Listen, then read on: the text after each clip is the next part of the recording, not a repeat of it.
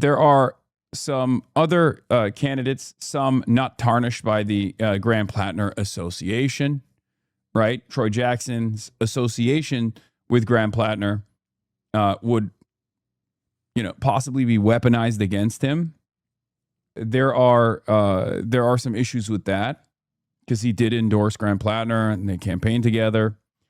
I don't know if that, but yeah, we're gonna start off with some Graham Platner news. As you guys know, credible accusations came out on a Politico piece that has been the primary focus of the national run that the Democrats are on right now, considering that Graham Platner, who was a relatively popular and left populist veteran, Blackwater mercenary, and all around red flag haver, has been outed as a rapist by one of his former girlfriends and a firestorm in Maine Democratic Party politics.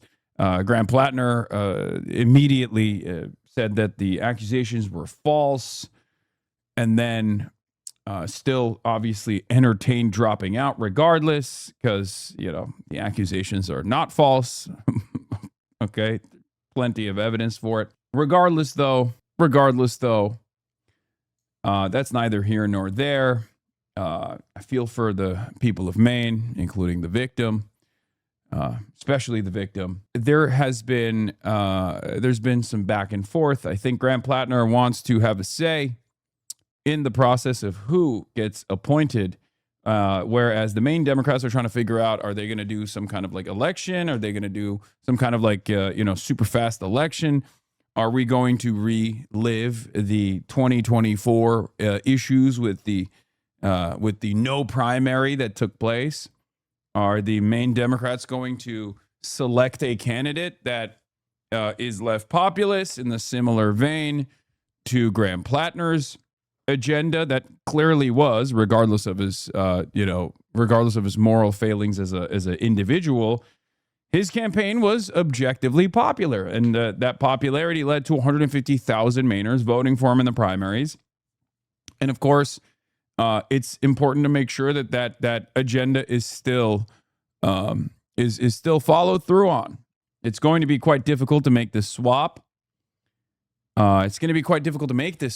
But in order to ensure that a left populist candidate takes on that role, whether it's by way of a special election or through a delegates process, hopefully the Maine Democrats do not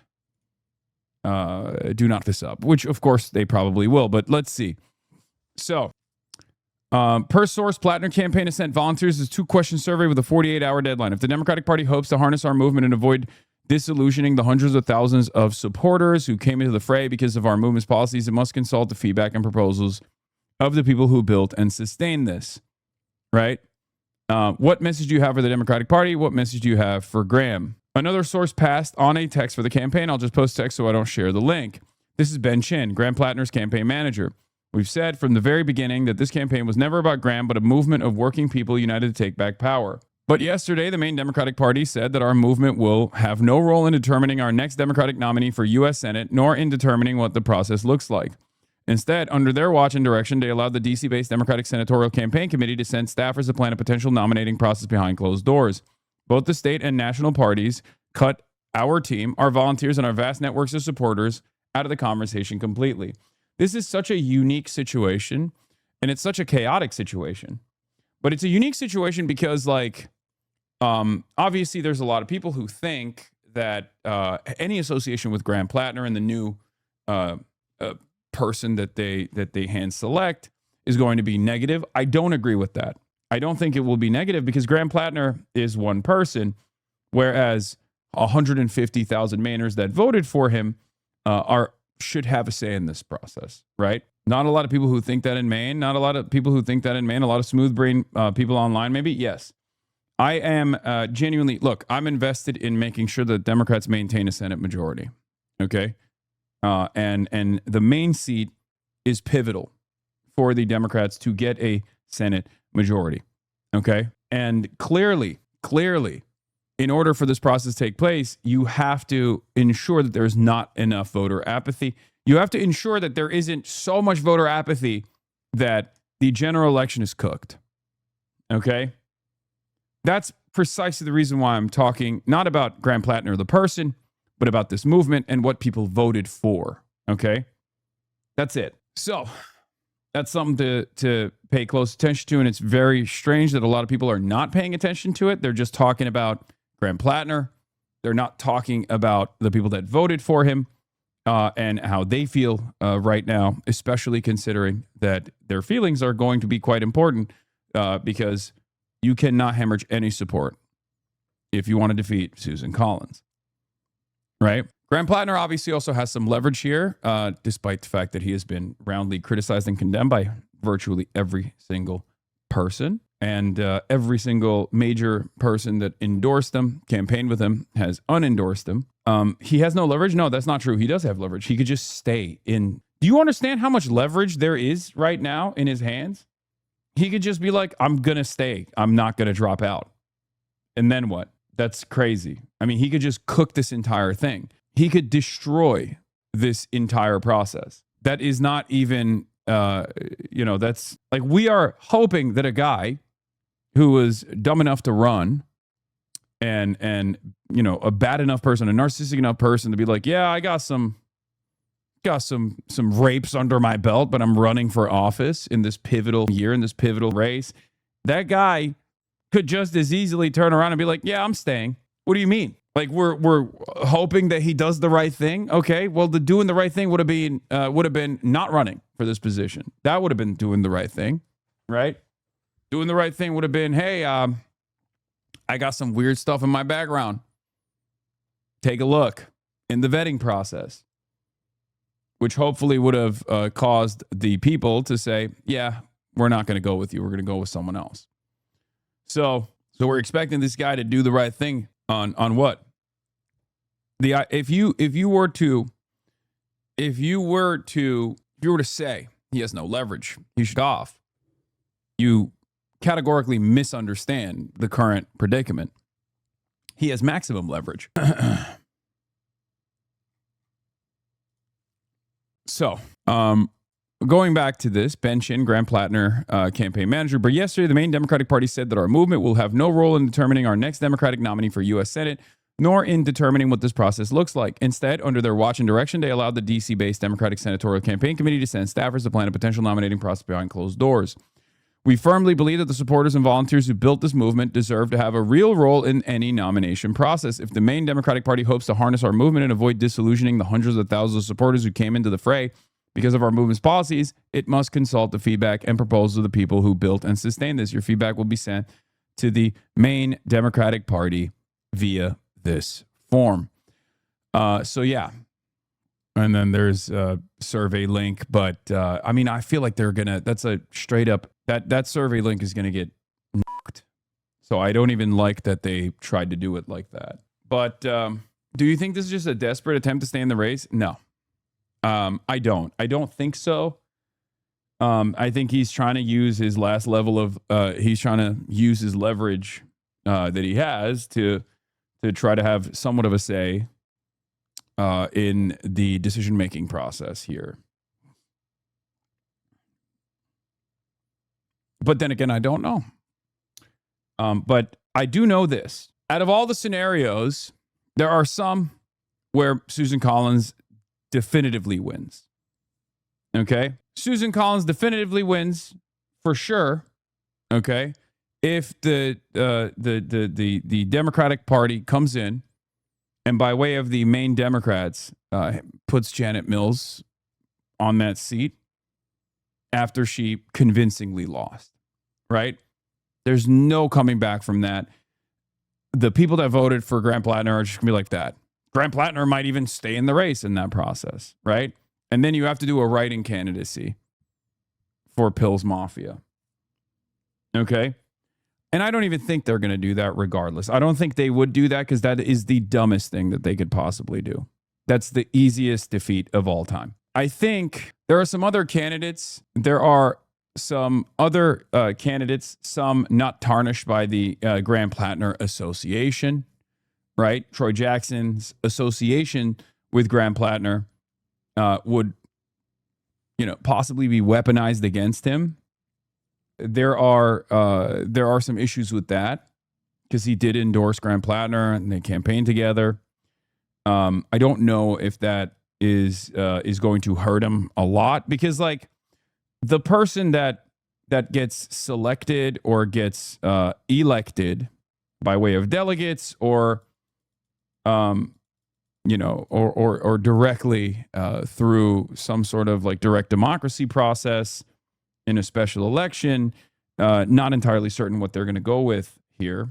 The main Democrats, I don't know what they're going to end up choosing to do, but no matter what happens, like if there is an undemocratic process or if they're trying to like do a faithful swap out, that person has to be pro Medicare for all and anti-Israel, because those were the two top level issues for Graham Platner that garnered a lot of support and a lot of attention. Okay, not talking about the person, talking about the campaign. So that's it. There's obviously arguments against there's also arguments against Graham Platner endorsing a successor.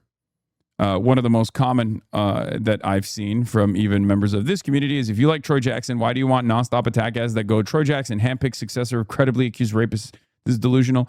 And in your mental, this is exactly why I see the argument for someone like Shaw right now. Yesterday, I would have told you that Jackson was a slam dunk choice, but of course, this fucking psycho's ruining that too. I get that he was the moderate candidate of the primary. I get that he's probably an opportunist with his lefty position, but at the end of the day, you have 4 months here, and he comes off out of the gates with plus 10 faves at 70% name recognition, and he may not even be that opportunistic with stuff like Medicare for all. You could really do a lot worse, man. I don't agree with this assessment from Edinger Mentum, but new reporting from Sahil Kapoor from NBC News about Maine Democrats responding to the survey. Maine Democratic Party responds below after Platner's campaign manager sends this text to supporters accusing the MDP of shutting his movement out of the process. So Maine Democrats are now aggressively posturing against Platner for understandable reasons. Let's see. While the Platner campaign remains focused on distracting from the job of defeating Susan Collins in November with false accusations against us, the Maine Democratic Party remains hyper-focused on developing a representative, transparent, and inclusive process to select a new nominee when he chooses to withdraw from the race. While we may be frustrated with Graham Platner's continued efforts to manipulate this process, we are also thankful for his supporters and all their efforts to defeat Susan Collins. They are a vital part of our party and deserve to participate in an open process to select Platner's replacement. Devin Murphy Anderson, executive of the MDP. Now, Devin Murphy Anderson is an interesting figure. Devin Murphy Anderson is also another, of course, centrist Democrat as well. Unsurprising to no one. So no matter who's picked, the Republicans will associate them with Platner. They'd be stupid not to. Yeah. The Maine Democratic Party already did not want Graham Platner. That's not a secret, for the record. They did not want Graham Platner at all.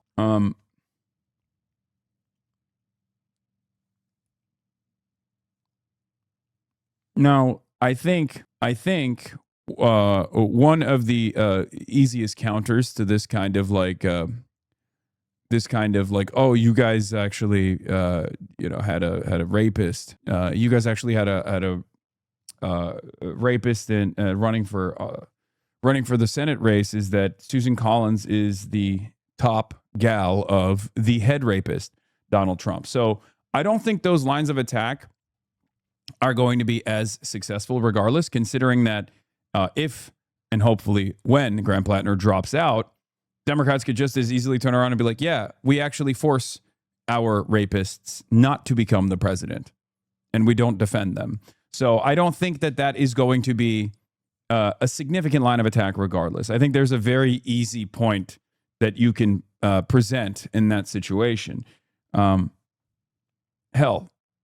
that doesn't even matter. Let's be real. Maine Morning Star reports Graham Platner has come to terms with dropping out of the race, according to a person who spoke on the condition of anonymity. Platner's top strategists are urging him to drop out, according to a source close to his campaign. I mean, that does make sense. That does make sense that they're there. especially because even when he, oh my God, Andrea LaFlame, that would be really funny. We carry LaFlame. So who is that? She was a writing candidate. She has like 4 IG followers and I am one. Yeah, she was a writing candidate that the blue sky liberals tried to put ahead of Graham Platner. And I think one of the funniest things that took place in that race was that she got more retweets on Blue Sky than she got votes in this writing candidacy that she had. Like, I think she got like 800 total votes or something, which was very interesting to watch unfold. Yeah. For the record, the Republicans have been trying to, weirdly enough, talk about how, Democrats are putting forward rapists and stuff. And it's actually leading to very funny moments on television where, Scott Jennings, the man with the least amount of shame I've ever experienced in my whole life, is as a major supporter of Donald Trump, Scott Jennings still has the audacity to talk about how, like, oh, well, Democrats love rapists. It's like, well, dude, you're kind of the worst person to say that because your whole job is to defend Donald Trump on CNN, right? So let's take a look. This latest victim, her politics were correct and his poll numbers were falling, so now they're able to get some courage when they had none before. They knew he was a scumbag before and they stuck with it. So to be clear, if there is a credible allegation of either womanizing, domestic violence, or sexual assault, no one in a party should ever stand by the candidate. So here's the problem. She got too excited, okay? She should have just let him respond, okay? She should have just let him respond. Because if that is your statement, and I'd love to hear from you on this, if that is your blanket assertion, I got to tell you, Herschel Walker should have been out. Donald Trump should have been out of the race. You've got Roy Moore shouldn't have been running. I could go on in candidates, and I know that's not the ultimate test, but there's a hypocrisy. It's tough. It's tough when you got a really good one in the chamber and you pop it. But unfortunately, I mean, she's right, and she makes a brilliant point here, brilliant observation that we've all made. But she should have held the alt and let my man speak. To it. And I'm not in any way, just so we're clear, I have been a rape prosecutor. You know I'm not condoning any allegation of sexual assault. But the question I have politically for you, Embassy, is the idea of... But this looks like they've been polling for Platner quietly per Politico. Platner campaign quietly polls potential replacements as pressure mounts. The flash poll obtained by Politico was conducted by Public Policy Polling and commissioned by Graham Platner's campaign, according to a person with knowledge of the survey who was granted anonymity to discuss it. It tested head-to-head matchups between Republican Senator Susan Collins and Platner, along with 5 possible Democratic replacements for Platner, including former Maine Senate President Troy Jackson and Secretary of State Shenna Bellows. Yeah, here is another one of these insane moments. Again, like, no Republican. Like, this is a intra-party affair, okay? Let's be real. We are having our inside conversation here, okay? Anytime a Republican tries to come into the conversation and tries use this as an opportunity to be like, see, Democrats love rapists or whatever, everyone should get together and immediately dunk on them, okay? Because, I'm sorry, you have no leg to stand on in this conversation. As a matter of fact, the grand old pedophiles party is probably upset that the victim was not a minor, but an actual adult. Okay? They're not mad that consent was violated. They're mad that it was an adult whose consent was violated and not a child who can't consent, because that's what they're used to. You do not get to have any say in this fucking process. If you're a Republican, you need to suck shit and shut the fuck up. Okay? Sorry, this is not a conversation you are allowed to participate in. That's it. That's my take. Maybe controversial, but you can't do that when Trump is president. You can't do that when Trump is the motherfucking president. When you got guys like, what's his face, Max Hill or whatever, who literally boiled his ex-wife's face with boiling water. Okay? Cry more? I mean, am I crying? Doesn't seem like I'm crying. Are you incapable of understanding different emotions? Is that what's going on? The pedo pardon party, the pedo protection party, does not get to have a say in this process. Okay? especially when what's going on here is someone being rejected by virtually every part of the party and beyond for being credibly accused of rape, something that Republicans do not do. As I said before, the Graham Platner rap sheet has now officially reached the Pete Hegseth rap sheet.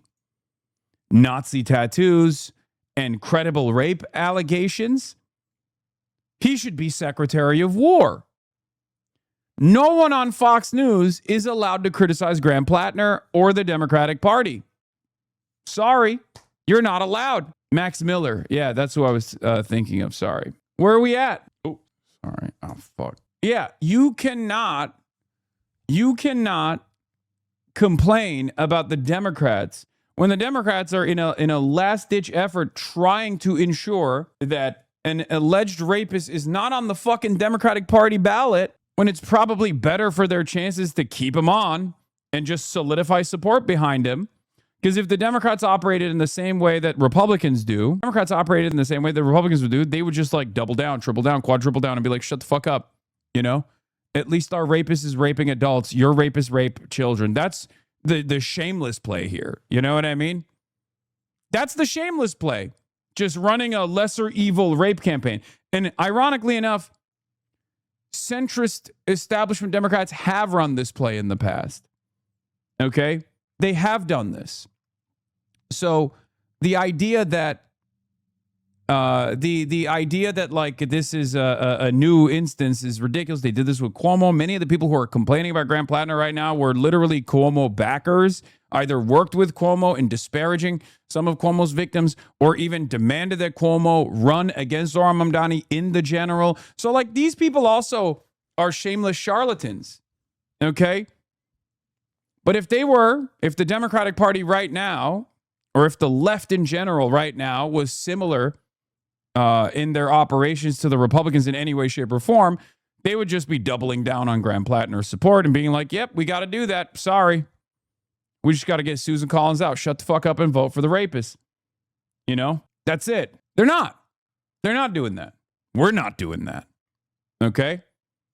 So just remember that. There's only one group of people in American politics that will immediately and unconditionally drop someone with a credible rape allegation, and that is the left. Okay? Establishment Democrats don't do that, with the exception of Swalwell. That was one of the only instances where I've seen the Democrats actually do that, right? And ironically enough, the party that certainly doesn't do that is the party of Roy Moore, the party of Donald Trump. So when I see Republicans talk about this issue, I'm like, get the fuck out of here. Congressman, you can take this in so many different directions. I am completely disgusted with the Democratic Party and this candidate, their nominee. But I am worried for the country. If they're going to continue to stand by their men until they can't any longer, we may end up with bad candidates, bad office holders.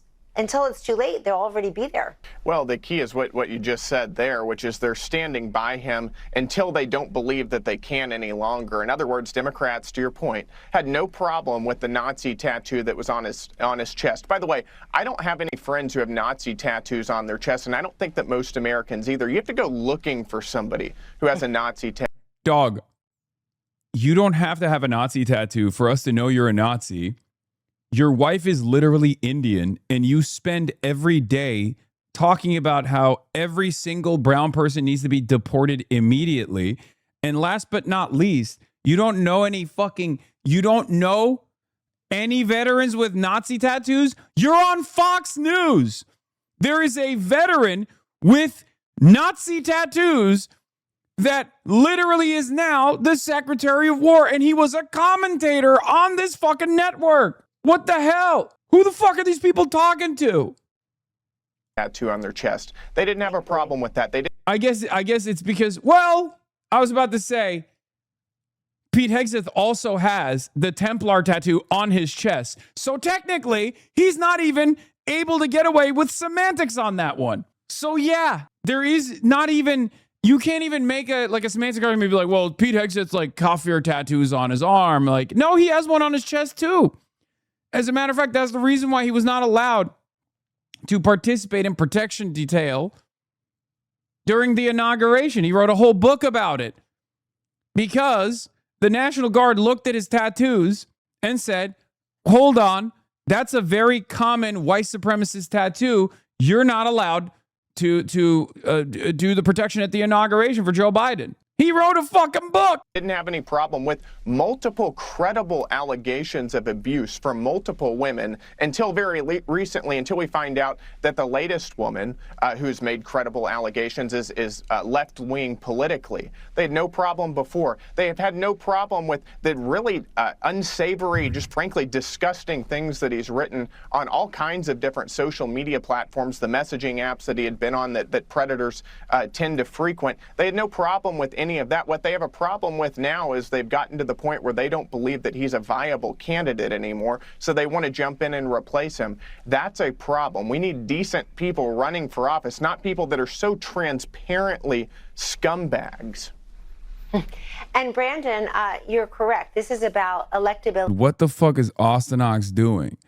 Austin Ox. Hold on. Sorry. Austin Ox is fucking posting shit that I didn't say. Parker says he supports Charles Booker winning a special election, but that the likelihood of Thomas Massie winning is higher. That's not what I said. I said I support Charles Booker winning the overall election and giving a 4-month window to Thomas Massie potentially. Anyway, it doesn't matter. He misunderstood the statement I was making and he just like got me. He's about to get me fucking canceled. Fox Guy talks about decent people. His favorite president currently was on Epstein Island. Yeah, he's just like, weird question, but do you not believe him about the Nazi tattoo anymore? What do you mean? Look, I said from the beginning that his fucking Nazi tattoo, especially having it for as extended of a period of time as he did, was insane to me. It didn't make any sense. But what made the story even crazier was that the most famous photo of him with the Nazi tattoo out, shirtless, literally is during a Jewish wedding that he was at. Okay, so I don't know what the fuck is going on in Maine. Okay, the hell's going on that like so many people saw that and not a single person was like, hey, you know, that's like a very famous Nazi symbol, right? Like that you're rocking on your chest piece right there. But yeah, in any case, yeah, it's just, he was screened by the military. I guess they didn't give a shit about it either, which is also strange, but I guess it makes sense. Me 11 beers deep, trying not to puke on a state trooper when he asked, do you know why? Holding in a little burpee, dude. She just had a little burp. She just had a little burp in her mouth. It happens to the best of us, okay? Well, Haley Stevens not the best of us, but Stevens is doing tech YouTuber GPU performance graphing. Yeah, graph crimes for sure. 42% to Abdul 41%. Finally, she got like one C-rated pollster to give her a marginal edge. Totally within the margin of error, by the way. And it's really funny that she was like, yep, we're winning. What gives? Israel struggling to control her body. Her true self is trying to break free out. But let's get to a little bit of situation monitoring. Fears that the war with Iran may be resuming. President Trump says he believes the ceasefire it is resuming. All right. I gotta pee. I'll be back in a second. Can continue after the U.S. and Iran traded. The U.S. says it struck more than 80 targets while Tehran launched missiles and drones at Bahrain and Kuwait. Oil prices jumped on the news. This all comes as President Trump meets with NATO allies in Turkey. Ed O'Keefe joins us from Ankara. Ed, good morning. Vlad, good morning. The strikes overnight appear to be the most extensive carried out by the U.S. since talks with Iran resumed less than 3 weeks ago. And while NATO leaders here are standing by the president for launching the attacks, their worst fears have been realized yet again, as he's once again questioning why the U.S. is a member of an alliance not willing to help with the war in Iran. I think it's over. I don't want to deal with them anymore. They're scum. You know what scum is? They're scum. They're sick people. President Trump opening the NATO summit by declaring, in his view, the agreement with Iran is off. There's something wrong with them. They're cuckoo. Appearing visibly angry, the president repeatedly criticized Iranian leaders. They're liars. They're cheats. They're sick people. His comments came hours after renewed U.S. strikes on Iran. Thick orange smoke seen rising over Bandar Abbas, home to Iran's main naval base. U.S. Central Command launched what it called a series of powerful strikes hitting more than 80 Iranian targets, including air defense systems, radars, and at least 60 small boats, all after the U.S. says Iran attacked 3 tankers in the Strait of Hormuz. I think what you did last night was absolutely necessary. It was a very strong response. Trump also revoked a waiver allowing the sale of Iran. Mark Rutte is the biggest cuck on the planet. And I guess it doesn't really matter. He's not going to have a future career in anything. But he's burning his remaining credibility, or I guess he doesn't really have any credibility. This position doesn't require him to have any credibility either.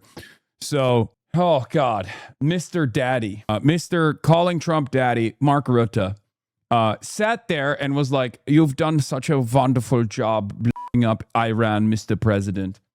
Okay. Will you be joining Bernie and AOC to speak for Abdul? No, I will not be at those rallies. I will be somewhere else during that time. Unfortunately, I'm going to Michigan later, closer to the election. So yes, I will be missing the cool-ass Abdul rallies with AOC and Bernard Sanders, but I'm very excited that they're happening. Somewhere else is going to China? No, I'm not going to China. But yeah, Senator Bernie Sanders and Representative AOC will be doing rallies in Michigan with Abdul El-Sayed on July 18th and July 19th. Tell us your assassination coordinates, boss. No, I'm good, thank you. Where are you going instead? I'll tell you when I'm there. How about that? Huh? How about that? All right, so yeah, we're going to talk about the Strait of Hormuz. Keep Americans away from me, please. I'm close for Americans.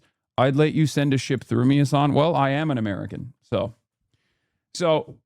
let me give you guys the summarization of the events that have unfolded in the Strait of Hormuz. So for those of you who have been paying attention, for those of you that monitor the situation or enjoy the situation monitoring, so there's an MOU. Part of the MOU is about controlling the Strait of Hormuz. Who gets to control it? Iran wants to control it. There's only 2 pathways through the Strait of Hormuz. You can either go through Keshem and go through the Iranian ports, which means that Iran gets to continue controlling the Strait of Hormuz. But you can also potentially go through the Omani coastline. Now, Iran doesn't want America to send ships through the Omani coastline because Iran wants to maintain control over the Strait of Hormuz. There's a tremendous amount of leverage that they now have that they're not going to give up. And that's precisely at the heart of the MOU, beyond, demanding Israel restrain itself, or demanding America restrain Israel, rather, in its unlimited battles in Lebanon and its constant territorial expansion in Lebanon. And of course, predictably, the United States of America has tried to do its very best to transit ships through the Strait of Hormuz, offering them naval protection, offering them to the best of their ability, like anti-drone protection. And Iran doesn't like that. Iran has blown up ships that have tried to transit through the Strait of Hormuz from the Omani coastline. They did this last week. And when they did this last week, America responded with a what they called a proportional retaliation, while still maintaining the position that the conversations were ongoing. The memorandum of understanding was still being followed through. The ceasefire was still being followed through. Obviously, it's a complex situation. Why would there be a ceasefire if both sides are firing at one another? Whatever. This past weekend's interactions that took place 2 days ago, 3 days ago, when Iran shot 2 ships, or more than 2 ships, I think 4 ships, kind of changed that dynamic a little bit. And America, yesterday, in the last 24 hours, engaged in not just a proportional retaliation, but a retaliation that they called a punishment, right? Iran struck 5 ships trying to transit through the Omani coastline, and America retaliated by shooting Iranian positions, Iranian ports, and did not stop blowing up Iranian targets for an extended period of time. And before people say, why is Iran attacking ships that are transiting through the Strait of Hormuz by the Omani coastline? Because Iran has maintained the position, understandably, that gives them maximum leverage. Iran has maintained the position that they will control all the ships transiting through the Strait of Hormuz. Like, they get to have a say in who passes through.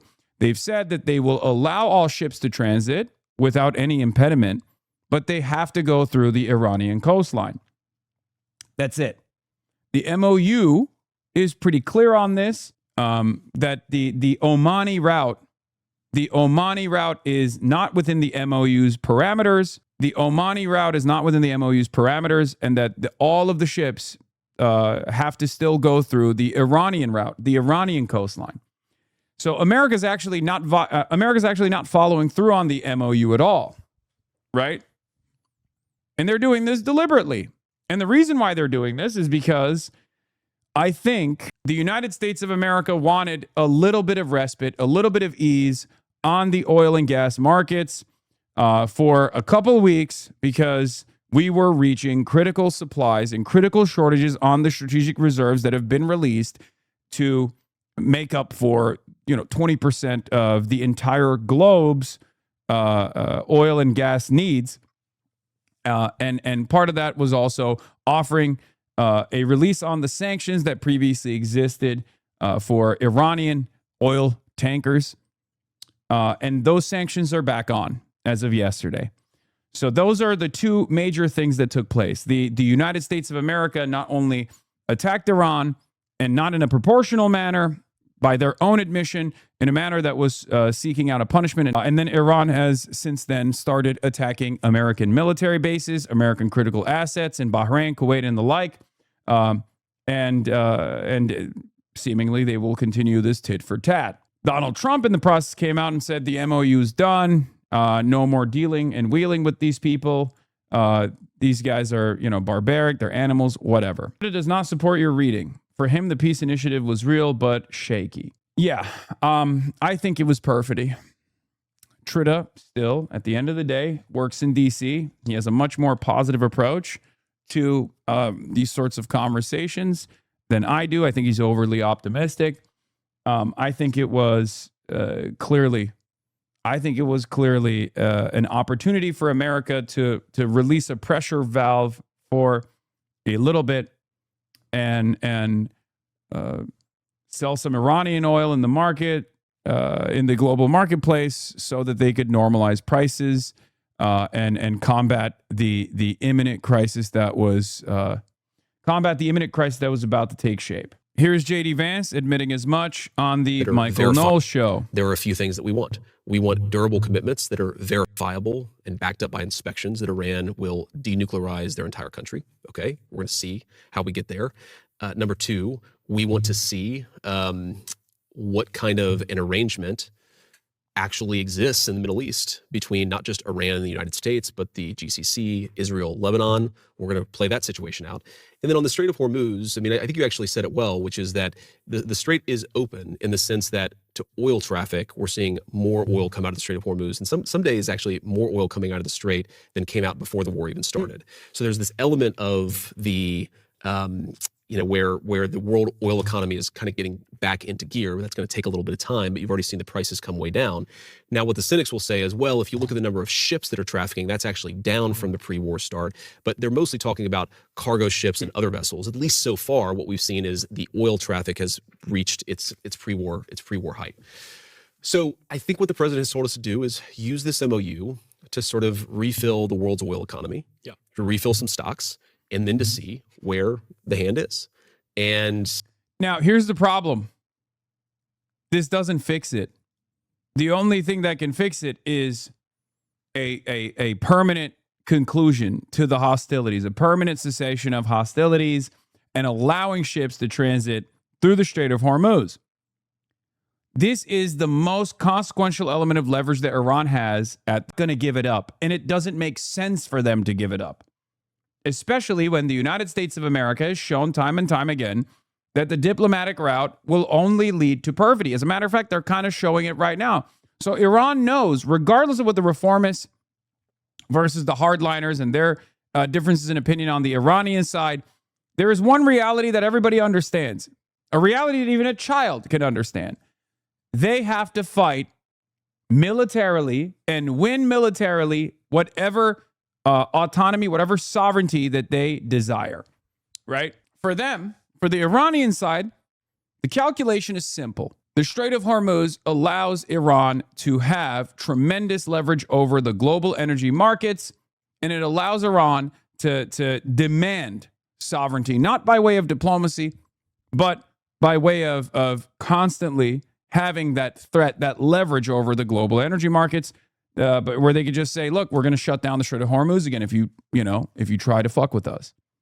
It makes sense. It makes total sense. And given that the strategic oil reserves are at critical levels at this point, where they've basically dried out all around the world, especially in the Asian markets, but certainly even in the United States of America, they're reaching critical levels. This little moment of respite from the memorandum of understanding is only going to extend the timeline. But until there is one of two options, until America goes to war with Iran and this time around successfully defeats Iran militarily, something that they failed to do in the last 120 plus days, right? Or follow the path of diplomacy and concede on the demands that Iran is making. This is not going to go away. This problem is only going to get worse as a consequence of this back and forth. Joe Kent, former director of National Counterterrorism Center, leaned into the Brett Erickson analysis here. I'm gonna cover both. Okay. Joe Kent says, now that the MOU is effectively dead, as Brett explains below, we are back to attempting to find a military solution to the SOH. The problem is that we signed the MOU because there was no military solution and we needed the Strait of Hormuz open. Our best option is just to walk away. If we walk, Iran has no justification for targeting ships, and we can use sanctions relief as our carrot as opposed to risking a larger war in these ineffective tit-for-tat strikes.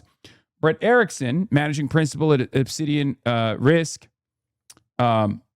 says, okay, he writes in Wall Street Journal, New York Times, WAPO, and Bloomberg.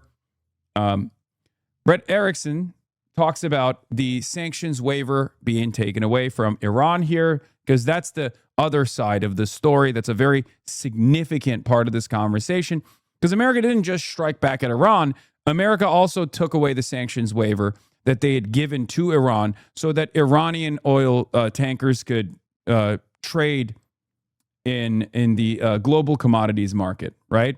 This obviously allowed the markets to stabilize a little bit, but now that that's been taken away, there's market volatility once again, okay? Before we get into that here, I'll show you, obviously, the U.S. Strategic Petroleum Reserve is now at 19 million barrels, is critical. 19 million barrels away from estimated minimum operating levels. There will soon be no longer a safety buffer to protect the world from further losses out of the strait. Okay? This red line, once you reach this red line, you've reached a critically low level of supply. Okay? Given that this is a hard commodity that is necessary for survival, you know, we're talking about grid shutdowns. We're talking about the rest of the world looking like Cuba. Okay? You can't do that. There's nothing you can do. You can't, once the pedal hits the metal, you're cooked. This is during a heat wave. People will die as a consequence of this. If we'll start seeing rations, you know what I mean? It's certainly a moment to panic. Okay? Brett says, moments ago, the United States revoked the general license that lifted sanctions on Iranian oil. This is the other side of the story beyond the strikes on Iran that CENTCOM admitted was a punishment and an escalation.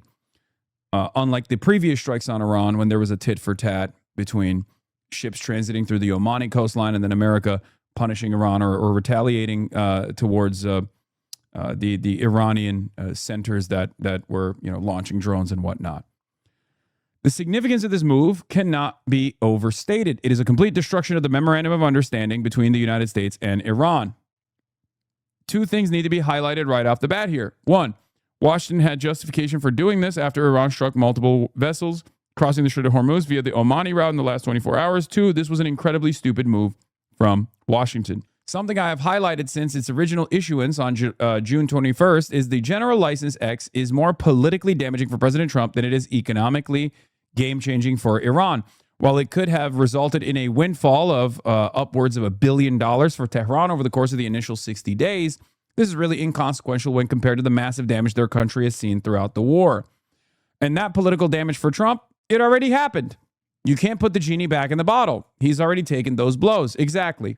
And it, I think, wasn't that consequential. I think sanctions relief for Iranian oil in the last 60 days is not necessarily all that politically damaging. As a matter of fact, I think it normalized the markets, and therefore it limited the amount of political damage he would receive at the domestic level because gas prices skyrocketing are far more damaging. Because Americans, by and large, don't pay attention to these sorts of things. And Donald Trump had already lost the war and had lost the battle.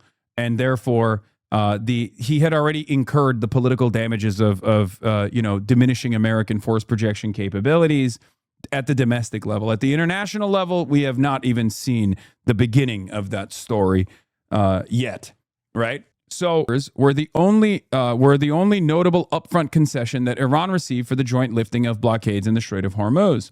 The frozen assets being released is orders of magnitude more important for Iran. But as of yet, not a penny has moved. It's not just the frozen assets being released that's important, because that's like almost $100 billion worth of frozen assets, and that's huge. That's a huge windfall that is an absolute necessity. The $300 billion in additional economic aid that would come from, the Gulf partners and maybe some American business is also a big deal as well. But outside of that, the consequential element, the most consequential demand, aside from restricting Israel's behavior in Lebanon, was the removal of not just the secondary sanctions, but the primary sanctions as well. This would open up the Iranian economy to the rest of the world. This would be a huge deal, right? That's the biggest deal for Iran. That's what they want. That's the whole purpose as to why Iran has even engaged in any sort of enrichment of uranium beyond civilian levels. It's a leverage that they've tried to maintain so they can draw America back to the negotiations process, so they can turn around and negotiate the release of all sanctions on the Iranian economy, right? So as of now, says Brett Erickson, not a penny has moved. I don't think that's correct. There was some money that was sent, for the record, to Iran by way of the United Arab Emirates. So I don't think that's also completely correct, but it's fine. This has been repeatedly confirmed by both Iranians and the Americans. What this revocation does accomplish is a complete and total destruction of the memorandum of understanding between the United States and Iran. I do agree with that this is it's over. Like, they're basically saying the memorandum of understanding is done. We're lighting it on fire, right? This is far more detrimental to negotiations and an end to the permanent cessation of hostilities than a tit-for-tat response to the vessel's strikes by Washington. This destroys the entirety of the MOU. Did Washington have some justifications for revoking this waiver? Absolutely. I don't agree with that either. Is this a catastrophic move for securing an enduring cessation of hostilities between the U.S. and Iran? Absolutely. I do agree with that. Was this an insanely foolish move from the Trump administration, given that the political blowback has already been received, the relative insignificance of this waiver, and the irreparable damage to the U.S.-Iran negotiations? Absolutely. He wrote these comments in Washington as well. He said that this is not a small step by Washington. This is a major step by Washington. Now, considering that Iran had valid reasons for assuming that America would not engage with them at the diplomatic level, given that they had received perfidy from the American and Israeli side over and over again during the previous bouts of diplomacy, sanctions relief, or at least a waiver, a general license for Iran to sell oil in the global marketplace, was supposed to be the first good faith The first good faith concession that America could make. Okay, them taking this away makes the reformers and the moderates on the Iranian side look completely ridiculous. Okay, how can you engage with a foreign adversary that's bombing you in good faith if they can't even abide by some of the initial principle? Because remember, this memorandum of understanding is to just bring them to the negotiation table so they can have a longer cessation of hostilities agreement. Okay, 131 days, and we're back to square one. A lot of the concessions, a lot of the demands being made for the memorandum of understanding were so that Ghalibaf and Arakshi and the other, diplomacy side could justify going to the table with America, as opposed to the hardliners on the IRGC side that recognize that the only way to deal with America was through hardware, through, military victories, by punishing the rest of the globe and stopping the transiting of oil tankers through the Strait of Hormuz, creating an international crisis where the rest of the world would blame the United States of America. That's where we're at. So now the ball is in Iran's court once again.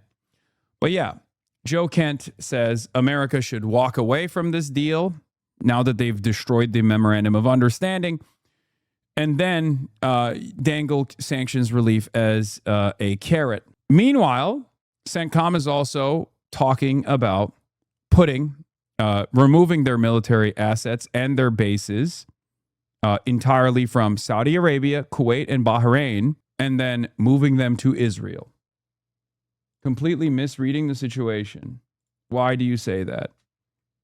Oh, you're saying America's completely misreading the situation. All I will say is this. If I'm an IRGC general and a hardliner who believes in the success of the military might of the IRGC, of the drone operations, I'm looking at the situation and saying, what other options do we have? Because even openly removing American assets from Bahrain and Kuwait and maybe even Saudi Arabia would be an admission, once again, and a concession that the Iranians already demanded regardless. Moving them to Israel would put Israel in harm's way and would give more justification to the Iranians as far as, moving the battle in the direction of Israel. Now, it's harder for Iran to strike Israel as opposed to striking Bahrain and Kuwait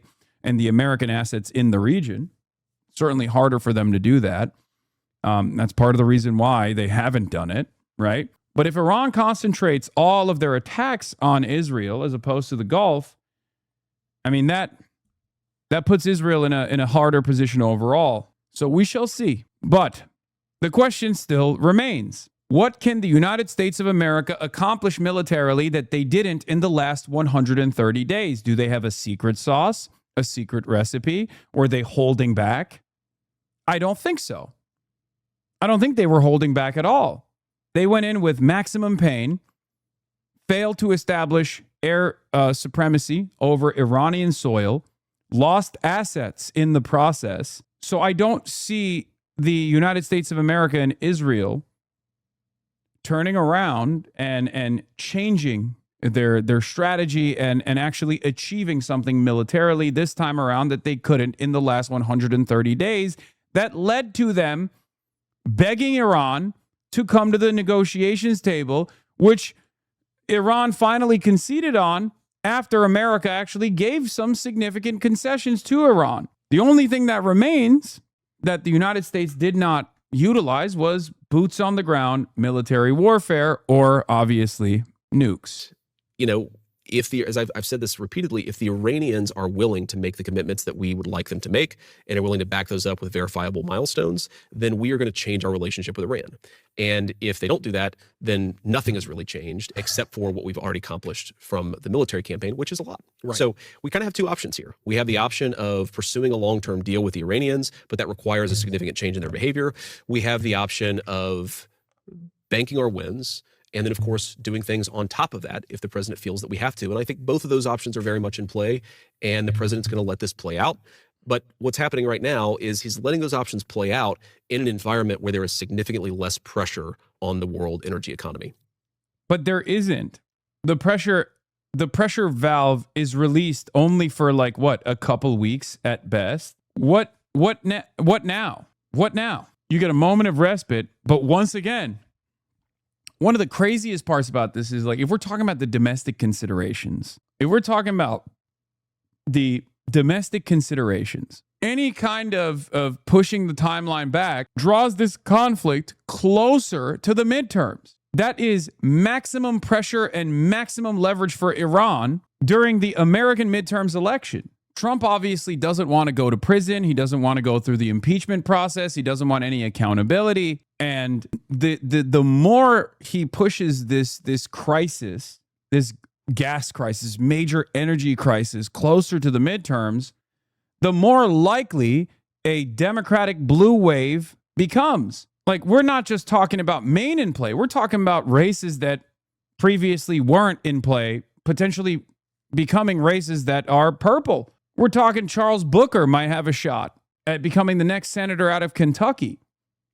Okay? We're talking about significant flips, depending on how bad the pain gets for the average American. So what the fuck are they thinking? Because he's buying us off. White House touts launch of 25 Freedom Fuel gas stations. I saw this. That's not going to help. That's not going to work. White House has launched 25 Freedom Fuel gas stations in an attempt to provide Americans cheaper options at the pump. Of course, once again, shady private corporation interference coming into play. The first Freedom Fuel Network gas station has landed in Philadelphia, lowering the price of the pump to $3.47 for our 47th president, the White House wrote on social media platform X on Tuesday. President Trump is leading the charge to lower gas prices this summer, putting more money in your pocket. By the way, stolen from Abdul, money in your pocket, money out of politics, Medicare for all. Anyway, these guys are very clever. 20 of the stations are located in Pennsylvania, while 5 are in New Jersey, according to the Freedom Fuel Network's website. A White House official told The Hill the Freedom Fuel Network is a private company and did not receive subsidies from the administration. The average price of a gallon of regular gas in those two states is roughly $3.98 and $3.86, respectively, as of Wednesday, according to AAA. The national average price of fuel is $3.79 per gallon as of Wednesday, AAA reported. The Hill has reached out to the White House Energy Department for gas stations. In an accompanying video posted by the White House, multiple customers tout the new gas stations as helping them save money. One man said he was very happy about the cheaper fuel, while another girl remarked she was super pumped about the new options. Okay? Gas prices spiked in the early months of the U.S.-Israeli war with Iran after the Iranian military brought shipping in the Strait of Hormuz to a near standstill. Last year, nearly 34% of the world's crude oil passed through the waterway, with most exports going to Asia, according to the International Energy Agency. Here's the video of it, by the way. If money, I had to go back in and get my change. I thought gas was more expensive, but it's not. So thanks, Trump, for saving me some money. We're here at the first Freedom Fuel Network gas station right here in Philadelphia, leading the charge to lower gas prices, $3.47. That's for our 47th president, President Donald J. Trump. The price of gas here is 50 cents lower than the Pennsylvania average gas price. 4th of July, gas prices are coming down, which is great. I am very happy about the cheap gas prices. Happy 4th of July. Hopefully everyone has a great holiday. Super pumped the gas prices are lowered. I'm just grateful. Right now, we're in a difficult time in this world, but it's nice to see some stability that we can enjoy. Definitely appreciate the lower gas prices. Oh yeah, definitely. When I saw it, I thought it was fake news, but I'm glad it's true. I definitely couldn't believe my eyes. When I just rolled past, I'm actually taking a trip down the shore, so I wasn't even gonna come and get the gas, but I'm glad I did, because now it just saved me a lot of money. Thanks a lot, Trump. Just keep doing what you're doing. You're doing a good job. Thank you, President Trump. Thank you for helping our country. It's President Donald J. Trump leading the charge to lower gas prices right here at Freedom Fuel Network's gas stations. I am not against government-owned gas stations. I am a socialist. I just don't think that this is going to do away with the national problem, however. So let's see where this goes. This is just another shady loss leader discount chain. They exist everywhere. Is this the Chud bread line? Kind of. And this is my biggest frustration with right-wing critics of what we've done over the last few months in Iran, is that they don't realize how completely they were losing the political argument because of what was happening to world energy markets. Yeah. So what the President of the United States has done... You're talking about the critics who want more bombs dropping on. Their attitude is just drop bombs and drop bombs and drop bombs, and they can't really articulate to what end. And what the President is saying, I'm willing to drop bombs, and he's clearly shown that he's willing to drop bombs, but only if it serves an objective. And so what he's doing right now is taking a lot of pressure off of the world economy, the world energy economy in particular, while not giving up a single one of his gains and while preserving a lot of optionality. I think that's a very good place for us to be in, but there's uncertainty because no one can be certain what the Iranians...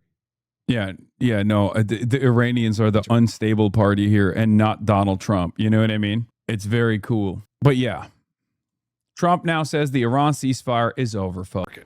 In response, a top Iranian warned the era of bullying and extortion is over. It leads nowhere. We don't fold. Iran retaliated with attacks of its own, saying it launched strikes on 85 American military targets in Bahrain and Kuwait. The attacks came during a pause in negotiations as Iran holds a massive days-long funeral for Ayatollah Ali Khamenei, the supreme leader killed on the first day of U.S.-Israel attacks on Iran. We said, go and do your funeral stuff. And instead of that, they start shooting rockets at ships. At the summit, the president also unloaded on alliance members for not doing enough to help the U.S. against Iran. We protect them, but they're not there for us. Think of it. Doesn't work. But the conflict in Ukraine is also a top concern. Trump says they're close to a deal with Russia. It's too bad it took so long, but I think there's going to be something's going to come out. Even as he meets with Zelensky, the president said the fighting between Ukraine and Russia doesn't affect the U.S. That's the kind of rhetoric that worries NATO members here in Europe, who are, of course, much closer to the war. The president also said again he's still interested in controlling Greenland. Remember that? He said European leaders' refusal to let the U.S. take control of Greenland is what's hurt his relationship with NATO. The world's largest island is, of course, controlled by Denmark, and its prime minister this morning reiterated Greenland is not for sale. Natalie? Ed O'Keefe in Ankara, Turkey. Thank you. Trump also did a press conference accompanied by some of his top brass at NATO. But going back to the crisis, the situation monitoring and the crisis that's imminent. One, the IRGC shot down another U.S. MQ-9 Reaper UAV drone in the Bushehr province, and Donald Trump is now posturing about potentially taking over Karg Island, which, again, why didn't you do it last time, right? This is the question that should be asked to Donald Trump by every member of the media. Mr. President, you are talking about militarily taking over Karg Island. Why was this not, why did this military operation not take place in the last 130 days? Why do you have more confidence that you could potentially pull off an operation such as this one now if you did not have that same level of confidence in the last 130 days? Island last night, we knocked out a piece. I said, don't touch the oil, because maybe we'll take over Karg Island. You know, we may take over Karg Island. There's not a thing they can do about it. But I said, don't hit the pipes, just hit everything else. And they hit it. They may hit it again tonight. Yeah. Murtaza Hussein says the GCC states are in a zero-sum situation where they're being forced to choose between the United States and Iran in the Persian Gulf. It's a frustrating situation to be in because if Trump strikes Karg Island, then their assets are directly in the line of fire. So yeah, not only is this military operation going to be successful, this idea that Donald Trump will strike Karg Island without any retaliation from the Iranian side is also ridiculous. And if the goal here is to ease the tensions over who gets to control the Strait of Hormuz, the only solution here is diplomacy. I thought we had established that fact, and yet Trump is still trying to go back to that. And once again, as the rest of the world loses in this process, market volatility, reaching dangerous levels of oil shortages, the only country that seemingly wins in the short term is Israel. The only country's goals that are being followed through on is, once again, Israel. We have, as you know, the oil is down. We'll see whether or not we keep it down. We should keep it down. We're doing things that should have been done 47 years ago with Iran. And I just want to say that throughout my first term and over the past 18 months, the United States has led a historic effort to dramatically increase the defense spending and to have equipment that no other country in the world has. When you look at Venezuela, when you look at Iran, essentially demolished their military in a couple of weeks. They had a good military, they had a good navy, they had 159 ships, every one's at the bottom of the sea. They had gone, they were all lying burned up on the runways. They were totally decimated, their radar's gone. Everything's gone. Their leaders are gone, frankly. And their combat capability is pretty low. They have a small percentage of missiles left.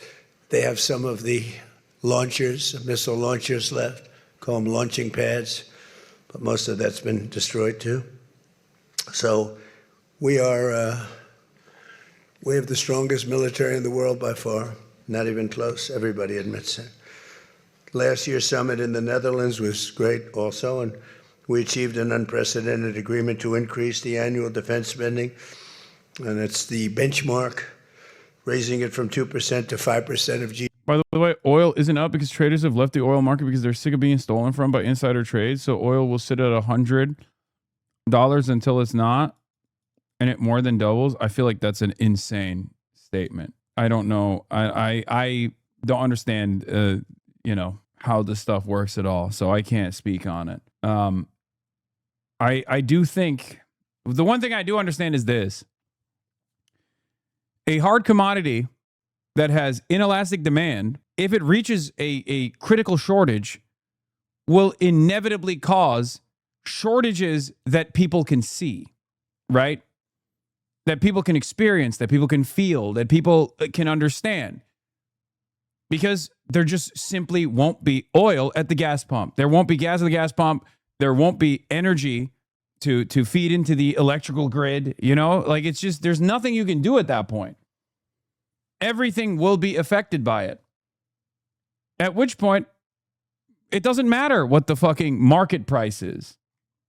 Okay? Whether it's living on vibes and copium and confidence does not matter. The same goes for fertilizers, for example. If fertilizer is not, or the precursory chemicals necessary for fertilizer is not transiting through the Strait of Hormuz, then there is no agricultural output. If there's no agricultural yields because there's no fertilizer, then the price of the price of everything goes up. The price of these commodities goes up. It's just not anything you can do in the stock market. Like, you can just assume that the prices are not going up, but people will feel it. People will experience it. Kami doesn't know economics. Yes. Well, I wouldn't say I don't know economics. I just don't understand the way that the current market operates because I have this suspicion that it's on a hope and a dream. It's not vibes. Traders are getting mollywopped by the corruption, so there's no liquidity, so prices don't move. GDP, which everybody said was impossible, and now the rest of the countries have agreed. Yeah, U.S. crude stocks in the Strategic Petroleum Reserve fell by another 6.2 million barrels in the week ending July 3rd, dropping to 319.5 million barrels, the lowest since April 1983, according to the Department of Energy data reported by Reuters. The reserve has been drained steadily since Trump ordered the release of 172 million barrels in March to plug gaps in the global supply and hold down fuel prices after launching the war on Iran alongside Israel. Since the war began at the end of February, total U.S. inventories, commercial and strategic combined, have fallen by nearly 121 million barrels to 734 million. Once the full 172 million barrel release completes, the SPR is set to fall to roughly 243 million barrels, its lowest since 1982. That is near the reserve's estimated operational floor between 150 million barrels, below which the underground salt caverns that store the oil risk losing the pressure needed to maintain their structural integrity, per industry analysts. Yes, there will be a chain reaction if we reach that level. Again, when you run out of oil, the speculations don't matter anymore, okay? The confidence that you have in the stock market, none of that matters, even though all of it will fall apart regardless. There's a critical no return point. Donald Trump was nearing that critical no return point, which is why he did the memorandum of understanding to begin with, as we find out now. But going back to that situation only makes the critical no return point, the point of no return, closer to the fucking midterms. Not sure where we go from here. We have a couple of that didn't, but I have a feeling they're going to, and pretty quickly. In fact, today they were very positive. One of them in particular was, I didn't think, a good team player. Today was a great team player. As all of the leaders understand very well, the United States remains by far the largest contributor to NATO, monetarily and maybe otherwise, and the strongest military anywhere in the world. And they respect us as a country. Again, they didn't respect us 2 years ago. They laughed at us. NATO laughed at us. Everybody laughed at us. They don't laugh anymore. There's no more laughing. This year we invested a record $1 trillion in our armed forces, and we're going to be asking for $1.5 trillion coming up. We have the money being spent on the best equipment anywhere in the world. In the working session this morning, we discussed the progress other members are making toward the 5% target, and they're making great progress. Many of these countries are very rich, by the way. We don't have to feel sorry for them. But it doesn't mean they're properly protected. There's a big difference. Some have truly answered the call, and others are making big changes and will be answering the call. I think I can say in all cases they're going to be answering the call. And we'll be taking in over $1 trillion a year toward defense. And that's a tremendous amount of money. It's a big up. They were at 2%. They were actually at 1%. I got them to 2%. Then I wanted to get them to 5%. And we got up to 5% the last time. And they're, just again, if you could have seen the respect and the love in the room, and it's love really for the country, for our country. I don't want to say me, because you'll say, oh, he's so conceited. He's such a conceited person. But they do. I mean, they like the job I'm doing. They said, sir, we love you. These are grown people saying that. Isn't that nice? Maybe, I don't know, maybe they're trying to get to me. And in the way they did, because there was tremendous unity in that room. And I urge all nations to accelerate their plans to get the benchmark as quickly as possible. The benchmark is going to be that 5% number. That's the number it should have been for years. As a result of the commitment we achieved last year, defense spending of other NATO members surged by more than almost $150 billion in 2025. And Platner polling better than Mills post-scandal is crazy. Oh, my God. New Maine Senate poll, 7-7 post-scandal, shows Graham Platner at 42% to Susan Collins gaining 5 points. Against Susan Collins versus Janet Mills matchup, Janet Mills is still performing worse than goddamn Graham Platner. Troy Jackson, on the other hand, up +5 against Susan Collins, 44. Let's see what some of the other people polled look like, or what their performance looks like. So Platner loses to Collins in this matchup. 11% said they were undecided. Also tested Jackson, Bellows, former Senate candidate Jordan Wood, former public health official Nirav Shah, and Democratic Governor Janet Mills. Flash poll was conducted over a 24-hour period. Of the Democrats tested, Jackson performed the best, Troy Jackson, leading Collins 49-44 with 7% of voters undecided. Bellows and Shah both essentially tied Collins at 47% and 45% respectively. Mills has not weighed in publicly on the political poll report, trailing Collins 48% to 37%, while Wood trailed 47% to 38%. 15% were undecided in both the Wood and Mills matchups. Incredible. Hey, do you know anything about the stuff with Troy Jackson throwing a water bottle out of female staffer? Heard it from Progressive Victory friends. Brother, if you ever bring some Progressive Victory shit in here to me ever again, I will put you on a spaceship to the sun. One-way ticket to the sun. You're going. Okay? Never do that ever again. Never do that ever again. Okay? Ridiculous. A right-wing smear against a dude who's been in the state legislature and the president for 6 years, been in the state legislature for 20 plus years, is being elevated as though it's like a serious problem that is known in Maine state politics because the Progressive Victory group posted it.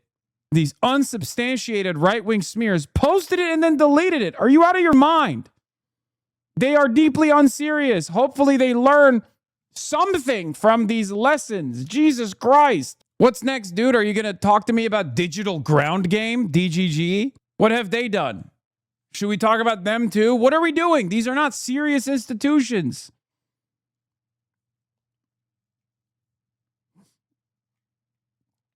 Please stop. Some of you see like a group on Twitter with a check mark and immediately go, oh, this must be valid. Stop, please. Not every organization is like a serious organization. Progressive Victory openly admitted that they are an unserious organization afterwards. They're like, oh, we're just a bunch of live stream chatters. I mean, come on. I don't know how valid this is, but Maine State Representative Valley Geiger says Grant Platner is supporting her bid for U.S. Senate in Maine should he drop out of the race. I don't know why she just came out of the gate swinging on this. I will say this, though. I don't think a Grant Platner endorsement is as bad as people claim it is on Twitter. Okay? That's all I'm saying. Like, people are greatly... I mean, people are just wrong for assuming that's a bad thing from the perspective of the Mainers, especially considering that he's still at 42% and performing better than Janet Mills against Susan Collins after the credible rape allegations hit the timeline. Okay? From the perspective of Mainers, a Graham Platner endorsement is a continuation. They will recognize it most likely as a continuation of like the populist rage that they clearly have. Apparently Platner made the announcement. I don't know. There's a lot going on, man. People think his endorsement is bunk because they think he's an operative. He's not. He's just you are wrong. Most Mainers hate the guy after it came out that he's a demonstrably the polling shows an alternative reality to what you're saying. Yeah. It'll be a caucus over a convention, but still missing a few details, says David Dayen. Saying that the process will be inclusive and that Platner supporters will participate in the open process a step forward and recognize the rejection of any backroom deal. But the process should be developed by now, as time is of the essence. Everybody get on with it, says David Dayen. Washington Post is reporting that Grant Platner will be speaking tonight. That is the other reporting also corroborates that. Okay. I think... Given what happened with Kamala Harris being handpicked as the continuation of Biden with no open primary process, something that I was in favor of as well, by the way, which I think was wrong. I will recognize that. That was one of my biggest L's. Given that, especially considering how Kamala ran, right? If Kamala ran as like a more populist, change candidate, things would be different. She would be president right now. But given how things worked out, as Kamala was the hand-selected establishment replacement for Joe Biden, and did not run as a change candidate, but a continuation, and how she lost to Donald Trump, I would go so far as to say the highest level of panic from liberals in every state, including Maine, is rerunning that same exact situation where the Maine Democratic Party does like a shady backroom deal, put forward an establishment Democrat to say, this is who you have to vote for, suck it up. If they do that, it's definitely going to lose. Like the whoever that candidate is will definitely lose to Susan Collins, 100%. There needs to be transparency in this process. Okay? There needs to be transparency in this process. A lot of people are very frustrated. As a matter of fact, part of the reason why they voted for Graham Platner over the hand-selected establishment candidate that the Democrats cleared the field for, who happened to be the governor, Janet Mills, is because of that rage that they had towards the party. They wanted to punish the party. They were looking for a different path forward. Turns out that different path forward wasn't just a populist campaigner, but a populist campaigner that also happened to be allegedly. Okay? Maine State Representative Valley Geiger D. Rockland says Graham Platner wants her to take his place on the ballot and run against Susan Collins in November. Maine's Total Coverage spoke with Geiger on the phone on Wednesday afternoon before Platner made any formal announcement and said he called her on Monday night and said he was throwing his support behind her. He said, Valley, you're a fighter. You have been with this movement since the beginning, Geiger told Maine's Total Coverage. She says Platner then asked if he could put her name forward, and she said yes. Geiger says she's heartbroken by the allegations against Platner, but that he can't run for the Senate. The Maine Democratic Party did schedule an emergency meeting at 4:30 p.m. on Wednesday. Geiger, a Democrat from Rockland, represents House District 42. Her currently serving her third term. Geiger sits on both the Labor Committee and Energy, Utilities, and Technology Committee. What is this? Kyle Kalinske. Okay, dude. But yeah, this was from yesterday from the Maine Democrats. But I also disagree with Edinger Mentham's take that this is a bad move that will tarnish whoever his hand-selected candidate is. I don't think that works that way. Not only does he have tremendous leverage over this process because he can just choose not to drop out, which would be devastating. But outside of that, I think given that 150,000 plus Mainers voted for him, he still has a lot of swaying power over the election. Okay? That's what I think. It looks like the reports about him trying to make his departure conditional on him getting to choose his successor are true, utterly embarrassing behavior on his part that could turn this into an even bigger disaster for his supposed movement. Don't like him, but fully disagree. He should fully use his leverage as the nominee to replace him with someone with the same politics voters elected him for. Under the threat of staying in and handing the race to Collins, it will be an anvil around the necks of everyone who supported him. You cannot play fast and loose about defeating Republicans like this. No, I think here's why I disagree. Because I think the Graham Platner victory, from the perspective of Mainers, was a victory over the establishment Democrats. This is a continuation of that same exact resentment politics that has built and has grown in the heart of many Mainers who ended up voting for the red flag-induced alleged. Okay? So this, if anything, doubles down and offers more credence to whoever the hand-selected candidate is that will be anti-establishment. That's what I think. Fighting in public about it is not great. Even then, I don't necessarily agree with that either. I think very publicly opposing the establishment Democrats, even if the establishment, here's what it is. Even if the establishment Democrats were we're totally fine with Troy Jackson, which they very well could be, by the way, because Troy Jackson is much more balanced, boring, issue focused, right? So they probably would be fine with the Troy Jackson replacement. But if there's a seeming battle between the establishment forces and Graham Platner here, that actually boosts the legitimacy of Troy Jackson. I think it boosts his left populist anti-establishment credibility. Do you not understand that Bernie fucking Sanders just unendorsed him? Platner doesn't have the same level of motion anymore. I don't think you guys are understanding. This has nothing to do with Bernie Sanders. This has everything to do with the voters in Maine and what they voted for, what their demands are. Okay? At this point, Graham Platner, the person, is utterly irrelevant. Okay? This is more so the platform and the demands. They voted before he was outed as a rapist, bro. I don't think you guys understand what I'm saying here. Okay? This has been lost in the conversation. I don't know why. I don't know why this has been lost in the conversation in its entirety. An election took place. Okay? An election took place with a shit ton of red flags on Graham Platner regardless, okay? And the voters said, we don't care about the red flags. Those red flags are not red flags for us. We care about the platform. We care about saying fuck you to the establishment Democrats, okay?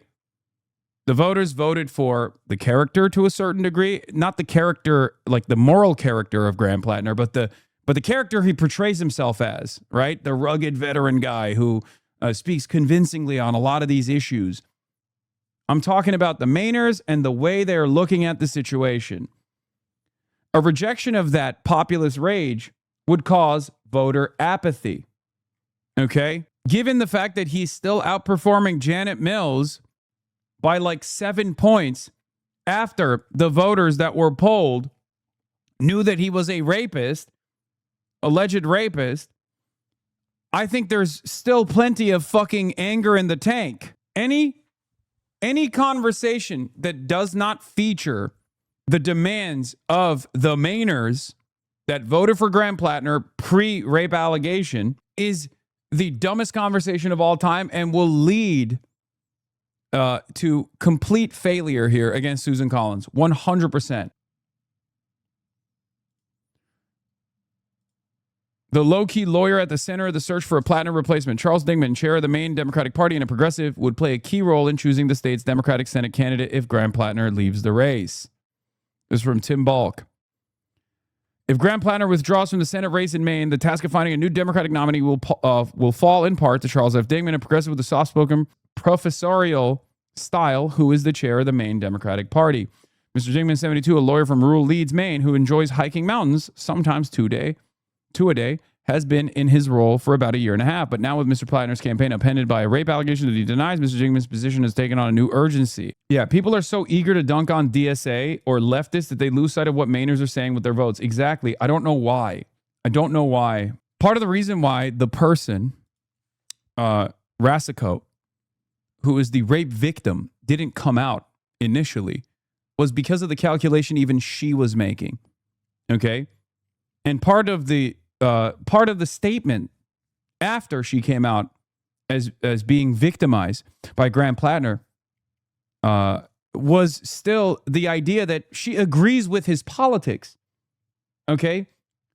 Like it's crazy to me that people are just like casting all of that aside. None of this is to say that Graham Platner should remain in the race, mind you. I'm saying he should drop out. But the reason why I'm bringing this up is because the policies and that platform, that left populist rage, still very much remains at the heart of a lot of voters in Maine. Okay? I don't know why people don't see what I'm seeing, and it leads me to believe that maybe there's a little bit of, astroturfing of this message, of this meta. Chat is waiting for you to address this characterization of you. Okay. We got to lock in, please. It's perfectly understandable that a lot of leftists are going to resist the idea that there's value to a rapist endorsement. It's not really that hard to understand. I know, but we're not having a conversation about like the morality of the situation. We're having a conversation about the pragmatic nature of this decision. Okay? Analysis does not equal endorsement. I can't believe I have to repeatedly say this even at this point. I've made my position on Graham Platner very clear. Okay?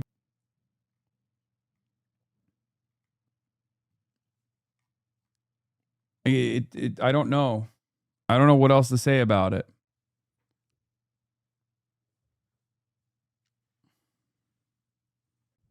We're not talking about online leftists. We're talking about fucking Mainers, man. We're talking about people in Maine. The people that went out and voted for Graham Platner in Maine are not majority report heads. They're not Michael from Pennsylvania fans. They're not fans of mine that heard, my commentary on the matter and were like, yeah, it's very clear that Graham Platner is a better choice here. I'm excited to go and vote for him. They're people that are not online. Do you understand? So it's the back and forth that's taking place on the timeline on Twitter is utterly immaterial. If anything, the fucking Facebook comments and the TikTok comments are probably closer to the average normie's perspective. It's the same reason why it's very frustrating that whenever I talk about like the qualities of the candidate, when I talk about Graham Platner and like what was so appealing about Graham Platner for a lot of people, they immediately go, oh, you're defending him. Oh, you love him. You want him to be your boyfriend. You want him to be your dad. No. Okay. I'm talking about what was appealing, what drew unbelievable turnout in the fucking Senate primaries in Maine. Okay. When I say he's a great communicator, okay, that doesn't mean I like the guy. And that certainly doesn't mean I think he should be the senator, whether today or even before. Okay. It's very stupid because I've seen a lot of that happening on the timeline where people are like, oh, Hasan Piker said Graham Platner's, comms is really fucking good. It is. It was. He won. It's so strange. What utility is there to deny that?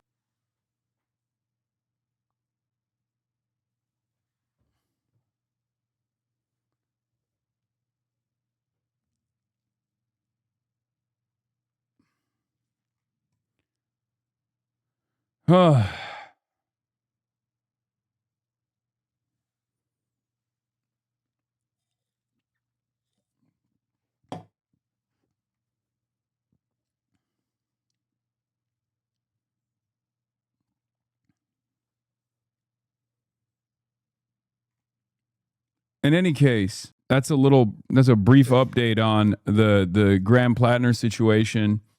Trump also fielded some questions where he talked about communism, apparently, in this press conference. So we're going back to Ankara. We're going back to NATO. On communism, you've been issuing a wake-up call to Americans at home about the dangers of communism. And now you're speaking on the world stage. What's your message to people both living under communist and... Like, again, the problem is that you dismiss credible. You're failing to realize that the first accusation you dismissed is not credible. When you lock someone in a room that is violent, that is a red flag you ignored. Yeah, I still don't think Lindsay Fifield is sincere. I'm going to be honest with you. That's crazy. Lindsay Fifield literally spent most of her political career denying bodily autonomy to women and denying credible allegations like the one that I recognize as a credible allegation against Graham Platner when we were potentially discussing the appointment of Brett Kavanaugh, a person who had credible allegations that Lindsay Fifield worked as a political operative to deny, who then turned around, not only turned around and did that, but also Brett Kavanaugh turned around and denied bodily autonomy to 100 million plus women in this goddamn country. Okay? What I said at the time was if she had contemporaneous conversations and a credible allegation, it wouldn't matter if she's a Republican operative or not.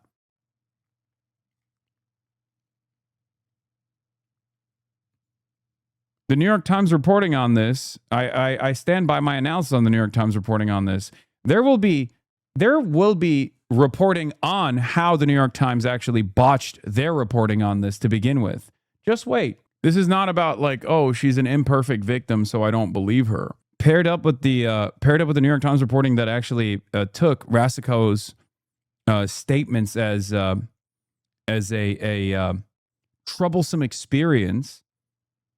Don't you feel like that's an entirely different type of report?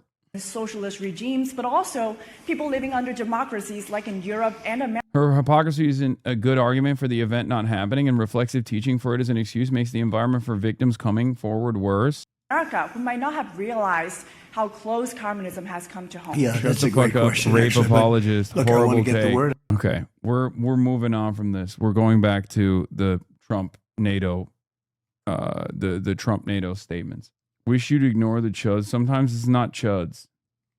Yeah, because what's forming is communism in the country. And communism's easy to sell. I would be the greatest communist in history. I'd be right up there with Lenin. I'd be as good as anybody. You've got free rent for the rest of your life. What they don't say is that you'll be living in squalor in 12 months. You've got the free house. Would anybody like to have a free house? We'll take it away from somebody. We'll give it to you. You'll have murders all over the place. Communism's a disaster. It's been proven to be for thousands of years under different names, but same thing. It's very important. And, you know, it's funny. One of the reasons I do so well with Hispanic people. I set a record, Republicans. I get great numbers for the election, helped me get elected in a landslide. The Hispanics, because a lot of them came from countries that were essentially communist. You know, whether you call them radical socialist or communist is not that much, but there's a little difference. When they say social democrats, we're social democrats, it sounds so nice. It's not nice. It's a very dangerous term. So I do talk about it, and I talk about it on TikTok, and I talk about it everywhere. I talk about it here. You talk about it on TikTok. And you're right, it has become international, but it's never worked, and it's not going to work. What is working is the United States. So think of it. We have more jobs than we've ever had. People are making more money than they've ever made. I'm talking about workers now. I'm talking about workers. They're making higher salaries than they've ever made before. It's just the best system, and it's got flaws, but everything's going to have a little flaw, but it's been amazing. And when I watch what's happening, and I see these lowlifes getting, I mean, they're lowlifes. I watch them. I know good people. I know quality people. These are essentially lowlifes. And when I see what they're talking, I think they're very dangerous in many ways. And I've said it. And then I said, boy, that's a pretty big statement. Then I realized, you know, a couple of people said, I think you're probably right. I think this country, with this thing that's going around, is in more danger than it was during World War I, World War II. If you talk about September 11th, if you talk about Pearl Harbor, that was big danger. I think the concept of us going communist, because one thing that happens when you go communist, you never come back, never comes back. You die in squalor. You die a horrible death. You die in squalor, and it gets very evil and very nasty. Great stuff, Mr. President. Thank you. MAGA communism is over. Well, I guess MAGA communists could be like, I could be a better communist than Lenin, and they agree with that. Meanwhile, while this conversation is taking place, new round of strikes against Iran ordered by Trump to further degrade Iran's ability to threaten freedom of navigation in the Strait of Hormuz. The U.S. says it is holding Iran accountable for what it calls unjustified aggression against commercial shipping and civilian crews. This is from CENTCOM. So back to the same tit for tat back and forth. Great. Much of that money is being spent on American-made equipment. They all want American-made equipment. We're pushing very hard to have the defense companies, and they're great. We make the best equipment, the Patriots and the Tomahawks, and everything we have is considered to be the best. Not by me, it's everybody wants it. I wish we made it faster because we could sell as much as we could make. And as you know, I had Lockheed and every one of the companies, all of the companies who are Raytheon as an example, Boeing. So many of those great companies are now building plants. They had big plants, but they were using them 24/7. I said, that's not the way to do it. You have to build more plants. You don't have to just go overtime. No tax on overtime. Remember that, please? No tax on overtime. Those people are happy. But they were doing literally 24 hours to get the Tomahawks done and the Patriots done and all of the other defensive and offensive equipment done. It's the most sought after equipment in the world. You saw that with Venezuela, where they had a lot of great equipment. It wasn't ours, and it didn't work. Our equipment works, but we have to produce countries. For everybody, including ourselves, we have to produce it faster. So we think within a year and a half max, we'll be, instead of waiting for a year or 2 years, we'll be having it on a 2-week wait, maybe a 1-week wait. That's what I want. And it'll do really well. A lot of people are, just waiting. They're waiting. They want to get this defensive equipment, maybe in particular the defensive equipment, but offensive and defense. As much of that money is being spent on American-made equipment. That's the money that the European and Canada are spending, European countries mostly, and Canada. And they're spending that with the United States, largely. And it's American-made, made in the USA, as we say. Weapons, munitions, supporting thousands of American jobs. This will increase. Erdogan gave personalized revolvers to each of the leaders attending the NATO summit, along with live rounds of ammo. The Turkish president supplied export papers for each of the guns, which were inscribed with the name of their recipients. Starmer has not taken home the gun he was gifted, as it would be illegal to bring it to the UK, but left it behind for decommissioning. Dude, give it to me, bro. I'll take it. Free gun. That's also such a strange thing where it's like, here, use this to kill yourself. Like, it can, I don't know what it means symbolically.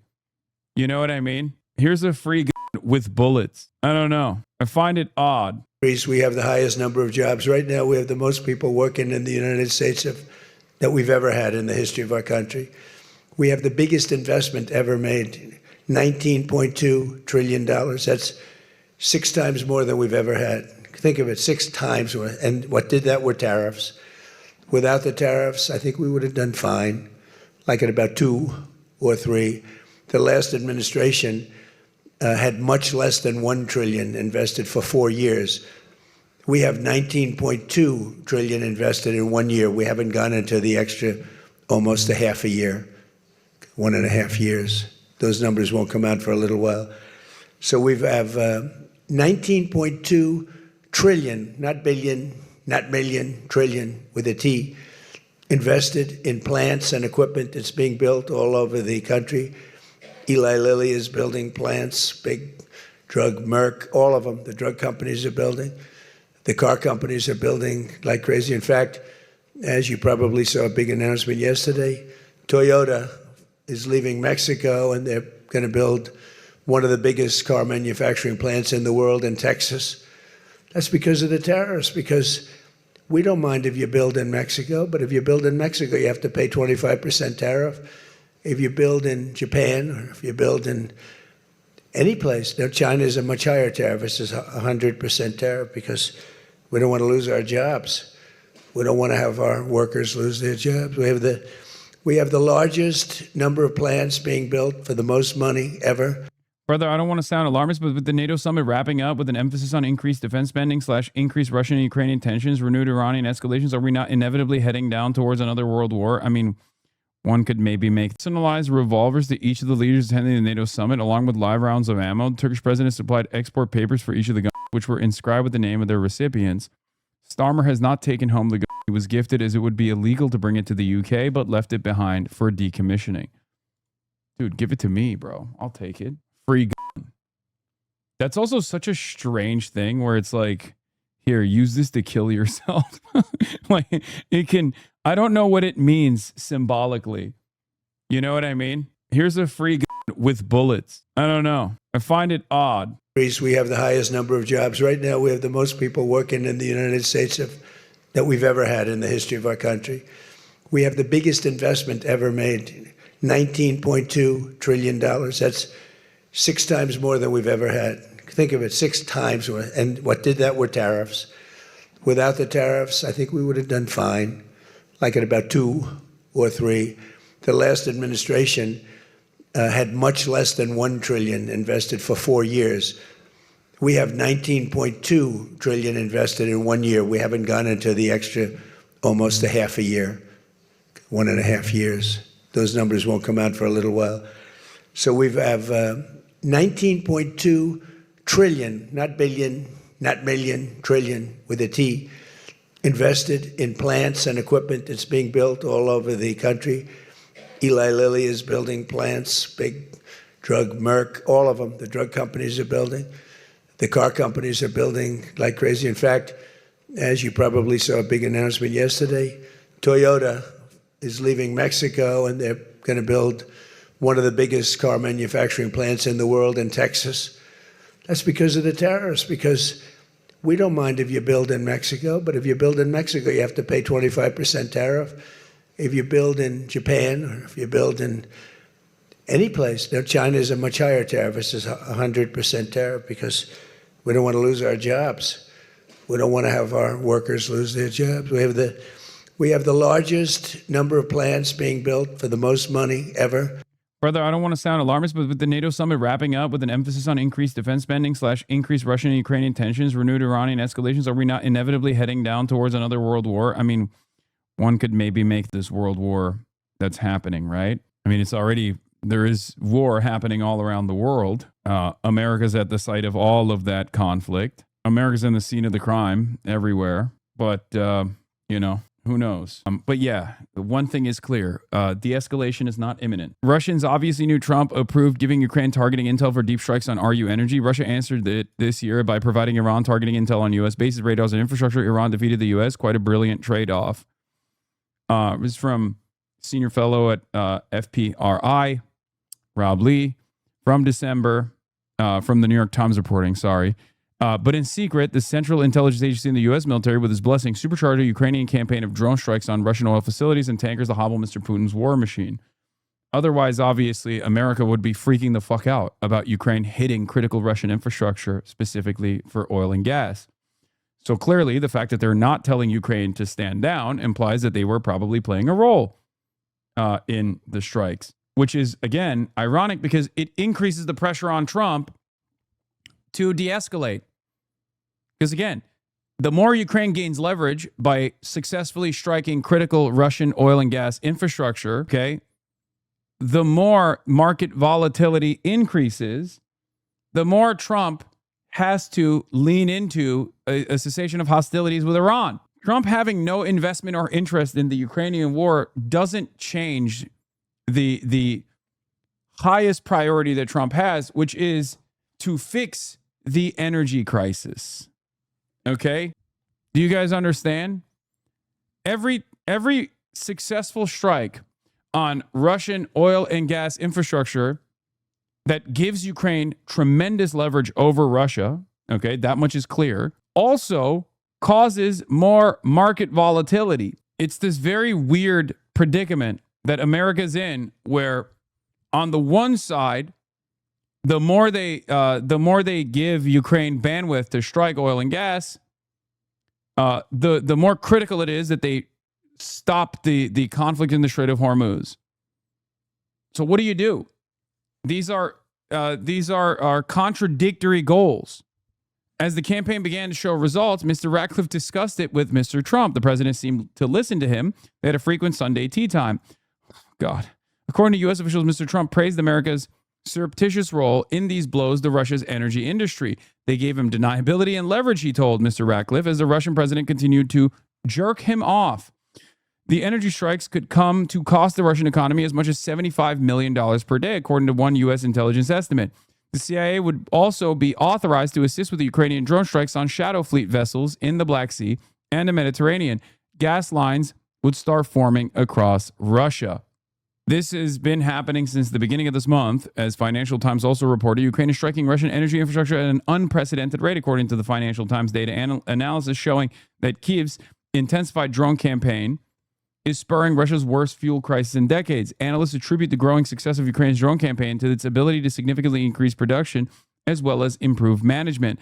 American intelligence assistance has also played a role, aiding Kyiv in charting the best paths for his drones and helping to skirt air defenses, senior Ukrainian officials told the Financial Times. Since the beginning of 2026, Russian refineries have been hit at least 194 times, an 11-fold increase from the same period the previous year. I don't think the U.S. objective in energy costs, it is hegemony. In that case, the U.S. is trying to balkanize Russia and take over Iran makes complete sense. No, the United States, as the hegemonic superpower, has obviously the highest interest, the highest priority interest for the United States is to maintain and stabilize oil and gas prices. Okay?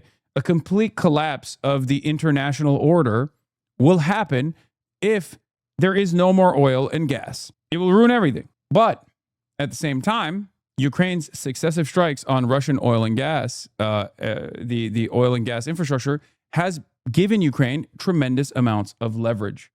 Please stop linking me fucking Mitch McConnell memes leaving the goddamn hospital. Okay, stop. It's wild how much of a blind spot these agitprop media sites fail to mention Ukraine is also taking exponentially worse losses and having its infrastructure decimated, but of course they won't mention any of that. Yes, but again, Ukraine is suffering blows, certainly, as Russia has obviously increased the intensity of its civilian targeting, whether it be critical civilian infrastructure or whether it be like directly killing civilians. Having said that, however, Russia also has a lot to lose in this process, as opposed to in the past, where the Americans were not giving them appropriate targets to hit inside of Russia, and certainly telling them, I assume, not to hit oil and gas infrastructure. in the history of our country, car plants, AI plants, and all other plants, pharmaceutical plants, chips. We're not giving anything. All we're saying is, if you don't start, we'll give them a year and a half to 2 years to build their plant. If they don't have that, they have to pay 100%, 200%, even 250%. If they make a chip, or if they make a car, if they make pharmaceuticals. So the pharmaceutical companies are moving in at record levels. There's never been anything like what's happening. Let me put it a different way, put it to you in a more broad fashion. There has never been anything like has happened with this country or any other country in the history of the world. There has never been growth. There's never been manufacturing plants being built. We have so many being built. And in the big ones, like AI, some of the AI, we let them build their own electric plants. We force them to build. We don't want it because the old grid that we have wouldn't be able to supply. They need, just as an industry, more energy than the entire country produces right now, when you think of it, which is incredible. So take all of the energy that the United States produces, and that one industry, which is so big, so powerful, it needs more than that. In fact, some people say almost double. So this was my idea. I said, you can never service that. You can't reinvigorate the grid. You can make it better, but nothing like that. You wouldn't be able to build. And we're leading China in AI, well, in just about everything. But we're leading China in AI. Even in TikTok, I was watching somebody say, oh, the TikTok deal, it's so bad well, because they say the deal was incredible, but they think the word that gets out is bad, except the numbers just came out, and I'm #1 on TikTok, and all I do is talk about communism. Oh, my God. So it's sort of good. I used it to get elected, too. But, you have to get your word out. But the numbers came out just a little while ago, and I was #1, some ridiculous number. I never heard of numbers like that, but #1. And all these entertainers are number 27, 29. It's crazy. I don't even understand myself. But where the fuck did this come from, by the way? Where did this come from? Why is he rambling about, what is this? I haven't even seen this. Normally I keep up with all of Trump's latest fascinations, right? I don't even know where this number came from. Why is he? I'm a numbers guy. I don't see this number. I never saw this number. I don't know where the Tic Tac decided Donald Trump is the #1 guy. I'm a numbers guy, and Mr. President Donald Trump, I really like the number. I don't know where you got it, though. That means that my word's getting out about how great our country is, how successful our country is, and how bad communism is, and how bad these lunatics are that are running for election that don't sound good, don't think good, and don't look good. I don't see any looker. I don't see anybody with the look. You need the look, I guess. You need something, but they don't have it. And I think they'll fade fast. And it's not social democrats. This is not a social these are communists that are running. And they don't want God. They don't want successful things to happen for our country. They don't want to have a successful country. I think they're sort of crazy. As European nations rebuild their militaries, American equipment will be the largest beneficiary. The defense companies are going to be making most of that equipment. They want the American equipment because it works better. It's not a question of anything else. We make the best equipment in the world. And to that end, I provided other leaders with an update on the steps we're taking to rapidly scale up production in the United States. And they wanted to hear that because they don't really want to get it in 4 years, 5 years. They want to get it in a week. And we'll actually be at a point like that in the not too distant future with the plants that are being built. The defense plants, it's incredible. Lockheed is building, I think, 5. Some of them are building 3, 4, or 5, and they're big ones. It's going to quadruple the output we have with the munitions and the basic equipment itself, whether it's a Patriot. I know you like the number. Donald Trump keeps saying that he's #1 on TikTok. The truth is that he doesn't even make it into the top 50. He has 16.6 million followers on TikTok. Well, Kabilame has 160 million and Ashel Speeds has 53 million. Not sure why he's lying about the number. At the direction of the commander-in-chief, the U.S. Central Command Forces have started conducting additional... Yeah, we already covered this. I already covered this. Çok yarak kafalı bir başkanınız var amına koyayım. Abi yani Türkiye'de de öyle. Herkes reis artık. Herkese bir reis kendine göre. Communisms. Do you think he uses picture books in his speech notes? I mean, he definitely uses a teleprompter, I'm pretty sure, right? All right, let's skip. Oh, there was also this. Breaking news. Trump says Iran ceasefire is over and calls Iranian leaders scum. Macron, Erdoğan el ele.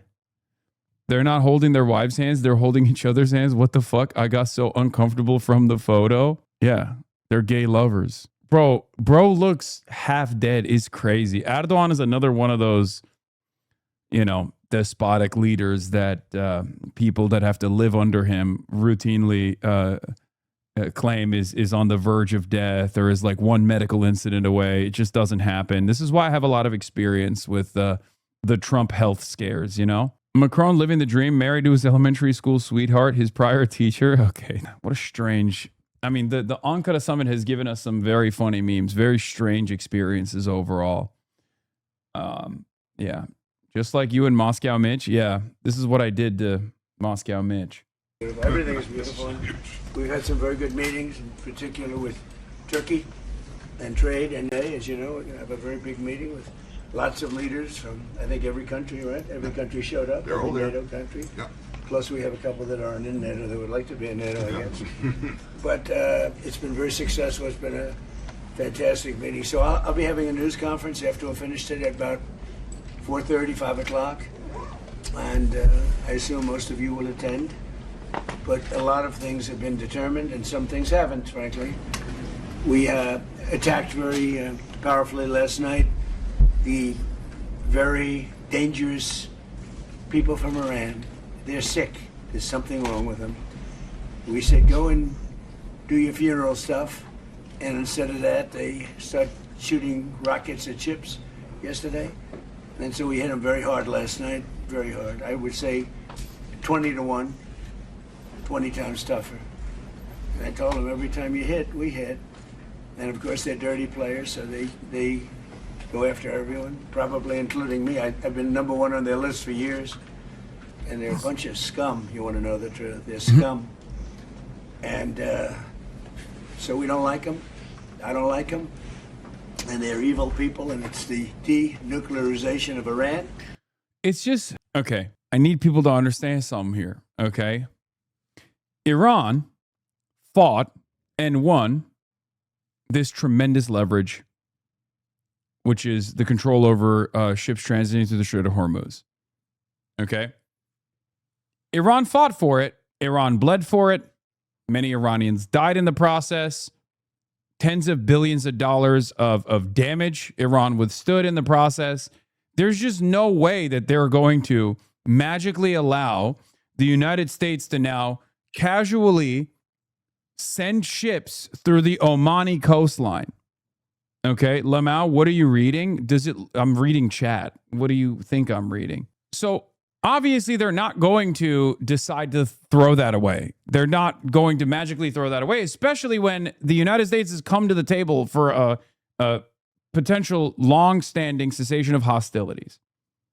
Okay? All the United States is doing in the process by sending ships off the Omani coastline is goading Iran to go back into the battle. What is gained through war cannot be lost through diplomacy. Yes. So whenever Donald Trump comes out and is like, oh, they're violating their treacherous scum, they're whatever, like what gets lost in this conversation is that the memorandum of understanding from the Iranian perspective also gave them control over the Strait of Hormuz. Iran basically said, look, we're going to allow all the ships to go through.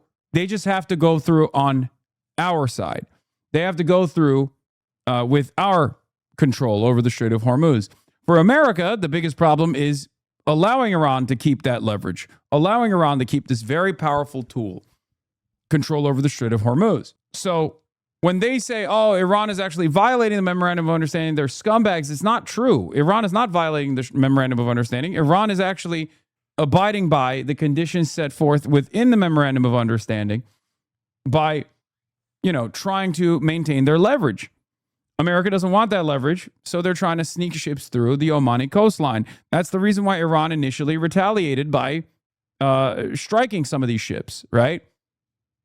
They're just enforcing their side of the bargain. And we're going to denuke it. We're not going to let them because they're crazy and they can't have a nuclear weapon. And they go around killing people. They've killed thousands and thousands of our soldiers.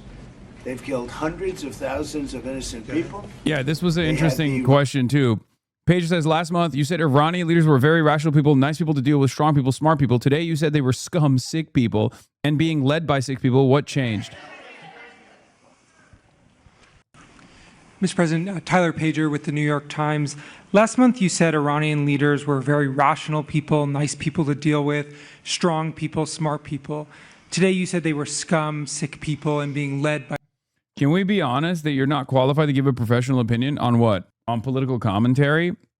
How many years do you think I need to be doing this for you to assume that this is appropriate? If 13 is not enough, then I don't think you're ever going to say that my opinion is worth a damn, which is fine. You can just click out, Perhaps it's not my credentials that you are calling into question. It's that you don't like the things that you're hearing from me.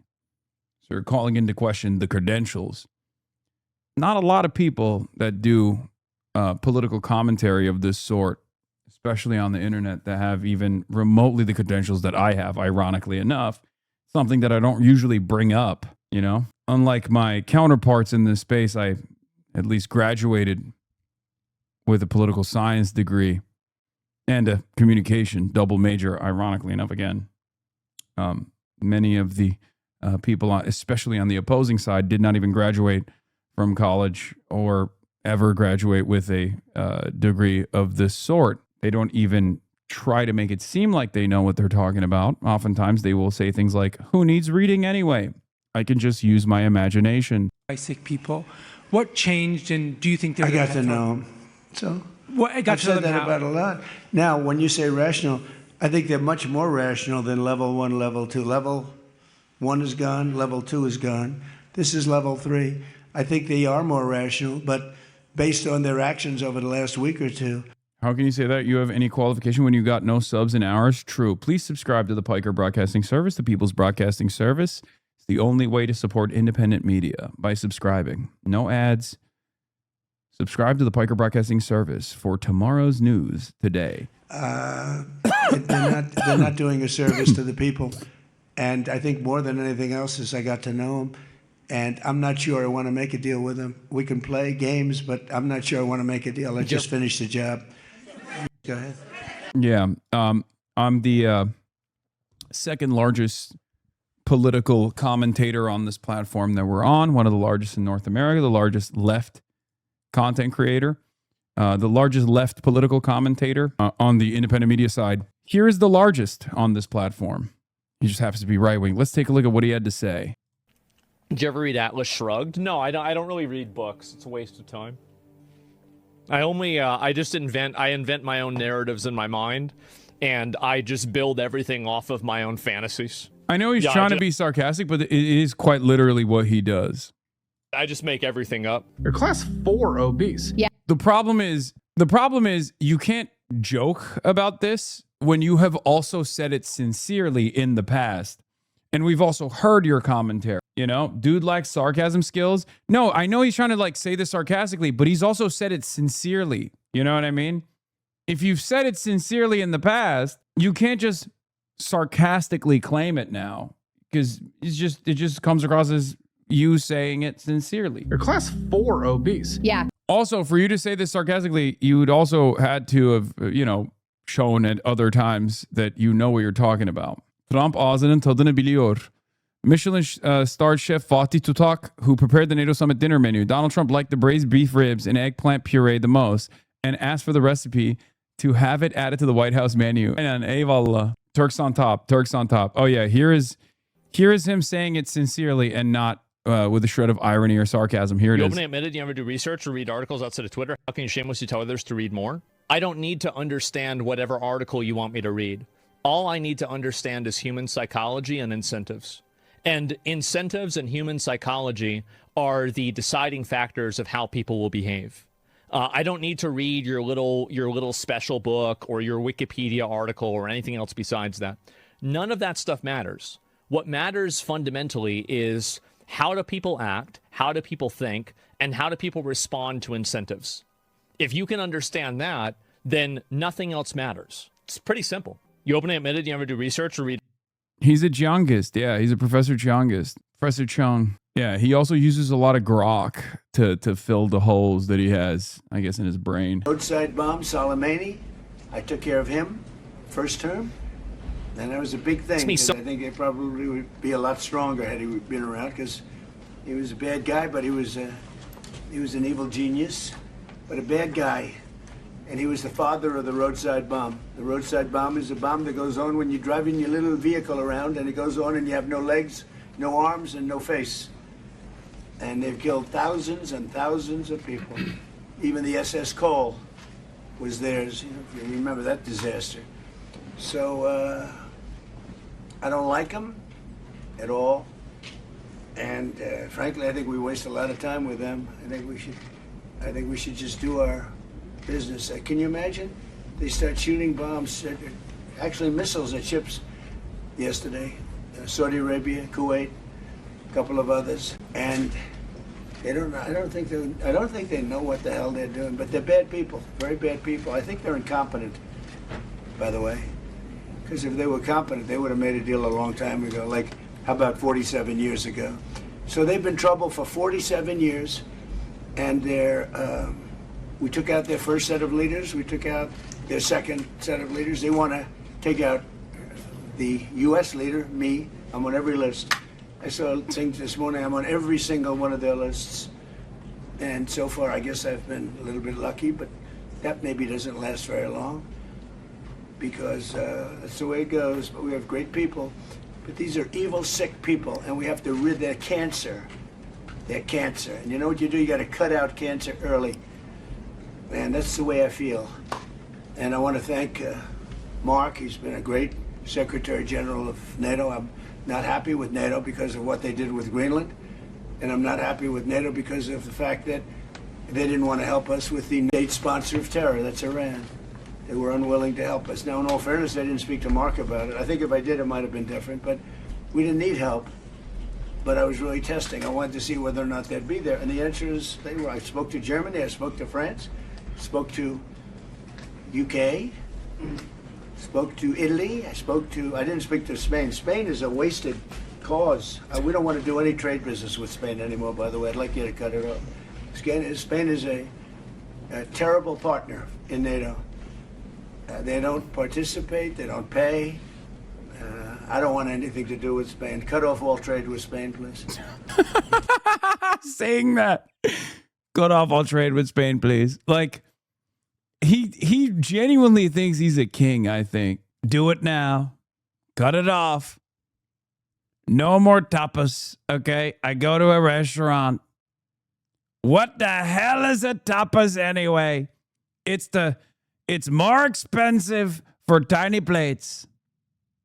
Who the hell do you think you are? Cut it off. We're done with that. Big plates only. No more tiny portions. I don't like it. This is food for ants. Finger foods.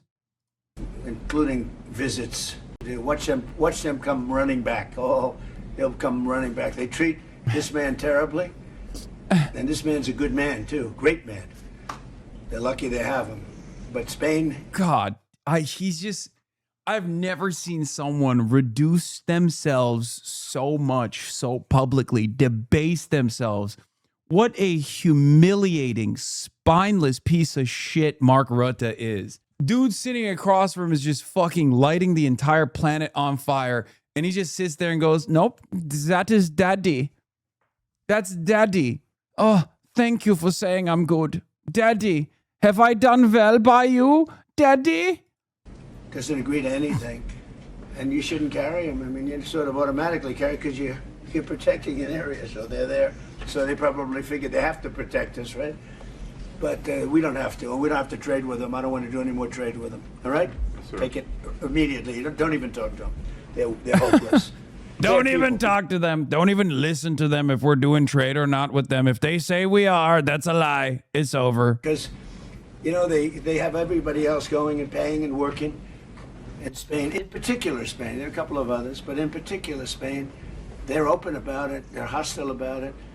And let's see how hostile they remain when they call up and they, please, please, we want to trade with you, sir. We want to trade with you, sir.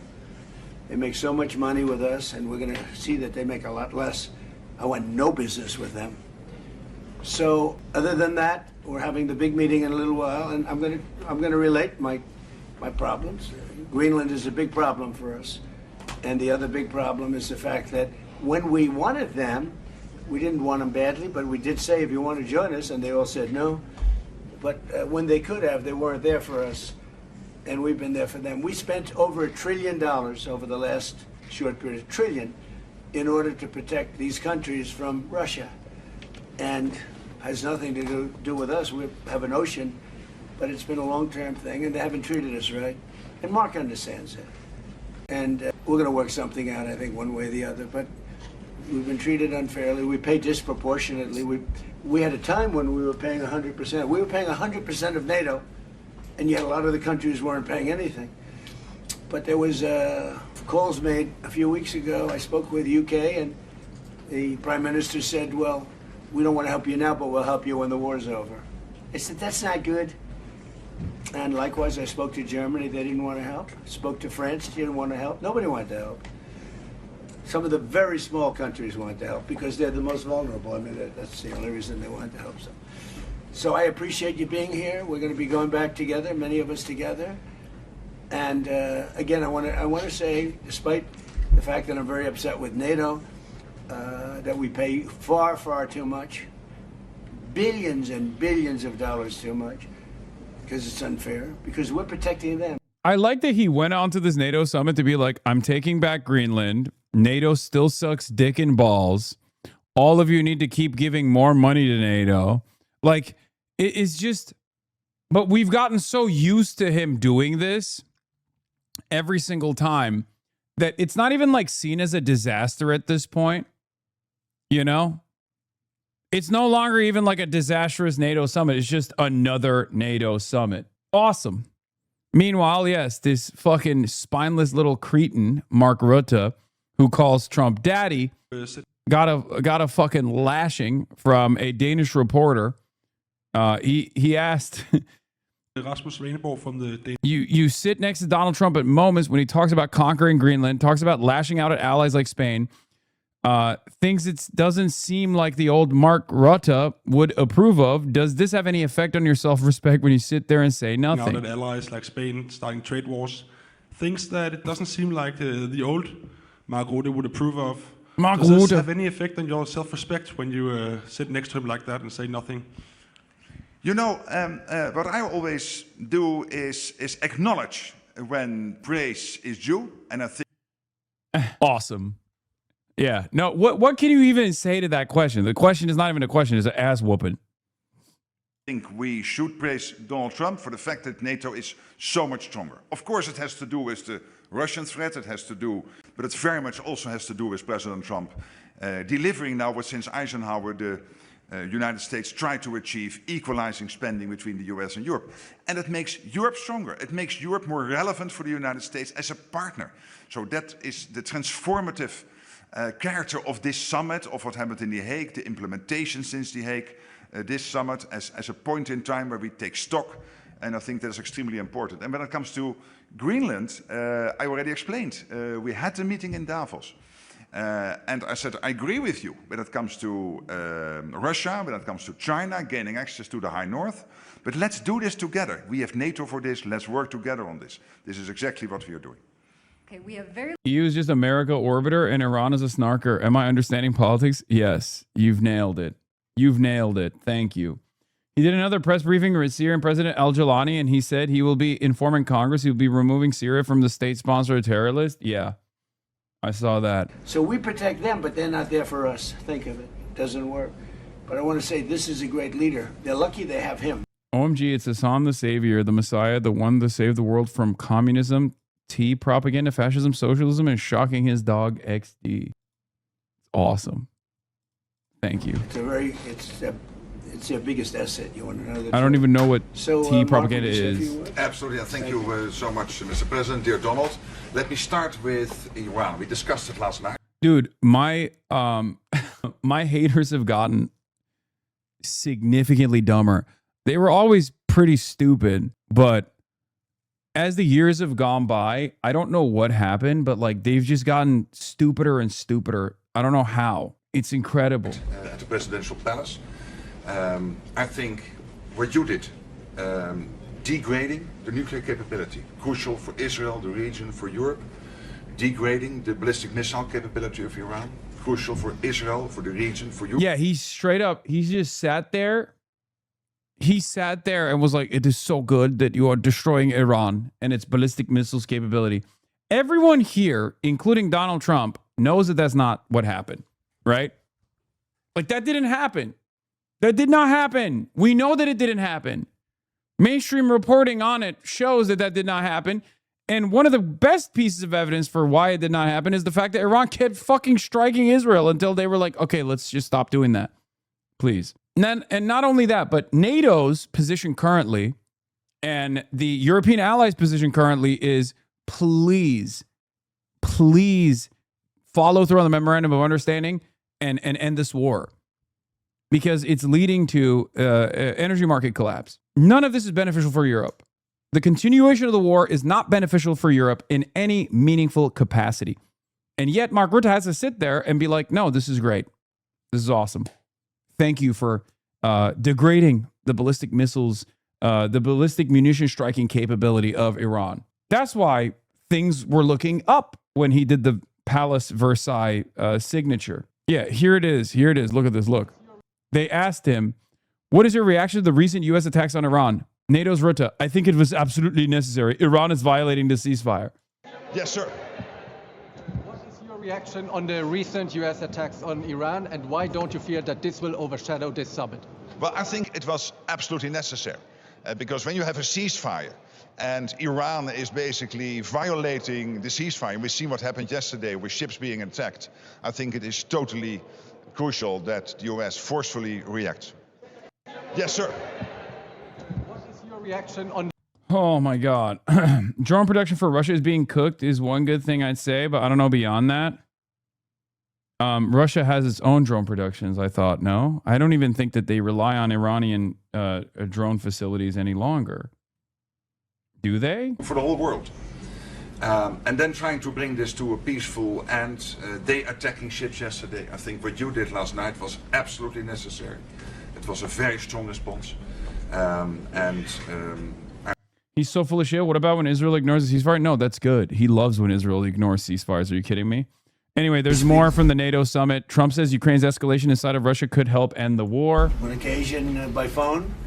We had a great talk the other day, I think, very positive. And I think we have some very good stories to tell, what's going on. He wants to see a settlement, and I think President Putin wants to see a settlement.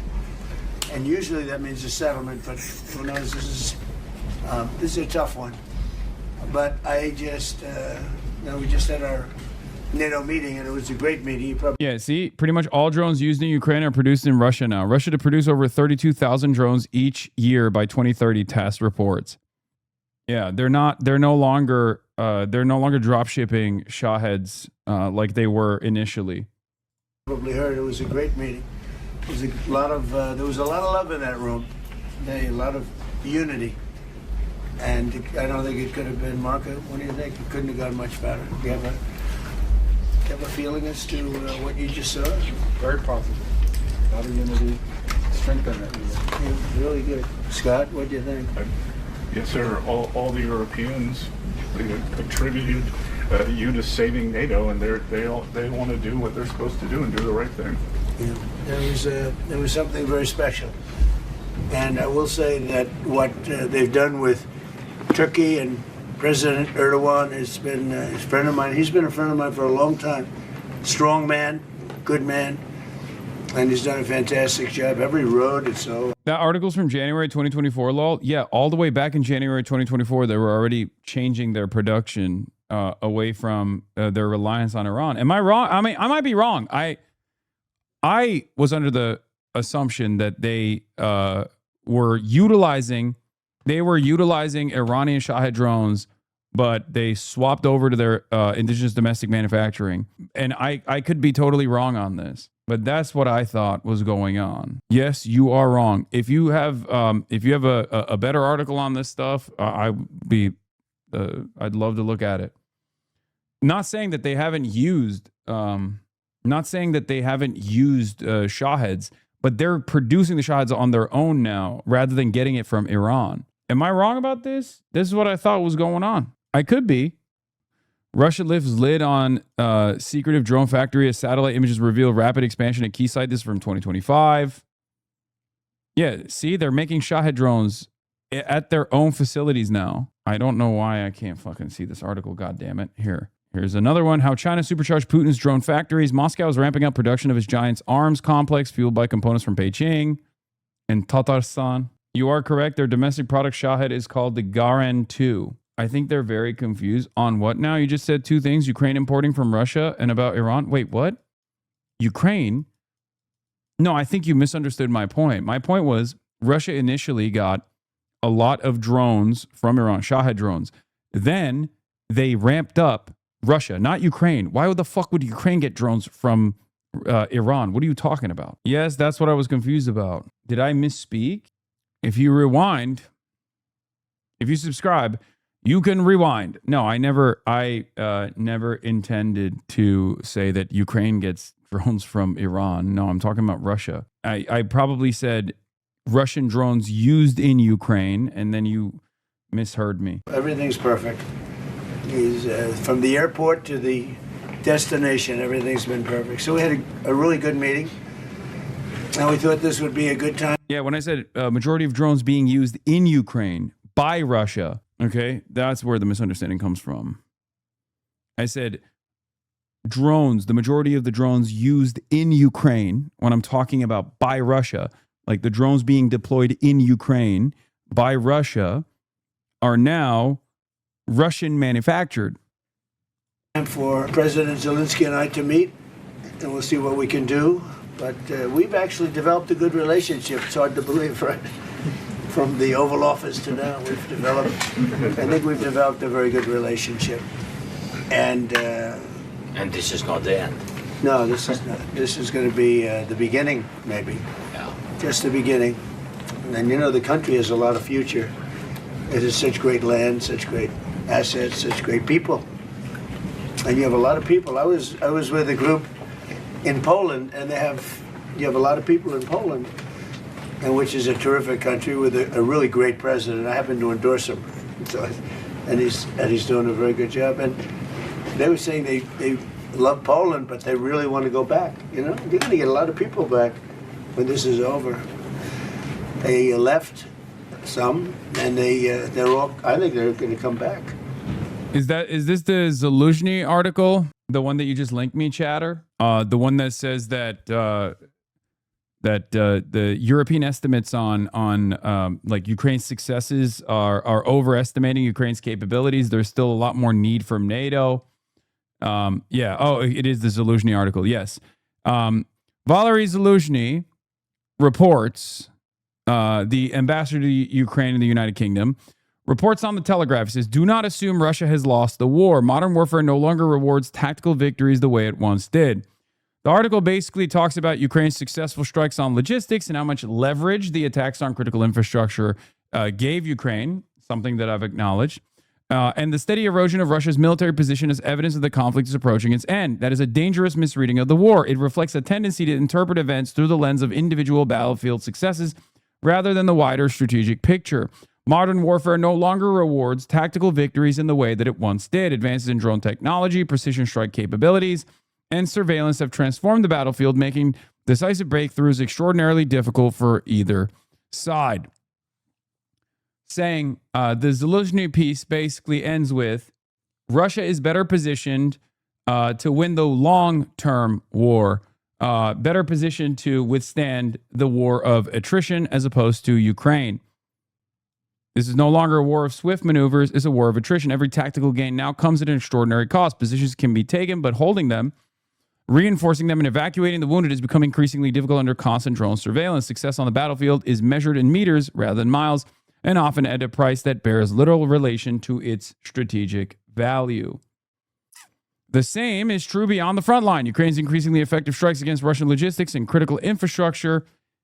Hold on. Doors open. Sorry.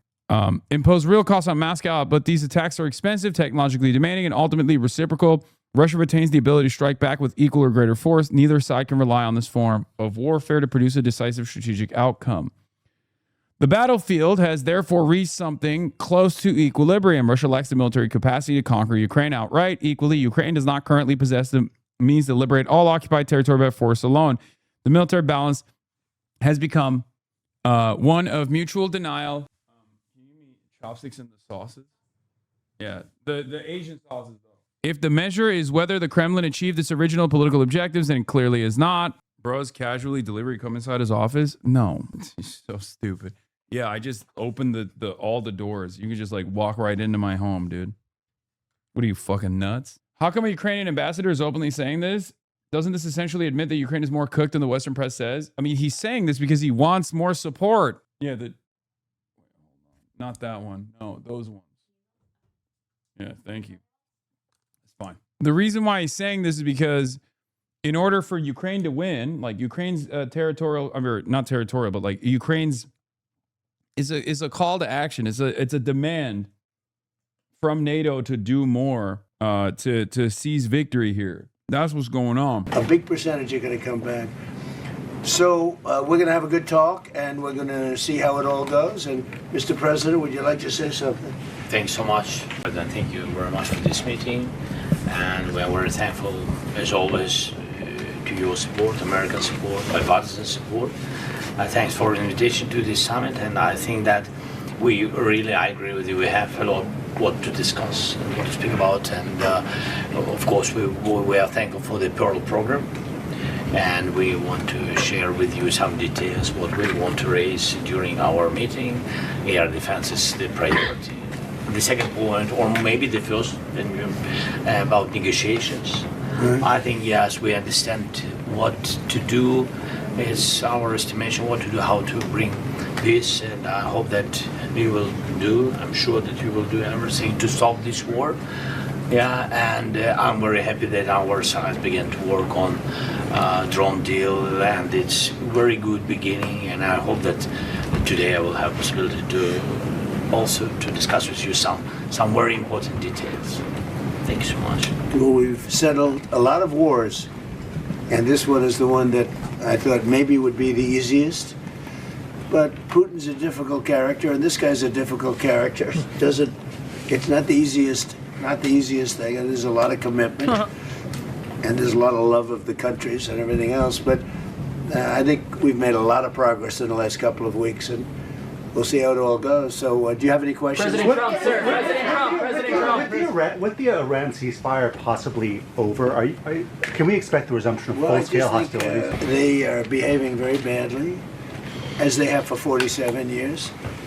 And, we hit them hard last night after they launched a couple of, you don't have to know about this, you got stuff on your mind, but they launched a couple of drones and one rocket, one missile, and at ships, because they were in the strait, which they have every right to be.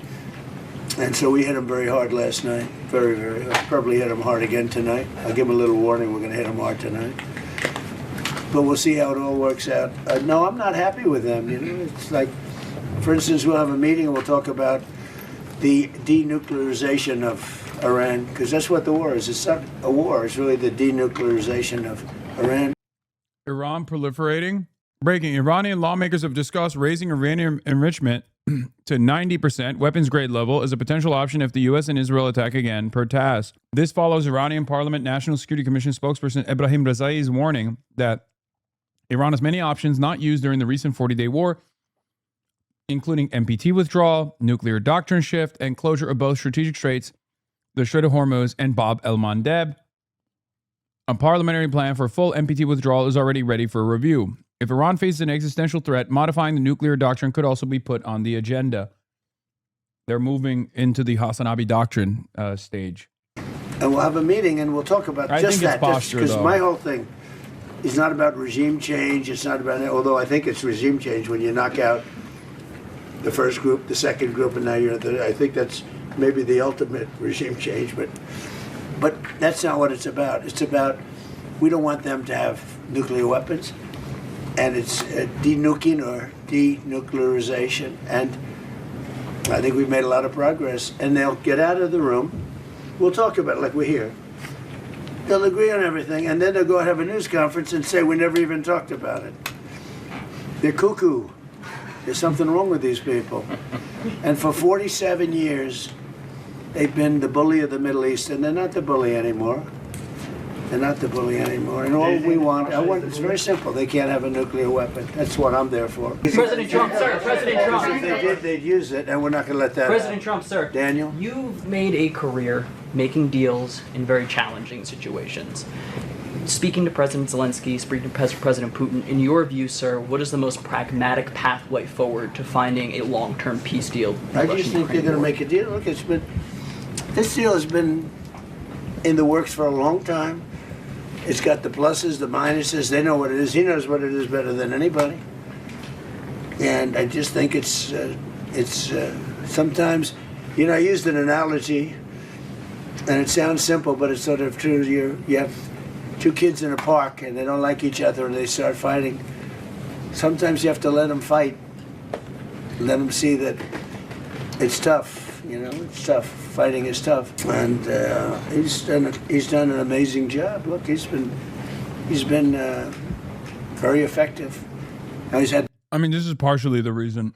This is partially how you can tell since the strikes on oil refineries and shit. Like, there has been a lot more leverage for Ukraine because Trump is now talking about Ukraine positively. You know what I mean? At least they've been able to make a convincing case to Trump that Ukraine has, has charted some gains here. The best equipment because he's had our equipment, and he's had great. But somebody has to use that equipment, and you have a lot of brave people that are using that equipment.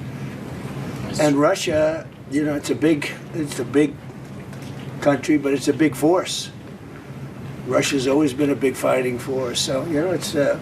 But I really believe it's ready. It's very interesting because you'd almost say it's worse than ever, and maybe it isn't.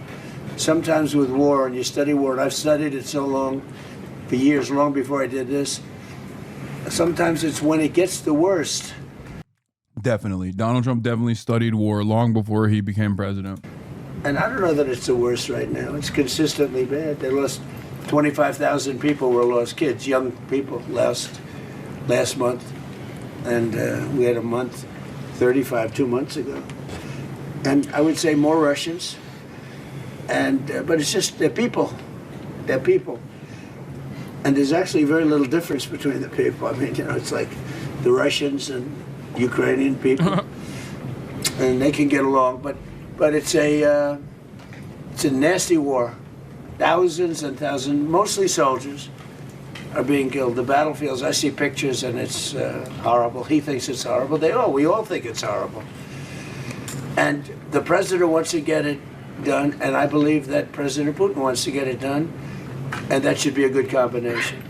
Mr. President, what is your assessment on Ukraine's strike on Russian oil refineries and military factories? Where are you from? Ukraine. Come on, they're the same people. Phrase the question differently. Stop fighting. Ukraine delivered strikes on like, Russian just as my military best friend Vladimir Putin says.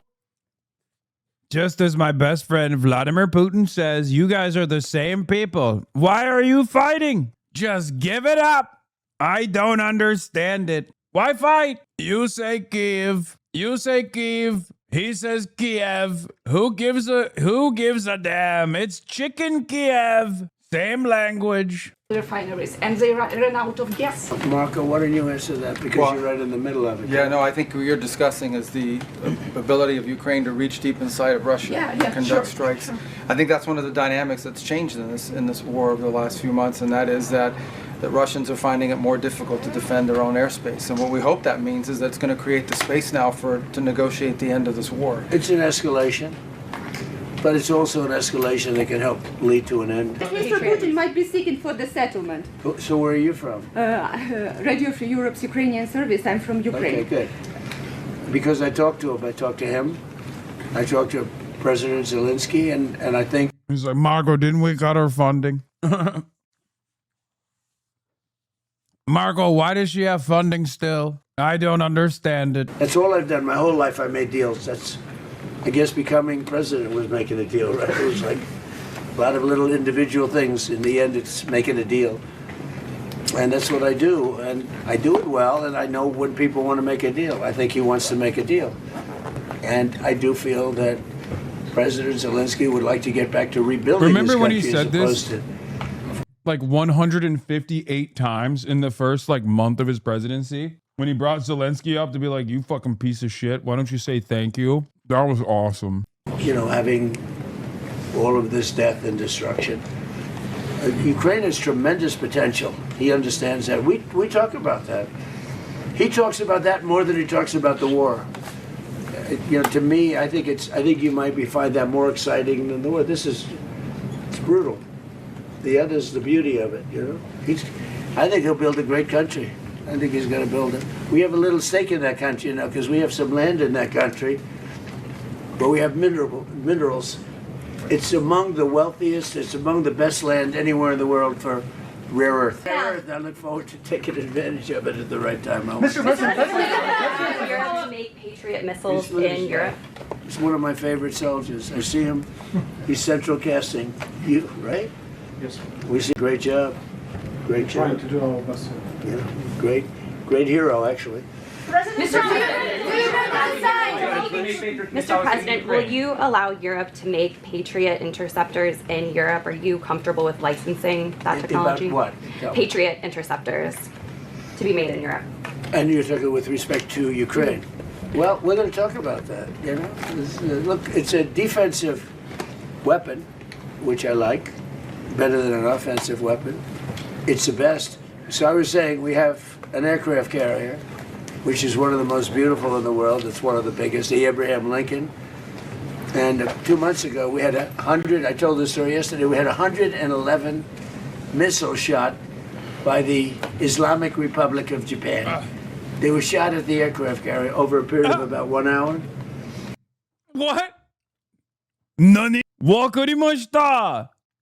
Trump-sama. The Islamic Republic of Japan? Orura. Dude, imagine trying to...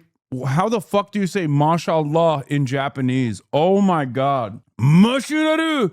Aruraru. That's... I don't even know how you would say mashallah. I love this. This is real for me. The Islamic Republic of Japan is real. Japanese Muslim guy trying to say Bismillahir Rahmanir Rahim unironically is like a Nick Mullen bit. Incredible. 111 missiles going to a very expensive ship, and every one of those missiles was knocked down. Pretty much most by Patriots, but by other means also, as you know. Yeah. Other less expensive means. It's even better when you do that. But out of the 111 missiles, every one of them was shot down. It didn't hit the ship, and you know, bad things happen, right, when that happens. So think of that, over a period of 1 hour, these missiles are coming at you, and every one of them shot down.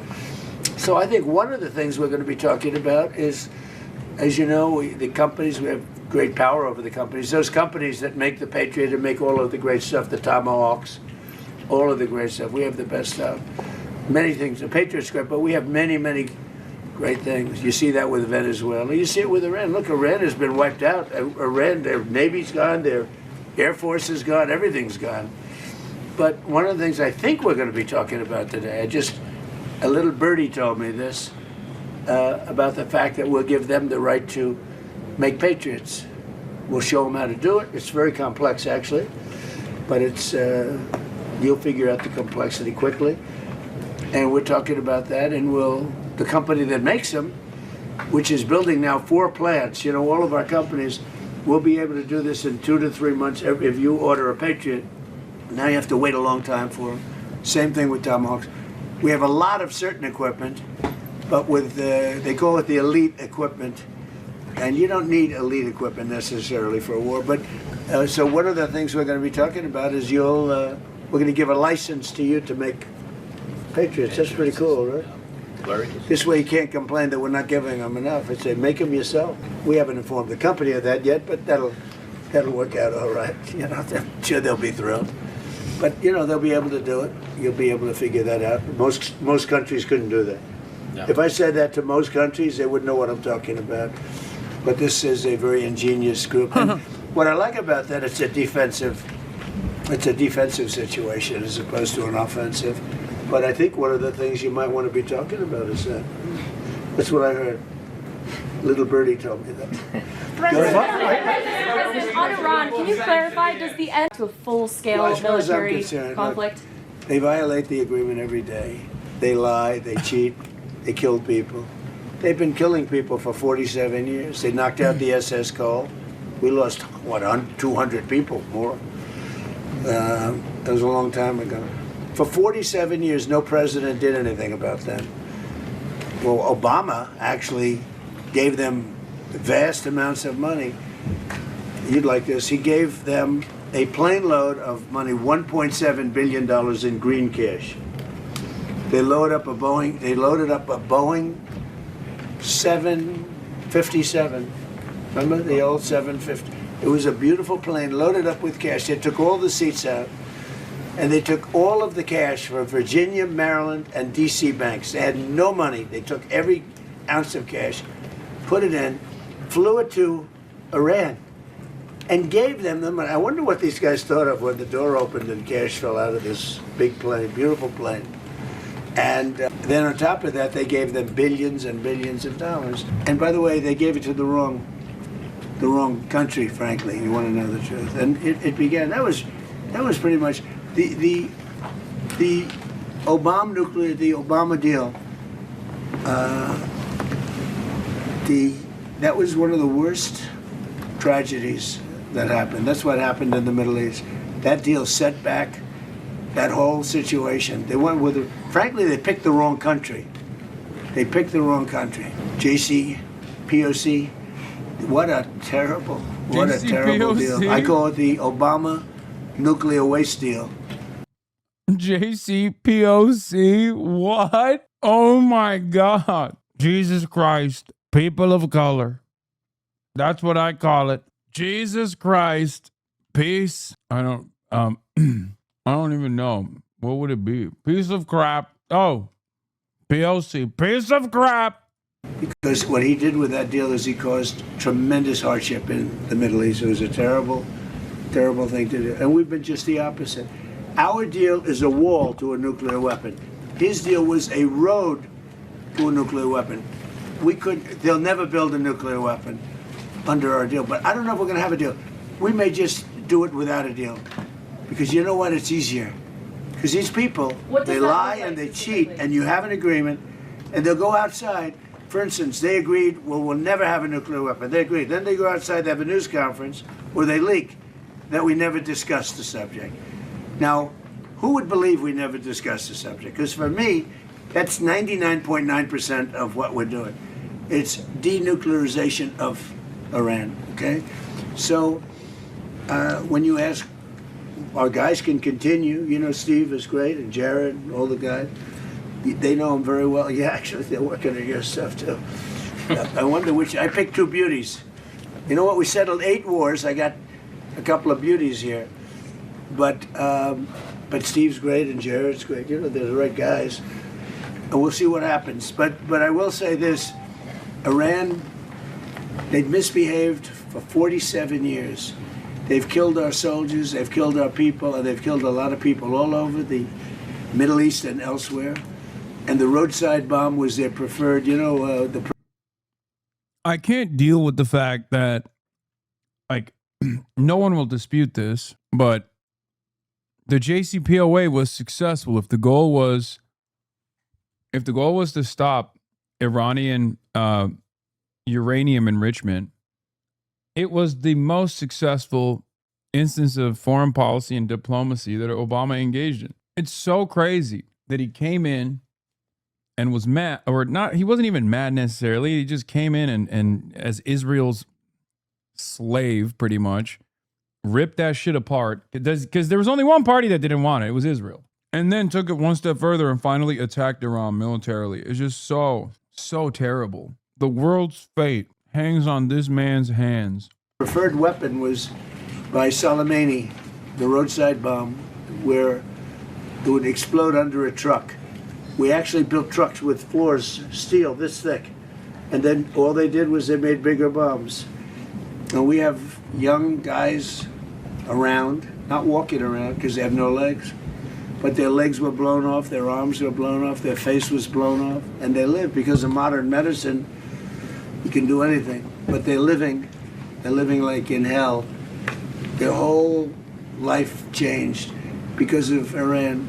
And that was 96% of the people that used that, they were made in Iran.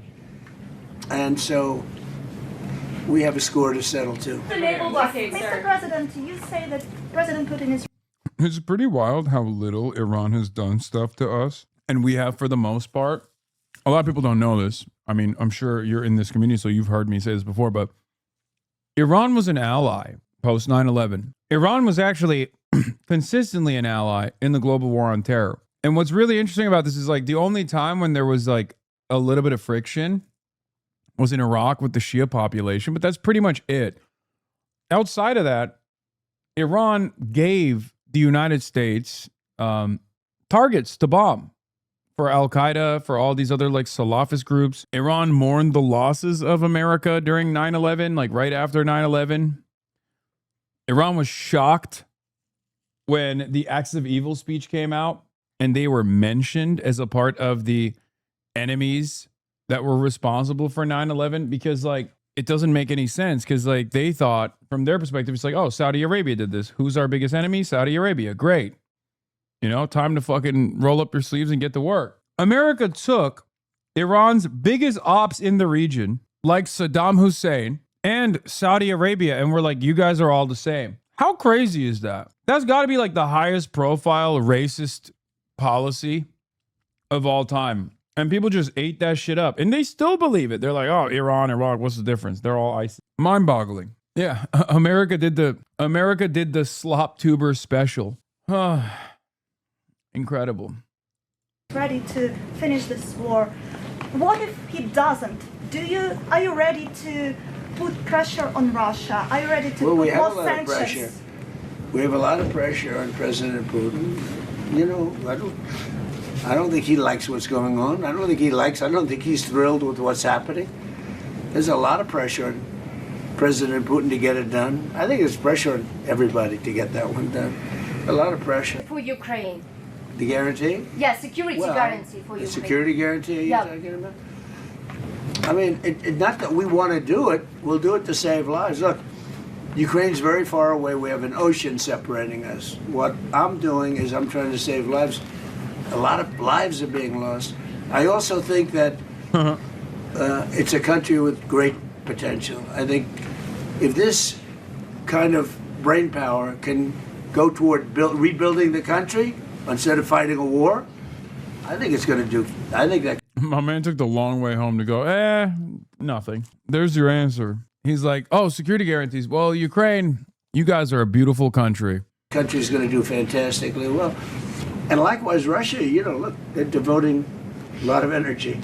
A lot of energy. Do you have a question for President Putin, please? Do you have a question President Putin? for President Putin? Not so much. Yeah, what would you like to ask him? Because I'm going to ask him that question. I have a question. Safe. No, he saved it. He did the Biden thing, but then he saved it. Sorry, libtards. He saved it. He played it off so cool. Nice save, Mr. President. Thank you. You got a question for President Putin? For President Putin, I'm not Zelensky. I'll ask him for you. He ain't saved shit. Yeah, he did not. Russia a paper tiger, referring that they're not doing that. Who did I call? I'm from Telegraph UA, Ukrainian media. No, give us a question, not for Zelensky. Give us a question for Putin, because I'm speaking to him today. Yeah, Putin, Why is it a good, hard question? When will he end this war? Okay, bro, we get it. You fucked up. You don't have to be like, oh my God. You know what? I respect him. I respect him for sticking to it. He's like, no, I wanted you to ask. No, I wanted you to ask a question for President Putin. Not for this guy, Zelensky, for President Putin. I know the difference. I know the difference. Look at Zelensky's face, bro. Look at my man's face, bro. Mr. President, please just let me answer a question. We need more money and Patriot missile. Mr. President, I know I have to sit here and say you're doing all right.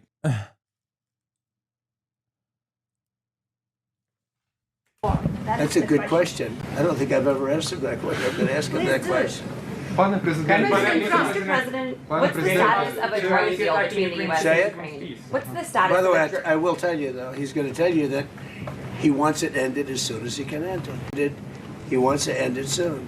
And I ask him. I swear he's feeling himself. He thinks he's got the demeanor of a man who just aced his test after not studying at all.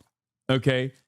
In his mind, he fucking nailed it. Like, he's like, yeah. I'll tell you what he'd say. I'll tell you. Because you want to know.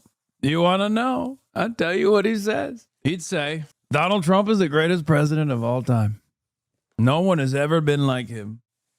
He's said it. It's real. It's true. He said it before. He'd say, I wasn't afraid of Joe Biden, but I'm afraid of you. That's right. Very cool.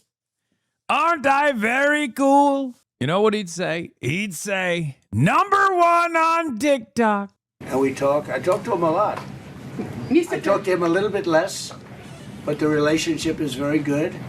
But I talk to President Putin a lot. He wants to end the war. Mr. President, a lot of people don't believe that. Doesn't he What's want the all of status it? of a drone deal between Ukraine? What are President Putin's conditions for ending the war? Do you know what? Well, they were certain conditions that were a little bit different. I think they're changing. I think they're probably getting a little bit better toward some of the things that you'd like.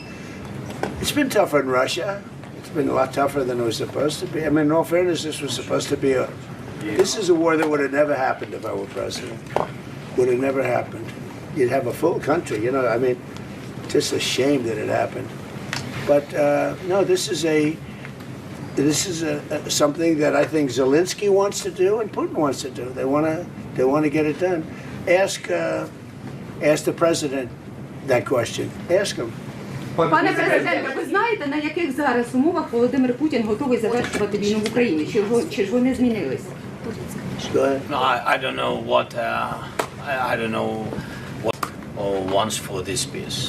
So I think that they are changing in any way, because at the very beginning of full-scale war, he was stronger, and now I think he is losing initiative on the battlefield. I think his army, but that's why I think that because of technologies, because it's not the question now of number of people. People are our heroic people are very important, but now it's not the question of only number of people. First of all, Austin Eyes made you something?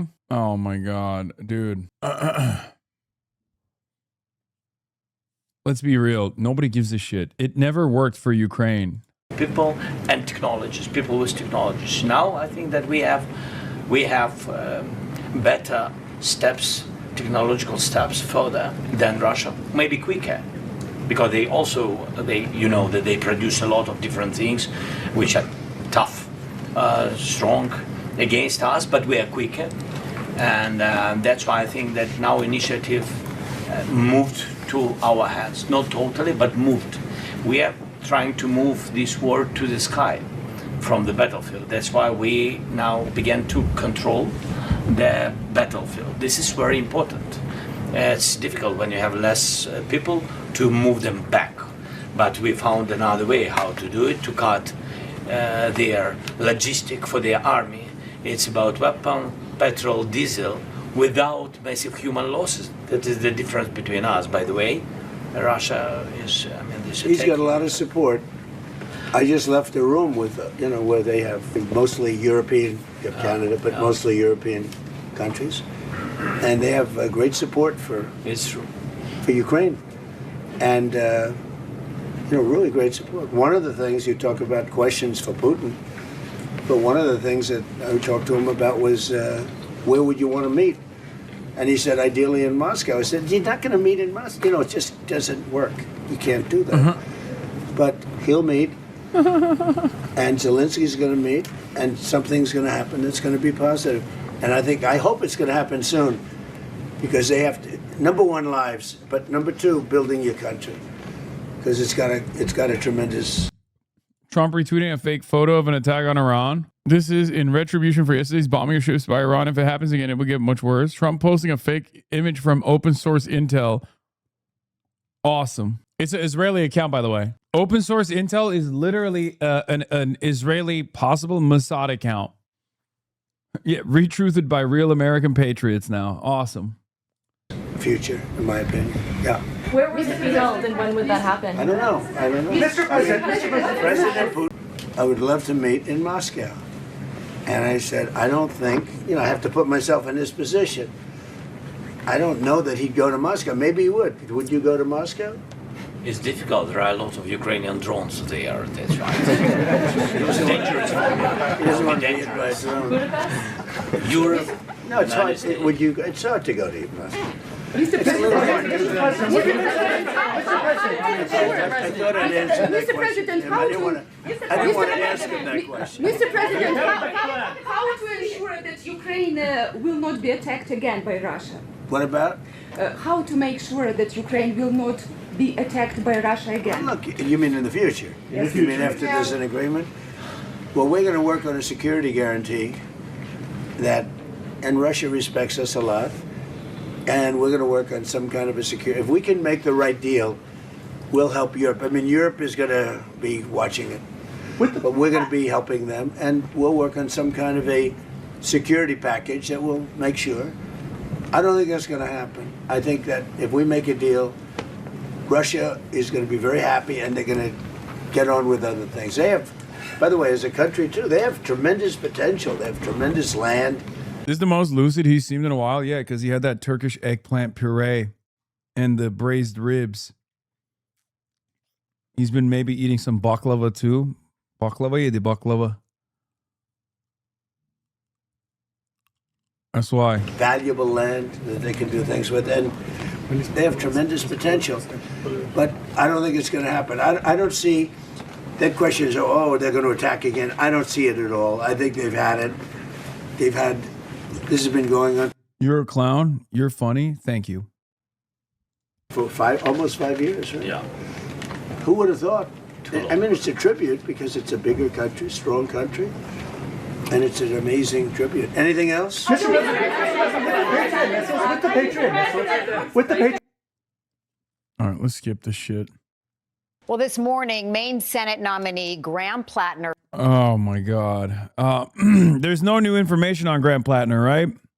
Troy Jackson announced he's running for Maine Senate. That's cool. I know we're waiting. We're waiting for more. We're waiting for more information because Platner's supposed to be coming out. What did Zaid say? Oh, let's hear what Zaid had to say. The Platner campaign's organizing director has resigned from the Maine Democratic Party over their lack of engagement with grassroots organizers and volunteers in determining the nominee placement process. Oh, I wonder what the Maine Dems are going to do, honestly. I'm actually worried. What is Turkish delight called in Turkey? Great question. Lokum. Greek delight? No. The way I see it, 70% of Maine Dems chose Platner, probably not endorsing his skeletons so much as his policies. They will be most likely to turn out to defeat cons if the ME Dems make sure those policies are their policies. I think with Biden, the Dems tried to solve this by Kamala, who ran as basically Biden too. It wasn't even a bad plan if Biden won wasn't so unpopular. Whether you believe the allegations or not, problem with Platner is his personal life is sucking up all the attention rather than the issues. That's a disaster for the race. What?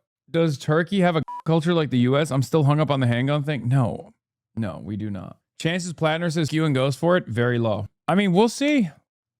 It's not, we'll see. We will, you're built like Babe Ruth. What the, I have no idea what Babe Ruth is built like. But I just don't, I don't know. We're about to find out.